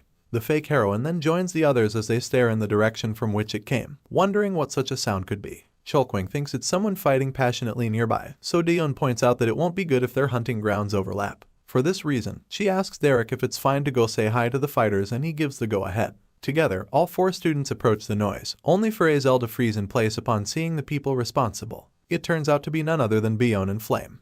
Flame and Bion are still on each other's throats when the others arrive, and Azel just watches as they go on about who caught the predate fish first. She acknowledges that the predate fish is pretty big and that it's of a difficulty level of 3. In fact, it has become obvious that they're in a battle to raise more points, but she says nothing on the matter because it'll only complicate things some more, not to mention the fact that it'll make her speak with the younger sister of the enemy who took her father's life. She plans to leave rather quickly, but Derek interrupts Flame and Bion, calling them his juniors and asking that they express their concerns to him, seeing as he's their senior. The princess is quick to tell him to shut up, adding that he should be on his way, and in response, Derek tries to challenge her for what she said. Unfortunately, she just piles on as she tells him to act like a senior if he's actually one. Suddenly, the ground begins to rumble, putting their petty arguments in perspective. In no time, skeleton hands begin to find their way out of the soil until the students come face to face with a bunch of undead soldiers. Meanwhile, Beak Yusial is on a part of the cemetery that bears a warning never to be entered alone. The baffling part of all of this is that he's busy gaining more and more EXP in this restricted area. In such a short amount of time, he takes down so many predate fish that he's left hoping that he gets to use magic too. This is because he's kinda tired of using only blink. While he keeps looking for something special, his attention is drawn to the part of the cemetery where the others are facing off skeletons. He acknowledges that he has found them, keeping in mind that he doesn't have any opus skills or overwhelming power to sweep away the skeletons like Ma Yuxiang does. For this reason, our hero tells himself that he has to fight in a way that only players can. With this, the fourth arc of the game begins, the Necromancer's attack. Without wasting time, the skeleton general makes a run at Yusial with its murderous eyes and red essence escorting it. Its job is to lead hundreds of other skeletons, and our boy knows for certain that it's one of 3 semi-boss ranked skeleton generals in this arc. He's also certain that he would die immediately if he were to fight against it using his current ability, so he has no plan to face the beast normally. Just as the general makes his way out of the soil, Yusial knocks its head with the hilt of his blade multiple times, and continues doing so despite the golden rule to just watch when a monster is transforming or being summoned. This is because he believes that ignoring such a monster won't help with dealing with it. After attacking this skeleton general ferociously, it turns into a spine staff which our hero wields seamlessly. This spine staff automatically gives him the same authority that the skeleton general possessed. With this, he seeks to enter the midst of the other skeletons. At the same time, Chulkwing and the others are getting surrounded by more skeletons. Flame had almost forgotten that this was the Necromancer's arc, but is now well aware. Worse off, she feels like something feels strange about it because it was Ma Yuxiang that resolved the trouble in the original novel. This time, Azel is with the juniors instead of him, leaving Flame to wonder about Yuxiang's whereabouts and whether or not they have to fight off the 5th class Necromancer with the low-ranking members they have. She squeezes her staff ever so tightly, until she hears from Derek that he sent a rescue request to Stella Academy using his pocket watch. He then adds that they just have to fight off the skeletons until help comes. Chulkwing also believes that their professors will show up if they can continue fighting for long enough, and Dion brings up the possibility of escaping if they can't fight off their foes. The Fire Princess doesn't think this is the time to be talking about something like that, seeing as the longer they wait, the more the number of attacking skeletons will increase. True to her words, more skeletons make their way towards fresh prey, leaving Bion to advise that they hurry up and return to base camp. One of the skeletons launches itself at a very scared Jackie, and Azel rushes to her rescue by engulfing it in blue flames. She then asks after the well-being of the girl, leaving Chulkwing to call her a newbie and admit that she's pretty good. Azel doesn't even let the compliment land before announcing that their necromancer must be thoroughly prepared. She thinks that there's a possibility a pose vessel was created. This is a technique which involves a necromancer continuously injecting and storing one's mana. You see, even necromancers have a limit to the amount of mana they can use, and if they were to summon skeletons, they would tire out after summoning a dozen 3rd to 4th class skeletons. It becomes obvious to Azel that the necromancer who's controlling a domain this large must have plans to turn them into skeleton mages. Amidst the chaos, Chulkwing can't help but complain about the ever-increasing number of enemies, adding that this must have been planned a long time in advance. On the other hand, Derek feels the need to show some initiative as the leader, so he resolves to use strong magic to sweep away the skeletons in one go. Sadly, one of said skeletons shoots out from the ground beneath him and grabs him by the leg, thus catching him by surprise. Chulkwing fires a spell to get the skeleton off of his friend, but Derek, who did not finish his spell, begins to feel the effects of its rebound. His friend notices that he was mid-cast and warns everyone else to duck. Azel and Dion just stare in shock while the princess is worried about them also being in danger if Derek's spell explodes. Unfortunately, this doesn't stop it from going off. As a result of the explosion, some students are down bad and the survivors, much like Flame, are at their limit. Our heroine takes a quick look around and realizes that most of her colleagues are curled up on the floor, leaving her with barely any mana and not enough time to recover. The worst part of it all is that more skeletons keep popping up. They launch themselves towards her almost immediately and Flame panics as she wonders if this is how she dies. Her opponents are mere inches away from her now and she grips her staff like her life depends on it, only for them to stop just before they can attack her. This leaves the heroine more surprised than ever, and when she looks past the skeletons, she notices Beak Yusial in all his glory. The moment she asks herself how he pulled it off, she notices the skeleton general's spine staff in his hand. If Flame's memory serves her, the skeleton general is much stronger than a normal one and should have an elite skeleton guarding it. This makes it all the more impressive that Yusial defeated it by himself. Despite finding it difficult to believe, Flame is actually relieved that she might get to live now. Afterwards, everyone gets back on their feet and Chulkwing thanks our hero, telling him that they survived because of him. He brushes this aside as nothing, only for Azel to question him about how he got his hands on a skeleton general's head. As usual, he trivializes the issue, smiling and claiming that he got it from some bone soup. In truth, he doesn't want anyone to know that he was waiting at the very spot where the general was summoned, and this leaves Azel unimpressed. Of course, our boy forges forward anyway, clearing his throat and announcing that they should quickly set up some plans. He warns them of how annoying things will get when the necromancer begins to ignore the general to control the skeletons by himself. Chulkwing asks for his plan, so our hero explains that it's impossible to get past this siege. Apparently, he saw that the necromancer had taken control near the base camp and declares that the only way out of this situation is to get the boss. Everyone stares at him as if to find out whether he's serious or not, and after they discover that he is, they begin to complain and scream in revolt, asking if our boy is out of his mind. In turn, Yusial brings up what they learned in school, reminding the others that although necromancers wield the strongest form of necromancy, their body itself is nothing to write home about. Dion points out that the necromancer must have countless guards near them only for our hero to tell her that they can't escape if they don't go for it. Luckily, he already has knowledge of the enemy forces, which consists of 1 skeleton general, 6 elite skeletons, and 50 normal skeleton soldiers. Sadly, the more time passes, the more these numbers will grow, making now the only opportunity they have to fight like hell. Yusial is still wondering how to convince everyone else when someone from behind quips that they can defeat the boss. He turns to look at the person, only to find that it's Flame. She goes on to vouch for our hero, telling the others that although he may look stupid, he actually possesses experience in battle strategy. Dion backs her up, pointing out the necromancer won't expect them to attack anyway. Chulkwing shoots Dion a skeptical look and then tells our MC that they'll work with him only because the two of them can't escape by themselves. Much to his surprise, even Dion supports trying what they can before the necromancer catches on. Meanwhile, their major opponent is lurking around, happy that he gets to meet the chicklings of Stella Academy at his cemetery. He has to get the Dark Demonic Union to stop looking down on him, and it entails turning these chicklings into skeleton mages. The necromancer is from the Mage Tower of Darkness and is a 5th rank mage known as Sabihyuk.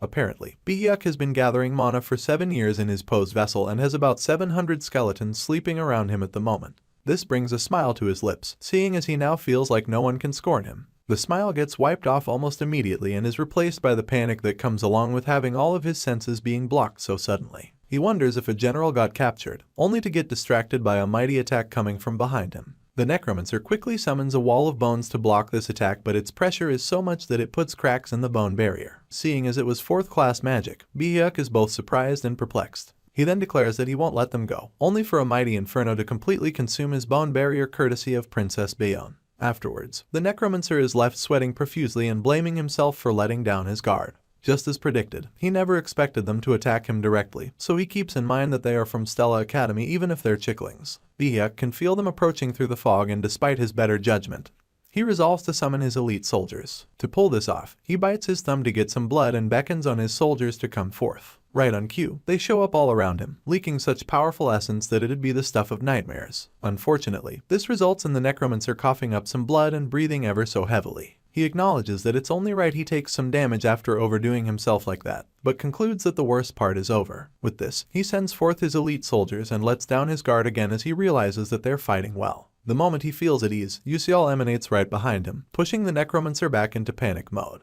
He twirls in a frenzy and asks for our hero's identity. In response, he only cracks a devious smile. More questions escape Bihak's lips, but our MC doesn't grant him any answers. Apparently, the necromancer had been keeping an eye on all the Stella Academy students using the vision of his skeletons, so he's left wondering how Yusial managed to escape them all. It's at this moment that he notices that our boy is holding his skeleton general like a staff, and he wastes no time smashing it against the ground. As he crushes what's left of the general, the necromancer coughs up even more blood, scolding himself for thinking too lightly of his opponents. All he can do now is stare at our hero and wonder if this is the true strength of Stella Academy students. In truth, Yusial is equally freaking out, seeing as this isn't what he planned. He had thought that Chilkwang and Dion would quickly round up the generals and come to his aid, but because the necromancer summoned more elite soldiers, they seem to still be caught up. Our boy bows his head as he wonders if he's going to have to fight alone when he's the weakest among them. He's still considering running for his life when Bihak coughs up some blood once again, giving it away that the necromancer is also not in good shape. He also realizes that his opponent has internal injuries courtesy of summoning all those elite soldiers, and a smile comes to his lips as he tells himself that he can pull it off. Princess Bayonne is still in the heat of battle when she realizes that the situation is quite dire. She would love to round up her battle and go help out our hero, but it doesn't seem likely. Just then, Jackie calls out to her, pointing to her side and announcing that there's trouble. She goes on to inform the princess about Yusial's one-on-one battle against the necromancer, and this shocks Bayonne to her marrow. She's well aware that our boy is just a first-class mage compared to his opponent who's a fifth-class necromancer. In her eyes, there's no way it'll be a manageable battle. A bright flash of purple light brightens the place after this, and the princess promises to kill our hero if he dies. Meanwhile, Bihak tries to entrap our boy within some huge ribs, but he uses his blink skill to quickly escape its grasp. He then realizes that a follow-up attack is approaching him, so he uses the blink skill in succession and appears mere inches from his opponent. The necromancer is quite startled when this happens and screams that there's no way. Yusial just flashes his usual smile, peels open his jacket, and brings out the 2 cola potions. Apparently, he had prepared them ahead of time because they are excellent for dissolving bones. He pours the contents of the tubes onto Bihak's bone barrier and the dissolution begins, emanating smoke as the bones break down. The necromancer hurls multiple curses at our boy, even calling him a rat-like bastard, and after this, he uses his bone pierce technique to send skeleton phalanges after him. As usual, the blink skill comes into play and Yusial appears right behind his opponent, feeling like everything has fallen into place. Sadly, the moment he seeks to attack the necromancer, Bihak turns to smile at him, and this is signal enough that he has messed up. Almost immediately, skeleton claws pop up from underground and dig a hole through our hero's left leg. Blood and pain escapes him at this moment, and he grits his teeth as he admits that he has been had. With this, our boy quickly puts some distance between himself and his opponent. One look at our MC's condition and the necromancer's happiness returns, leaving Yusial to learn that he's not only a 5th class in name after all. Despite his initial naivete, our boy holds onto his staff and reanalyzes the situation. This reveals that his opponent may be strong but has shown the height of his strength. Our boy keeps his eyes peeled on him and discovers that Bihak is quite tired now, so he resolves to fight him once more. This time, he believes that he'll win. The only downside is the inability to use mind power because of the pain his injury is causing.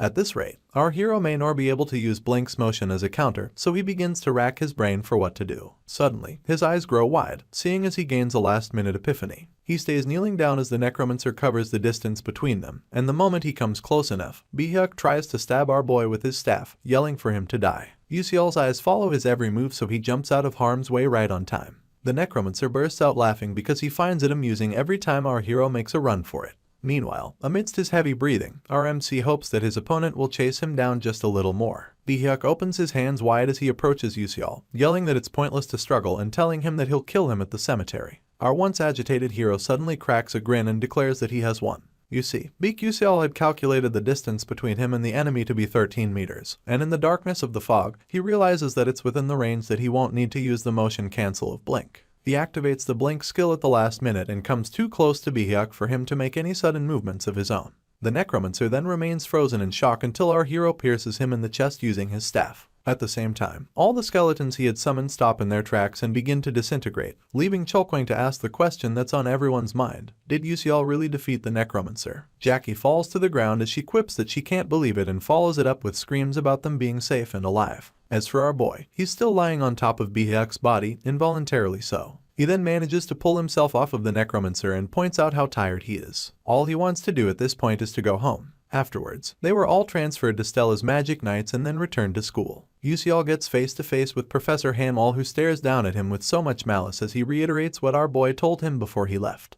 Apparently, Yusial had told him that he was going to train somewhere with good mountains and good air, but the professor doesn't see how that describes the cemetery. He and his bandaged leg apologize to the professor, only to be told that he'll still receive penalty points according to the school's rules. He makes it clear that there are no exceptions, but also points out how amazing it is that he saved the life of his friend while breaking school rules. For this reason, he'll also receive appropriate rewards. All he has to do is await his fate, so Yusial thanks the professor and watches him leave. He heaves a sigh of relief almost immediately and resolves to be on his way. Seeing as he was told to give his thighs a few days to heal up, Yusial is all about resting for now. He catches a glimpse of Azel through the side of his eye and turns to face her. She instantly thanks him for his help earlier and he tells her to just buy him a meal later. The girl falls silent after this, but when our hero seeks to leave, she asks if she can pull off what he did. This stops him in his tracks, so she asks again if she'll be able to do it if she tries. Our boy begins to panic a little, mostly because the original Azel never asked questions like this, and he blames himself for her current state of mind. In his eyes, his interference has only given the girl trials and has never provided her with a chance to overcome. In turn, he tells her that she doesn't need to ask him such a question,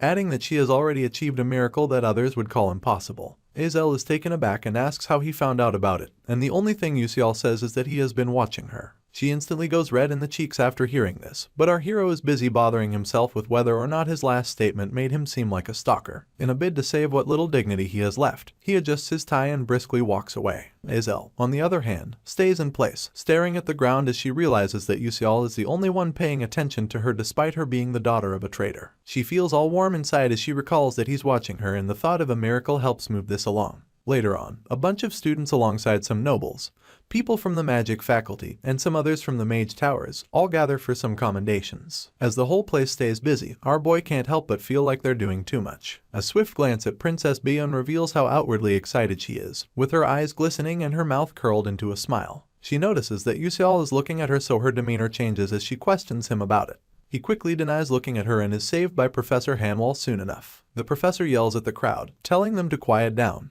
And after this, he announces that he will be handing out commendations to 12 brave students who fought against dark demonic humans. The icing on the cake is that the awards will be given by the headmaster himself. Upon hearing this, all the students including Yusial light up. His eyes follow the headmaster to the stage and he can only see him as the peak of humanity, the 9th class master mage known as Eltman Eltwim. Apparently, he's 300 years old and is known for always putting on a warm smile. This mage warrior is undoubtedly the strongest in the world and is also known to possess the destructive title of Decimator. Well, he doesn't seem like it as he taps Cholquang on the arm and tells him to work hard in the future. Up next, he comes face to face with our hero and Yusial can feel the immense pressure coming from the headmaster. It's so much that he can feel it just by locking eyes with him. This makes him understand what it's like to be in the presence of one of the 10 9th class mages in the entire world. Despite the pressure he's feeling, our hero resolves not to avert his gaze and the headmaster notices this. It pushes him to laughter and he just tells our boy that he's as hardworking as ever, just like he hoped. This only leaves Yusial with more questions and he continues to stay puzzled even after the commendation ceremony comes to an end.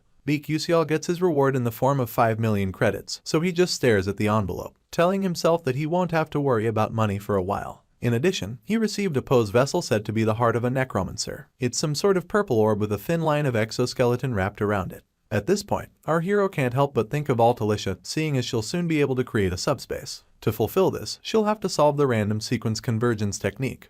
But after that, carrying items around will become easy. Our MC is just glad that the other students passed on the reward to him. As though that wasn't enough, Yusial also gets system rewards for completing the necromancer's attack arc. He gets a boatload of EXP, followed by the Constellation project promising him a downgraded version of an item he used in the game, a downgraded version of a skill he obtained in the game, and finally, some more EXP. Our boy had seen this before, so seeing it again leaves him a bit torn. After taking a closer look at the situation, he announces that he would like to use the EXP to upgrade his blink skill. This is when the memory of how weak he truly was in the last battle comes flooding in, with the hole in his leg proving that he had to improve in some way. For this reason, he concludes that it's pointless to work hard like the others when he can just use his knowledge to go as far ahead as possible. Just like that, Yusial gets a notification about his blink skill reaching its EXP limit and increasing by 1 rank. It becomes a class 2 skill with a maximum charge of 3 as compared to the former max of 2 charges. A glowing golden light surrounds our hero and he can literally feel his skill getting upgraded.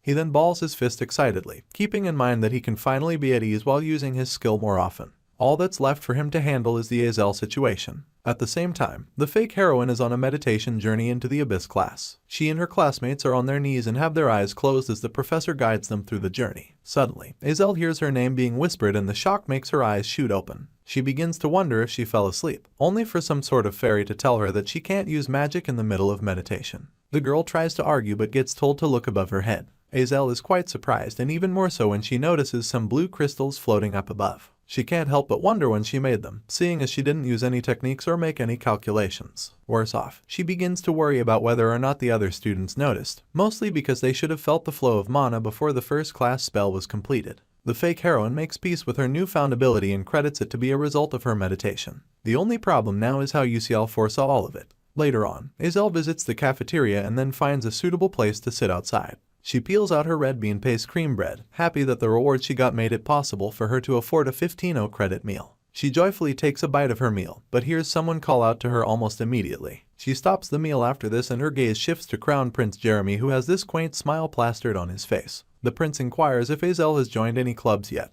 and when she claims that she hasn't, he asks her to join his club. She quickly tugs on her loaf of bread as she asks Jeremy for his conditions, but the prince claims that he doesn't have any, adding that he just likes her and wants her to join. Of course, Azel can tell that he's lying, not to mention the fact that he only wants to use her as a trophy. The moment she looks away, Jeremy curses under his breath and points out that the girl doesn't believe him. He comes closer to her just so he can reiterate that he really doesn't have any conditions, and then squats to whisper in her ear. He tells her that she needs to join his club and stay with him so that he can do all sorts of things for her. It's at this moment that he reminds her of his station, and Azel thinks to herself that she knows about it more than anyone else. As it turns out, the Scalvan Empire and the Adalbert Kingdom have quite the hostile relationship. For this reason, Azel's difficult life would end should the Crown Prince be on her side. It dawns on her that she won't have to get happiness from mere bread, nor would she have to bear the humiliation of being a trader's daughter. Despite it being a terrible idea, the girl seems to lean towards giving a positive response, but the moment the first letter of agreement escapes her lips, Flame shows up and gives her a resounding slap.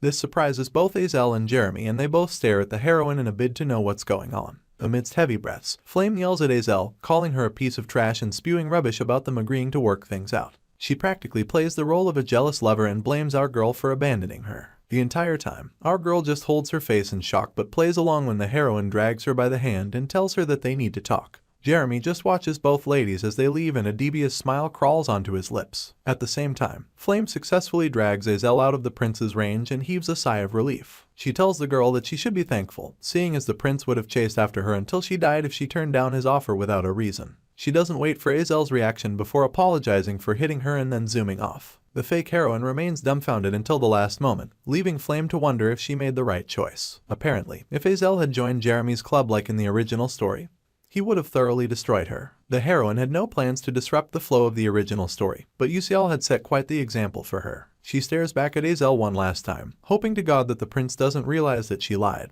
After returning to his chambers, Prince Jeremy has a cup of tea. Flame comes to mind at this point and he finds it cute the way she lied to help her friend. Worse off, he now finds her much more interesting than Azel, so he smiles ear to ear and declares that Flame is the one he wants. It's a new dawn at Stella Academy and all the students of the ANS class are gathered under the guidance of Professor Hanwall. He announces that they'll spend the day carrying out preparations for a monster mock battle and points towards the projection on the wall showing the possible terrains they might be battling in. For clarity, he explains that the students won't be fighting monsters of risk levels 1 or 2 like those they've been fighting until now. The goal is to fight against mid-level monsters with a risk level of 3. As for strategy, the professor makes his students understand that they'll have to form teams, analyze the monsters, and then defeat them using standard tactics. Yusial stays undistracted as he hears that they'll be given some time to practice facing mid-level monsters should they choose to suppress one of them. Apparently, they can locate the geography they want in the Stella Dome and hunt mid-level monsters that suit their respective teams. S-class members will be carrying out the exercise together and they'll all be assessed after 4 days. With this, Professor Hanwell instructs everyone to make teams with a maximum of 6 members and to submit the list to him afterwards. Hazel stands in the corner, anxious as hell because she hates group projects. She then catches a glimpse of 2 girls trying to convince Princess Bion to join their teams, and while they fight over her attention, the princess basks in all of it. The spotlight is obvious to an onlooking Hazel, but it only reminds her of what her life was like before the Adalbits destroyed her family. You see, both families had the same starting points, the Grand Duchy of Malf with the ice attribute, and the royal household of Adalbit with the fire attribute. During a time when both families kept each other in check and controlled the magic world, Bion and Hazel were born as children of genius talent. Back then, Hazel thought she had been chosen, but now, she's full of doubt as to whether or not she can get revenge on Adalbit. She's still standing in the corner when our hero approaches her. He calls out to her, asking if she's alone and breaking her out of her trance while he's at it. Hazel simply stares him down, from his eyes to the smile on his lips, before asking what he wants. In turn, Uasal announces that he would like them to team up. Of course, Princess Bion notices this and can't help but steal glances at our hero from time to time, wondering why he would choose to hang out with the trader's daughter. Meanwhile, Hazel tries to confirm if he's certain about teaming up, but Usial goes on to remind her that the professor never set a minimum number of members per team. For this reason, he'd like the team to comprise the 2 of them only so they can receive bonus points for being a small team. The trader's kid instantly shuns our hero, asking him if he's crazy and wanting to know how he expects the 2 of them to defeat a mid-level monster. The fear is obvious in her eyes, but our boy remains calm as ever, shooting her a wide smile as he asks if she wants to team up or not.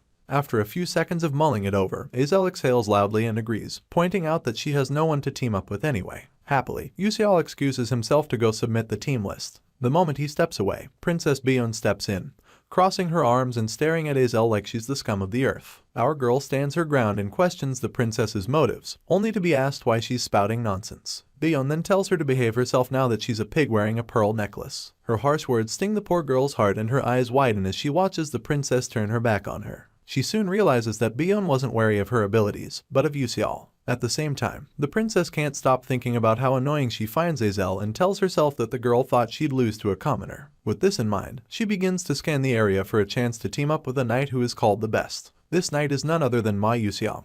The princess calls out to him and he abruptly turns in her direction. He follows up by exchanging pleasantries, only for Bion to go straight to asking if he has formed a team yet. It turns out the knight planned to do the exam alone, but the princess presses him about teaming up with her. A sly smile graces Yuxiang's chin as he wonders why he should do that, so the princess informs him about Yuxial and Hazel teaming up. This comes as a surprise to him and Bion milks it as she speculates that the opposing team won't go for a mid-level monster, but a mid-large special monster. With this new information coming to light, she repeats her proposal to Yuxiang and he finally cracks a smile as he admits that it'll be fun. Apparently, he always wanted to compete against our hero at least once in his life, so the princess declares that they should get on it. She steals more glances at their opposition, promising to defeat them properly this time. The 4 days allotted to preparations pass by in a flash and the monster mock battles finally begin. Professor Hanwell takes center stage as he announces the commencement of the ANS class assessments. One group makes ample use of lightning magic while another uses fire to take out a tree monster named Mugrika. Flame is busy observing this beast and even concludes that she's capable of taking down a mid-level monster like that. She exhales loudly, keeping in mind that she has practiced enough. You see, our girl is well aware that she can't gain reverse bonus points using a special monster's attribute, or even fight a mid-large special monster, but a mid-level monster of risk level 3 sounds perfect for her to gain the highest score. Naturally, 5 first-class mages come together to defeat a monster with risk level of 1, but if you put compatibility, experience, and environmental factors into the mix, the same group can defeat monsters a few levels higher than that. As a light class mage, Flame is unfortunate enough to not be compatible with any other classes, but she hopes everything goes well for Hazel. Sadly, she never formed a team in the original story because of Princess Bion, so she ended up receiving the worst score. The heroine had welcomed the possibility of teaming up with her, but Beak Yusial beat her to it, so she just watches as he and Hazel exchange pleasantries and talk about how he was delayed because he had to use the washroom. Anyway, Flame's mind is at ease now that our hero is on the girl's side, mostly because her future will turn for the better. At this moment, Group 16 rounds up their assessment and Professor Hanwell calls for Group 17, which happens to be Flame. The heroine quickly responds to her professor and makes her way towards the assessment arena, walking past our boy and Hazel while she's at it. For some reason, she had forgotten to lace her shoes, so she trips on them and begins to stumble. Just before she can fall flat on her face, Yuseol comes to her rescue and catches her by the neck of her uniform and exhales as he keeps her stable. Flame abruptly turns to thank him for his help and he swipes this aside, telling her to simply tie her shoelaces. As memory serves, it was fine when Jackie tied the laces for her, but this doesn't stop our hero from offering to help her out. Of course, she turns down his help, keeping in mind that it would have been terrible if she went to fight like this. She quickly laces her shoes and steps into the arena, staff in hand.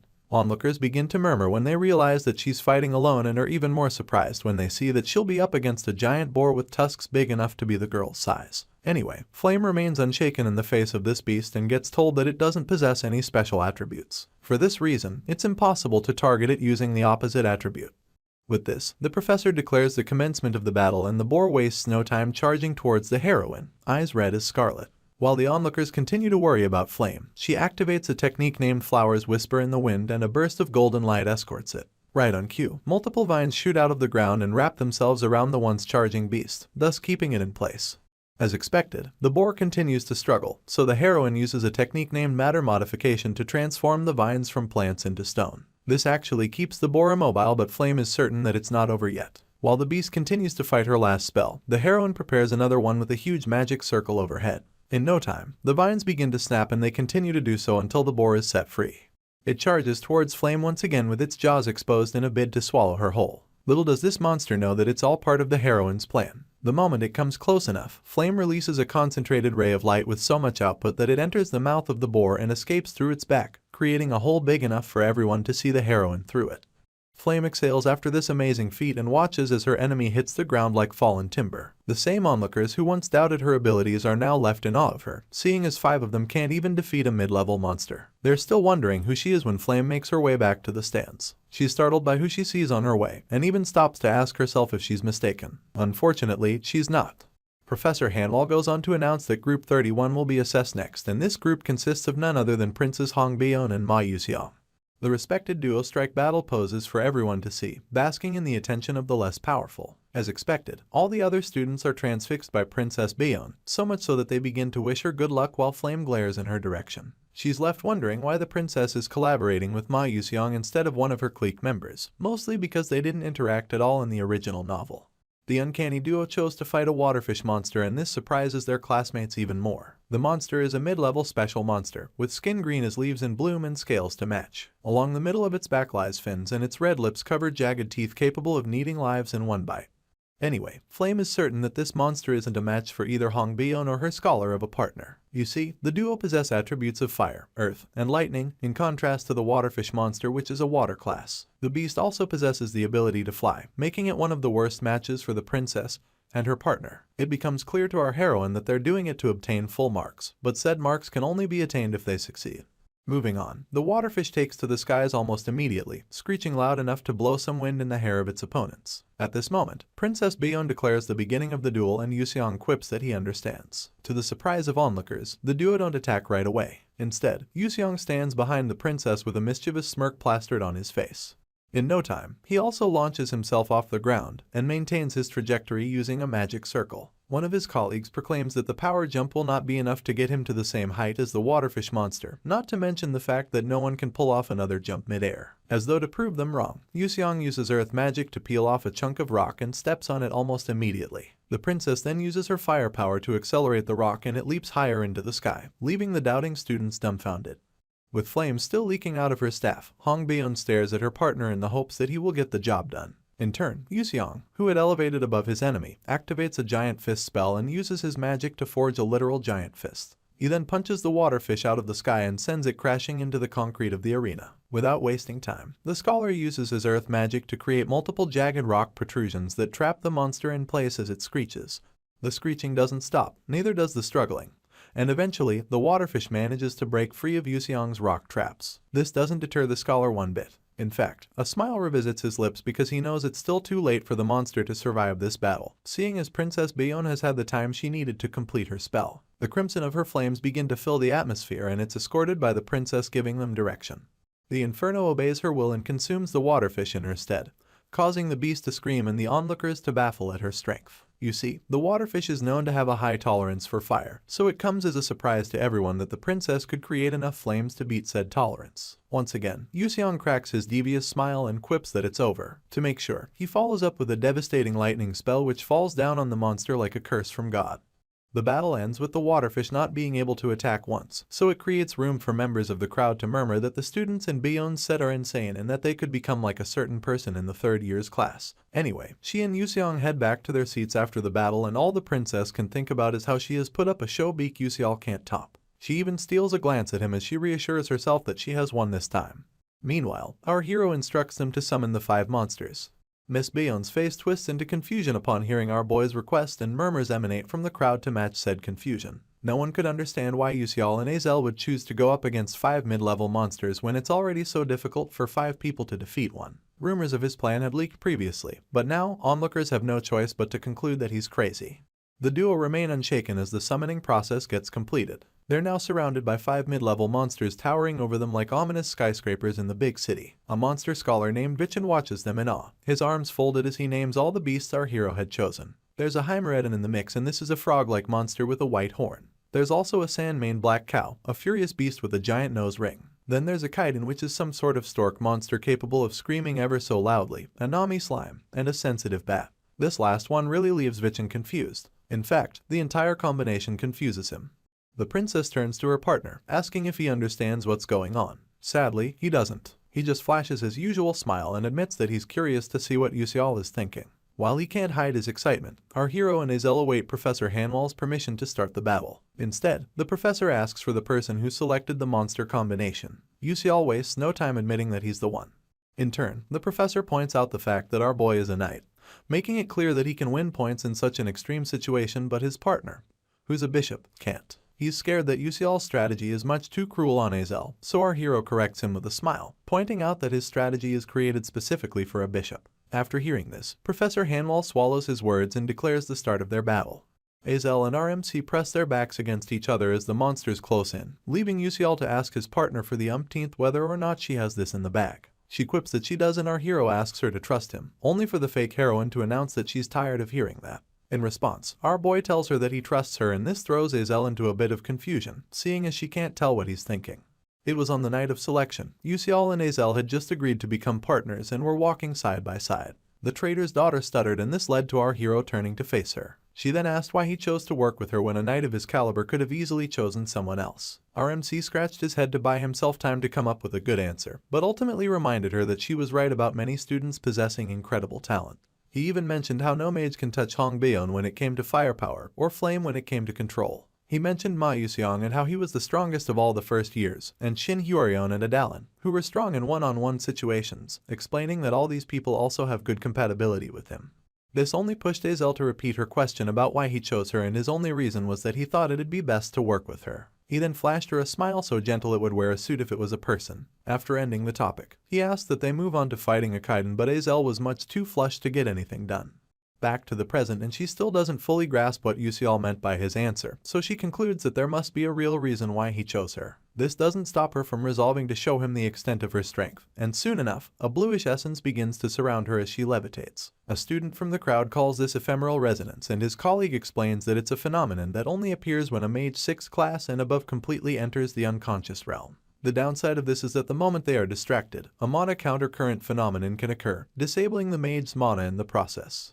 The essence seems to only be growing bigger, leaving everyone that casts their sight on her surprised that a first year is pulling it off. Excited, our hero steals a glance at his partner, acknowledging that she deserves to be called the Lady of Winter. With this, he resolves to get started with their plan to take down 5 mid-level monsters and whips out his wand. Leaping into action, Yuseol activates his blink skill and comes mere inches from the Heimeredon. He instantly slashes the throat of the beast and then takes a step back as he acknowledges that it has been dealt with. Up next is the sand-maned black cow, and the monster gets set off by the blood-red horn of the Heimeredon. It can only see this monster as a target, so it huffs and puffs as it gallops to attack it. It's just as Yuseol predicted. He knew that the key to fighting 5 mid-level monsters was simply to create a situation where they would all be hostile towards each other. True to his thoughts, the dust raised by the mad cow annoyed the hell out of the nail slime, and the sensitive bat couldn't take any more of the Kaiden's screaming. With both hands pressed on the railing, members of the crowd wonder what they're witnessing and are left in shock about the monsters fighting themselves. Yusial cracks his devious smile once again, seeing as everything is going according to plan. He had created this plan based on the borrowing knife strategy, a situation where one doesn't use their own power, but borrows someone else's knife to kill the enemy. Veterans of the Ether world searched and searched for efficient ways to kill many monsters with few people, and it only took forever for them to realize that they could pull this off by using the attributes and characteristics of the monsters. In Yusial's case, the first step is to attack the Heimeredan and put the monster which has a white horn in immense pain. This pain turns the horn red and immediately activates the black cow's urge to attack. Like a domino effect, the black cow raises excessive dust and sand which in turn piss off the Nami slime. The slime has no choice but to create more water and moisture to keep its skin from drying up.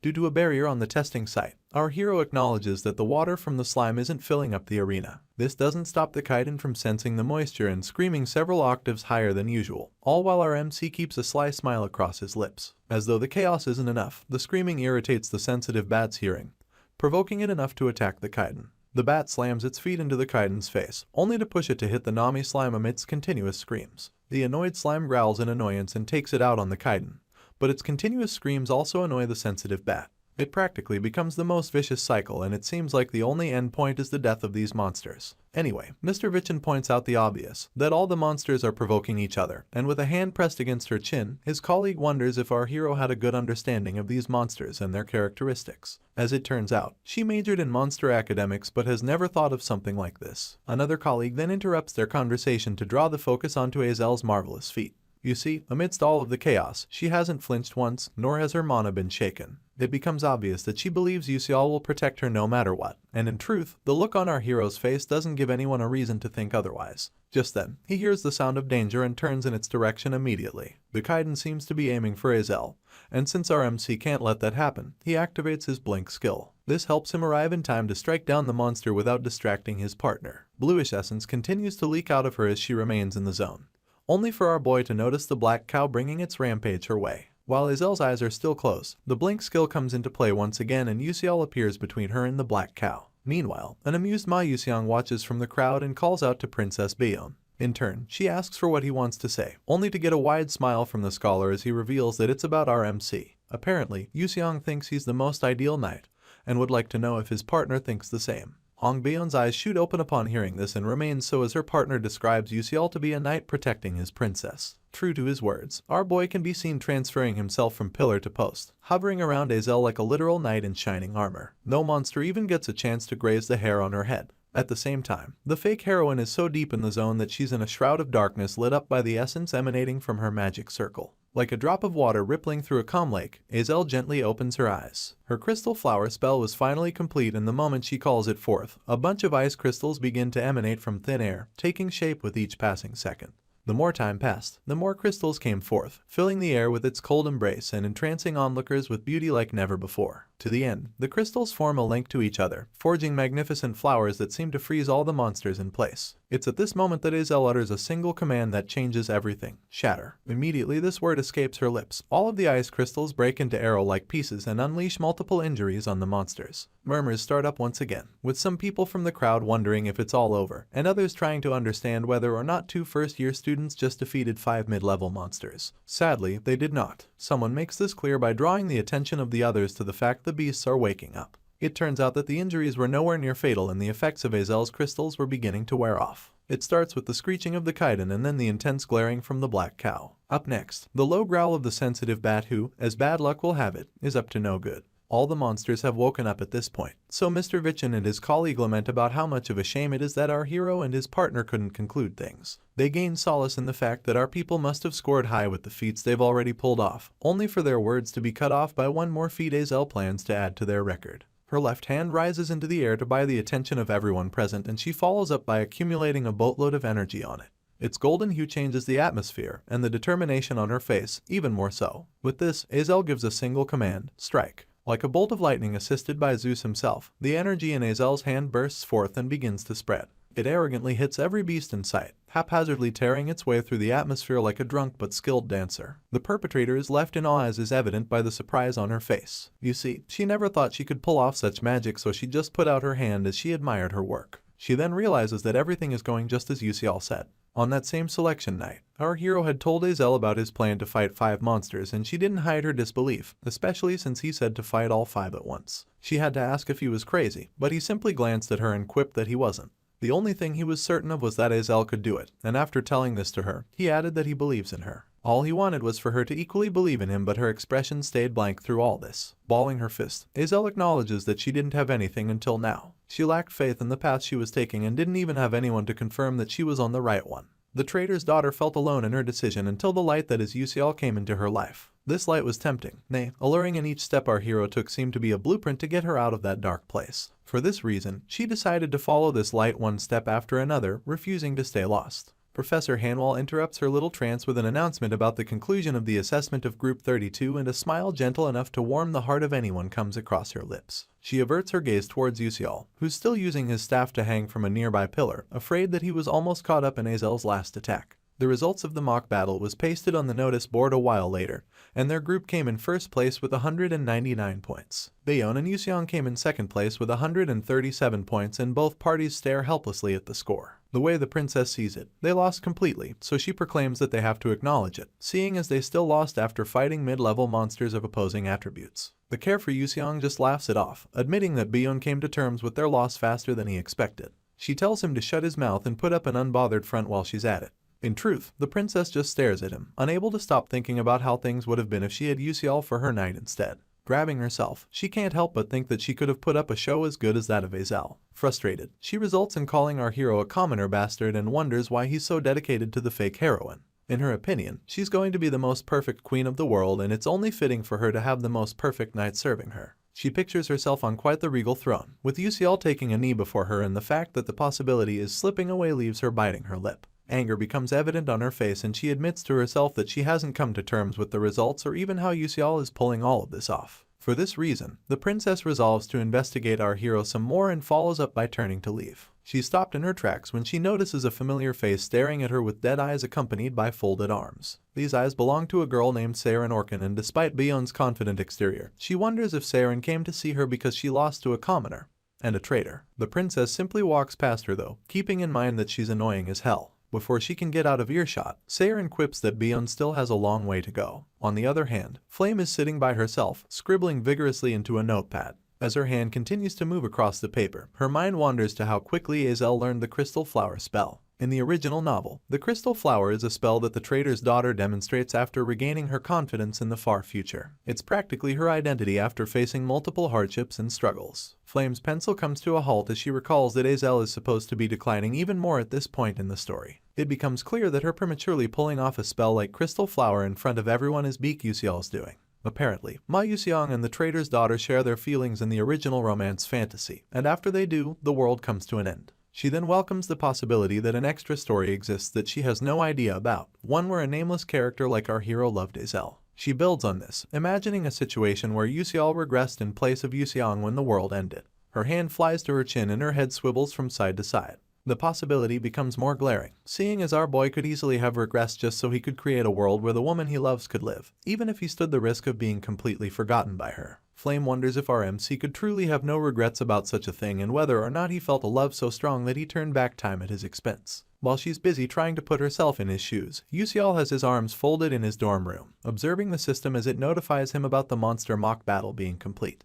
As a reward, he receives a significant amount of experience points, and the Constellation Project promises him additional rewards for continuing the story in a fantastic direction. After this, our hero puts on his thinking cap, wondering what to get as a reward this time. The need to prepare for the incoming episode dawns on him, seeing as he has strengthened his skill to a certain level. With this in mind, he decides to take an item known as Ifanal's Grass Key, and the system buffers for what seems like a lifetime, leaving our boy to sweat in anticipation. After a few seconds, it announces that the search is complete and goes on to distribute the reward. Ifanal's Grass Key, with its silver demeanor, happens to not be an ancient relic. It's actually a super rare class item that only high-ranking players have access to. It's key that connects to a place where deities exist. Yusial's hand meets his chin in contemplation as he thinks of a way to get out of campus. You see, to use the key, he'll need to leave, and the conditions to do that have become harsher since the whole necromancer debacle. Suddenly, our hero's eyes widen as he births the idea to use the club as an escape route. Beak Yusial is all alone in one of the classrooms, hard at work on his assignment. After putting pencil to paper for quite some time, he finally rounds up the assignment and stretches his hands for good measure. The next thing on his list of activities is to find a suitable club, and a smile comes to his lips as he thinks about getting out of campus. Walking up to the notice board, Yusial looks it over, hand to chin, as he wonders which of the clubs best suits his purpose. His eyes scan the Rune Composition Club, the Soul Chess Club, and even the Book Club, but of all these clubs, none of them seem to have permission to leave campus. He puts his thinking cap back on, only to notice that Azel has joined him. He turns to face her, asking if she's also looking to join a club. She gets on the defensive for some reason, asking him if it's such a bad thing to not have joined any clubs. In response, our hero just folds his arms and quips that there must be loads of clubs, asking the heroine to join them. Azel has to remind him about her reputation as a trader's daughter, but Yusial only brings up how popular she has become recently. You see, people's perception of her changed greatly after the mock battle, and the difference is clearer to Azel more than anybody else. She gets back to topic as she proclaims that she still needs to pick out a club carefully. Our MC teases her about going together, and she wonders why he wants to make life difficult for her. While they're talking, Ma Yuseong catches a glimpse of the pair and walks up to Yusial, grabbing his shoulder and flashing a smile of familiarity. Our hero wonders about the sudden change in behavior and wastes no time swiping the scholar's hand off his shoulder. Yuseong follows up by admitting how much he enjoyed our MC's mock battle, not to mention how he led the charge against the necromancers. In essence, the scholar is very impressed by Yusial, but our boy tries to play it off as nothing. Ma Yuseong continues to stare at him though, and he does this until he proclaims that our hero thinks differently from others. His words seem to hold more weight than our MC was ready for, so he's stunned into silence for a split second. Quickly, he regains his composure, claiming that he's only a commoner and that he's always thinking of ways to do things better because of it. Yuseong then makes a joke about our hero making good use of his time, but Yusial is quick to pose him with a question about what he does with his weekends. The scholar cuts out all smiling as he replies that he studies. This becomes the second time our hero is stunned in just this conversation alone. He concludes that Yuseong gave him a formal answer because he asked the question formally, but the scholar doubles down on his initial proclamation, making it clear that he was being serious. He reiterates that he also trains, and Yusial just has to point out how abnormal it is for Yuseong to do that. The scholar agrees with a smile, admitting that he only started it recently. This isn't what our hero expected, seeing as Yuseong didn't start training this early in the original story. He's left wondering why things seem to be hurrying up so much. As it turns out, the scholar partakes in practical dungeon training, and on one occasion, Azel had shown up just in time to save his behind. He refers to her as my lady, and she hates it for reasons best to her. Continuing his analysis, our hero recalls how Yuseong and Flame worked together to defeat Wonryong in the story. This time, Flame was tied up due to our MC's interference, so Yuseong had to meet Wonryong alone. This gets him wondering if it's why Wonryong is also in a weird state, and his signature hand on chin pose comes to play as he realizes that both boys will train more if things continue down this line. Seeing as they are both main characters in the story, their growths will have a positive influence towards the game ending happily. Interrupting our hero's train of thought, Yuseong points out that he still hasn't joined a club even after being in the academy for so long. In his defense, Yuseong claims that he has been pretty busy. For this reason, the scholar cracks a smile and offers him a chance to join his own club. Yuseong doesn't take him seriously, so he proclaims that he'll think about it if Yuseong does things that suit him. For the sake of clarity, the scholar wonders what type of club our hero would like to join, and Yuseong takes the opportunity to list his needs, realistic or not. From wanting a quiet club, to wanting it to have the 4 insurances, down to having cheese tonkatsu for lunch and being able to go out of campus. His demands take the other two a while to come to terms with, especially Azel, who questions him about the 4 insurances he mentioned. In truth, Yuseong only gave his criteria as a joke, knowing full well that no club has everything he listed.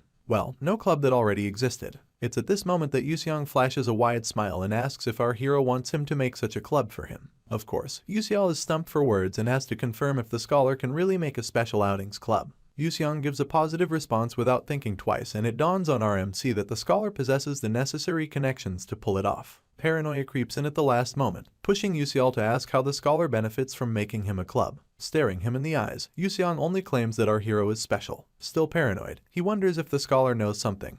Only then does he recall that in the story, Yuseong was pathologically lonely. With this in mind, our boy grants the scholar permission to make him a club, and a certain light comes into Yuseong's life as he hears this. Our hero then gives him a single condition, that he let Azel join the club too. The fake heroine is shocked by this request, as evidenced by her echoing his statement as a question. The way Yuseong sees it, Azel and Yuseong were practically inseparable in the original story, so them being in the same club will give her a chance to care for the scholar mentally. Yuseong calls her Lady Azel once again, claiming that it'd be an honor to have her on the team, and of course, it annoys the living daylight out of her. Yuseong is still wondering if he made the right choice when Yuseong asks about the kind of club they're going to create. Our hero then comes up with an ingenious idea to create a delicious restaurants club. They take up the form and fill in the details, making our hero their leader and clarifying that their goal is to explore as many delicious restaurants as possible. Azel is concerned about whether or not it'll work, seeing as they'll need a guidance professor to give them the seal for special activities, not to mention 4 club members. Almost immediately, Yuseong assures her that he'll take care of the seal and club members, but the issue of a guidance professor will be hard to solve. Our hero doesn't understand why, mostly because he knows the scholar can easily obtain permission for special outings. As it turns out, Yuseong thinks all guidance professors are trash. They brush past the issue just as quickly, with the scholar grabbing their application and announcing that he'll get on the seal. In turn, our hero quips that he'll leave it to him. In his heart, Yuseong acknowledges that only one of those obnoxious bastards could give the stamp for special activities. That evening, as the dimming sun stains the clouds, Yuseong makes his way to the first main tower, and then to the vice principal's office. The man was adjusting a vase when he laid eyes on Yuseong, and immediately he broke into a cold sweat. He refers to the scholar as young master, and Yuseong shoots him a sly smile as he refers to him as his grandfather. And with that, this last chapter finally marks the end of the first season for this incredible manhwa.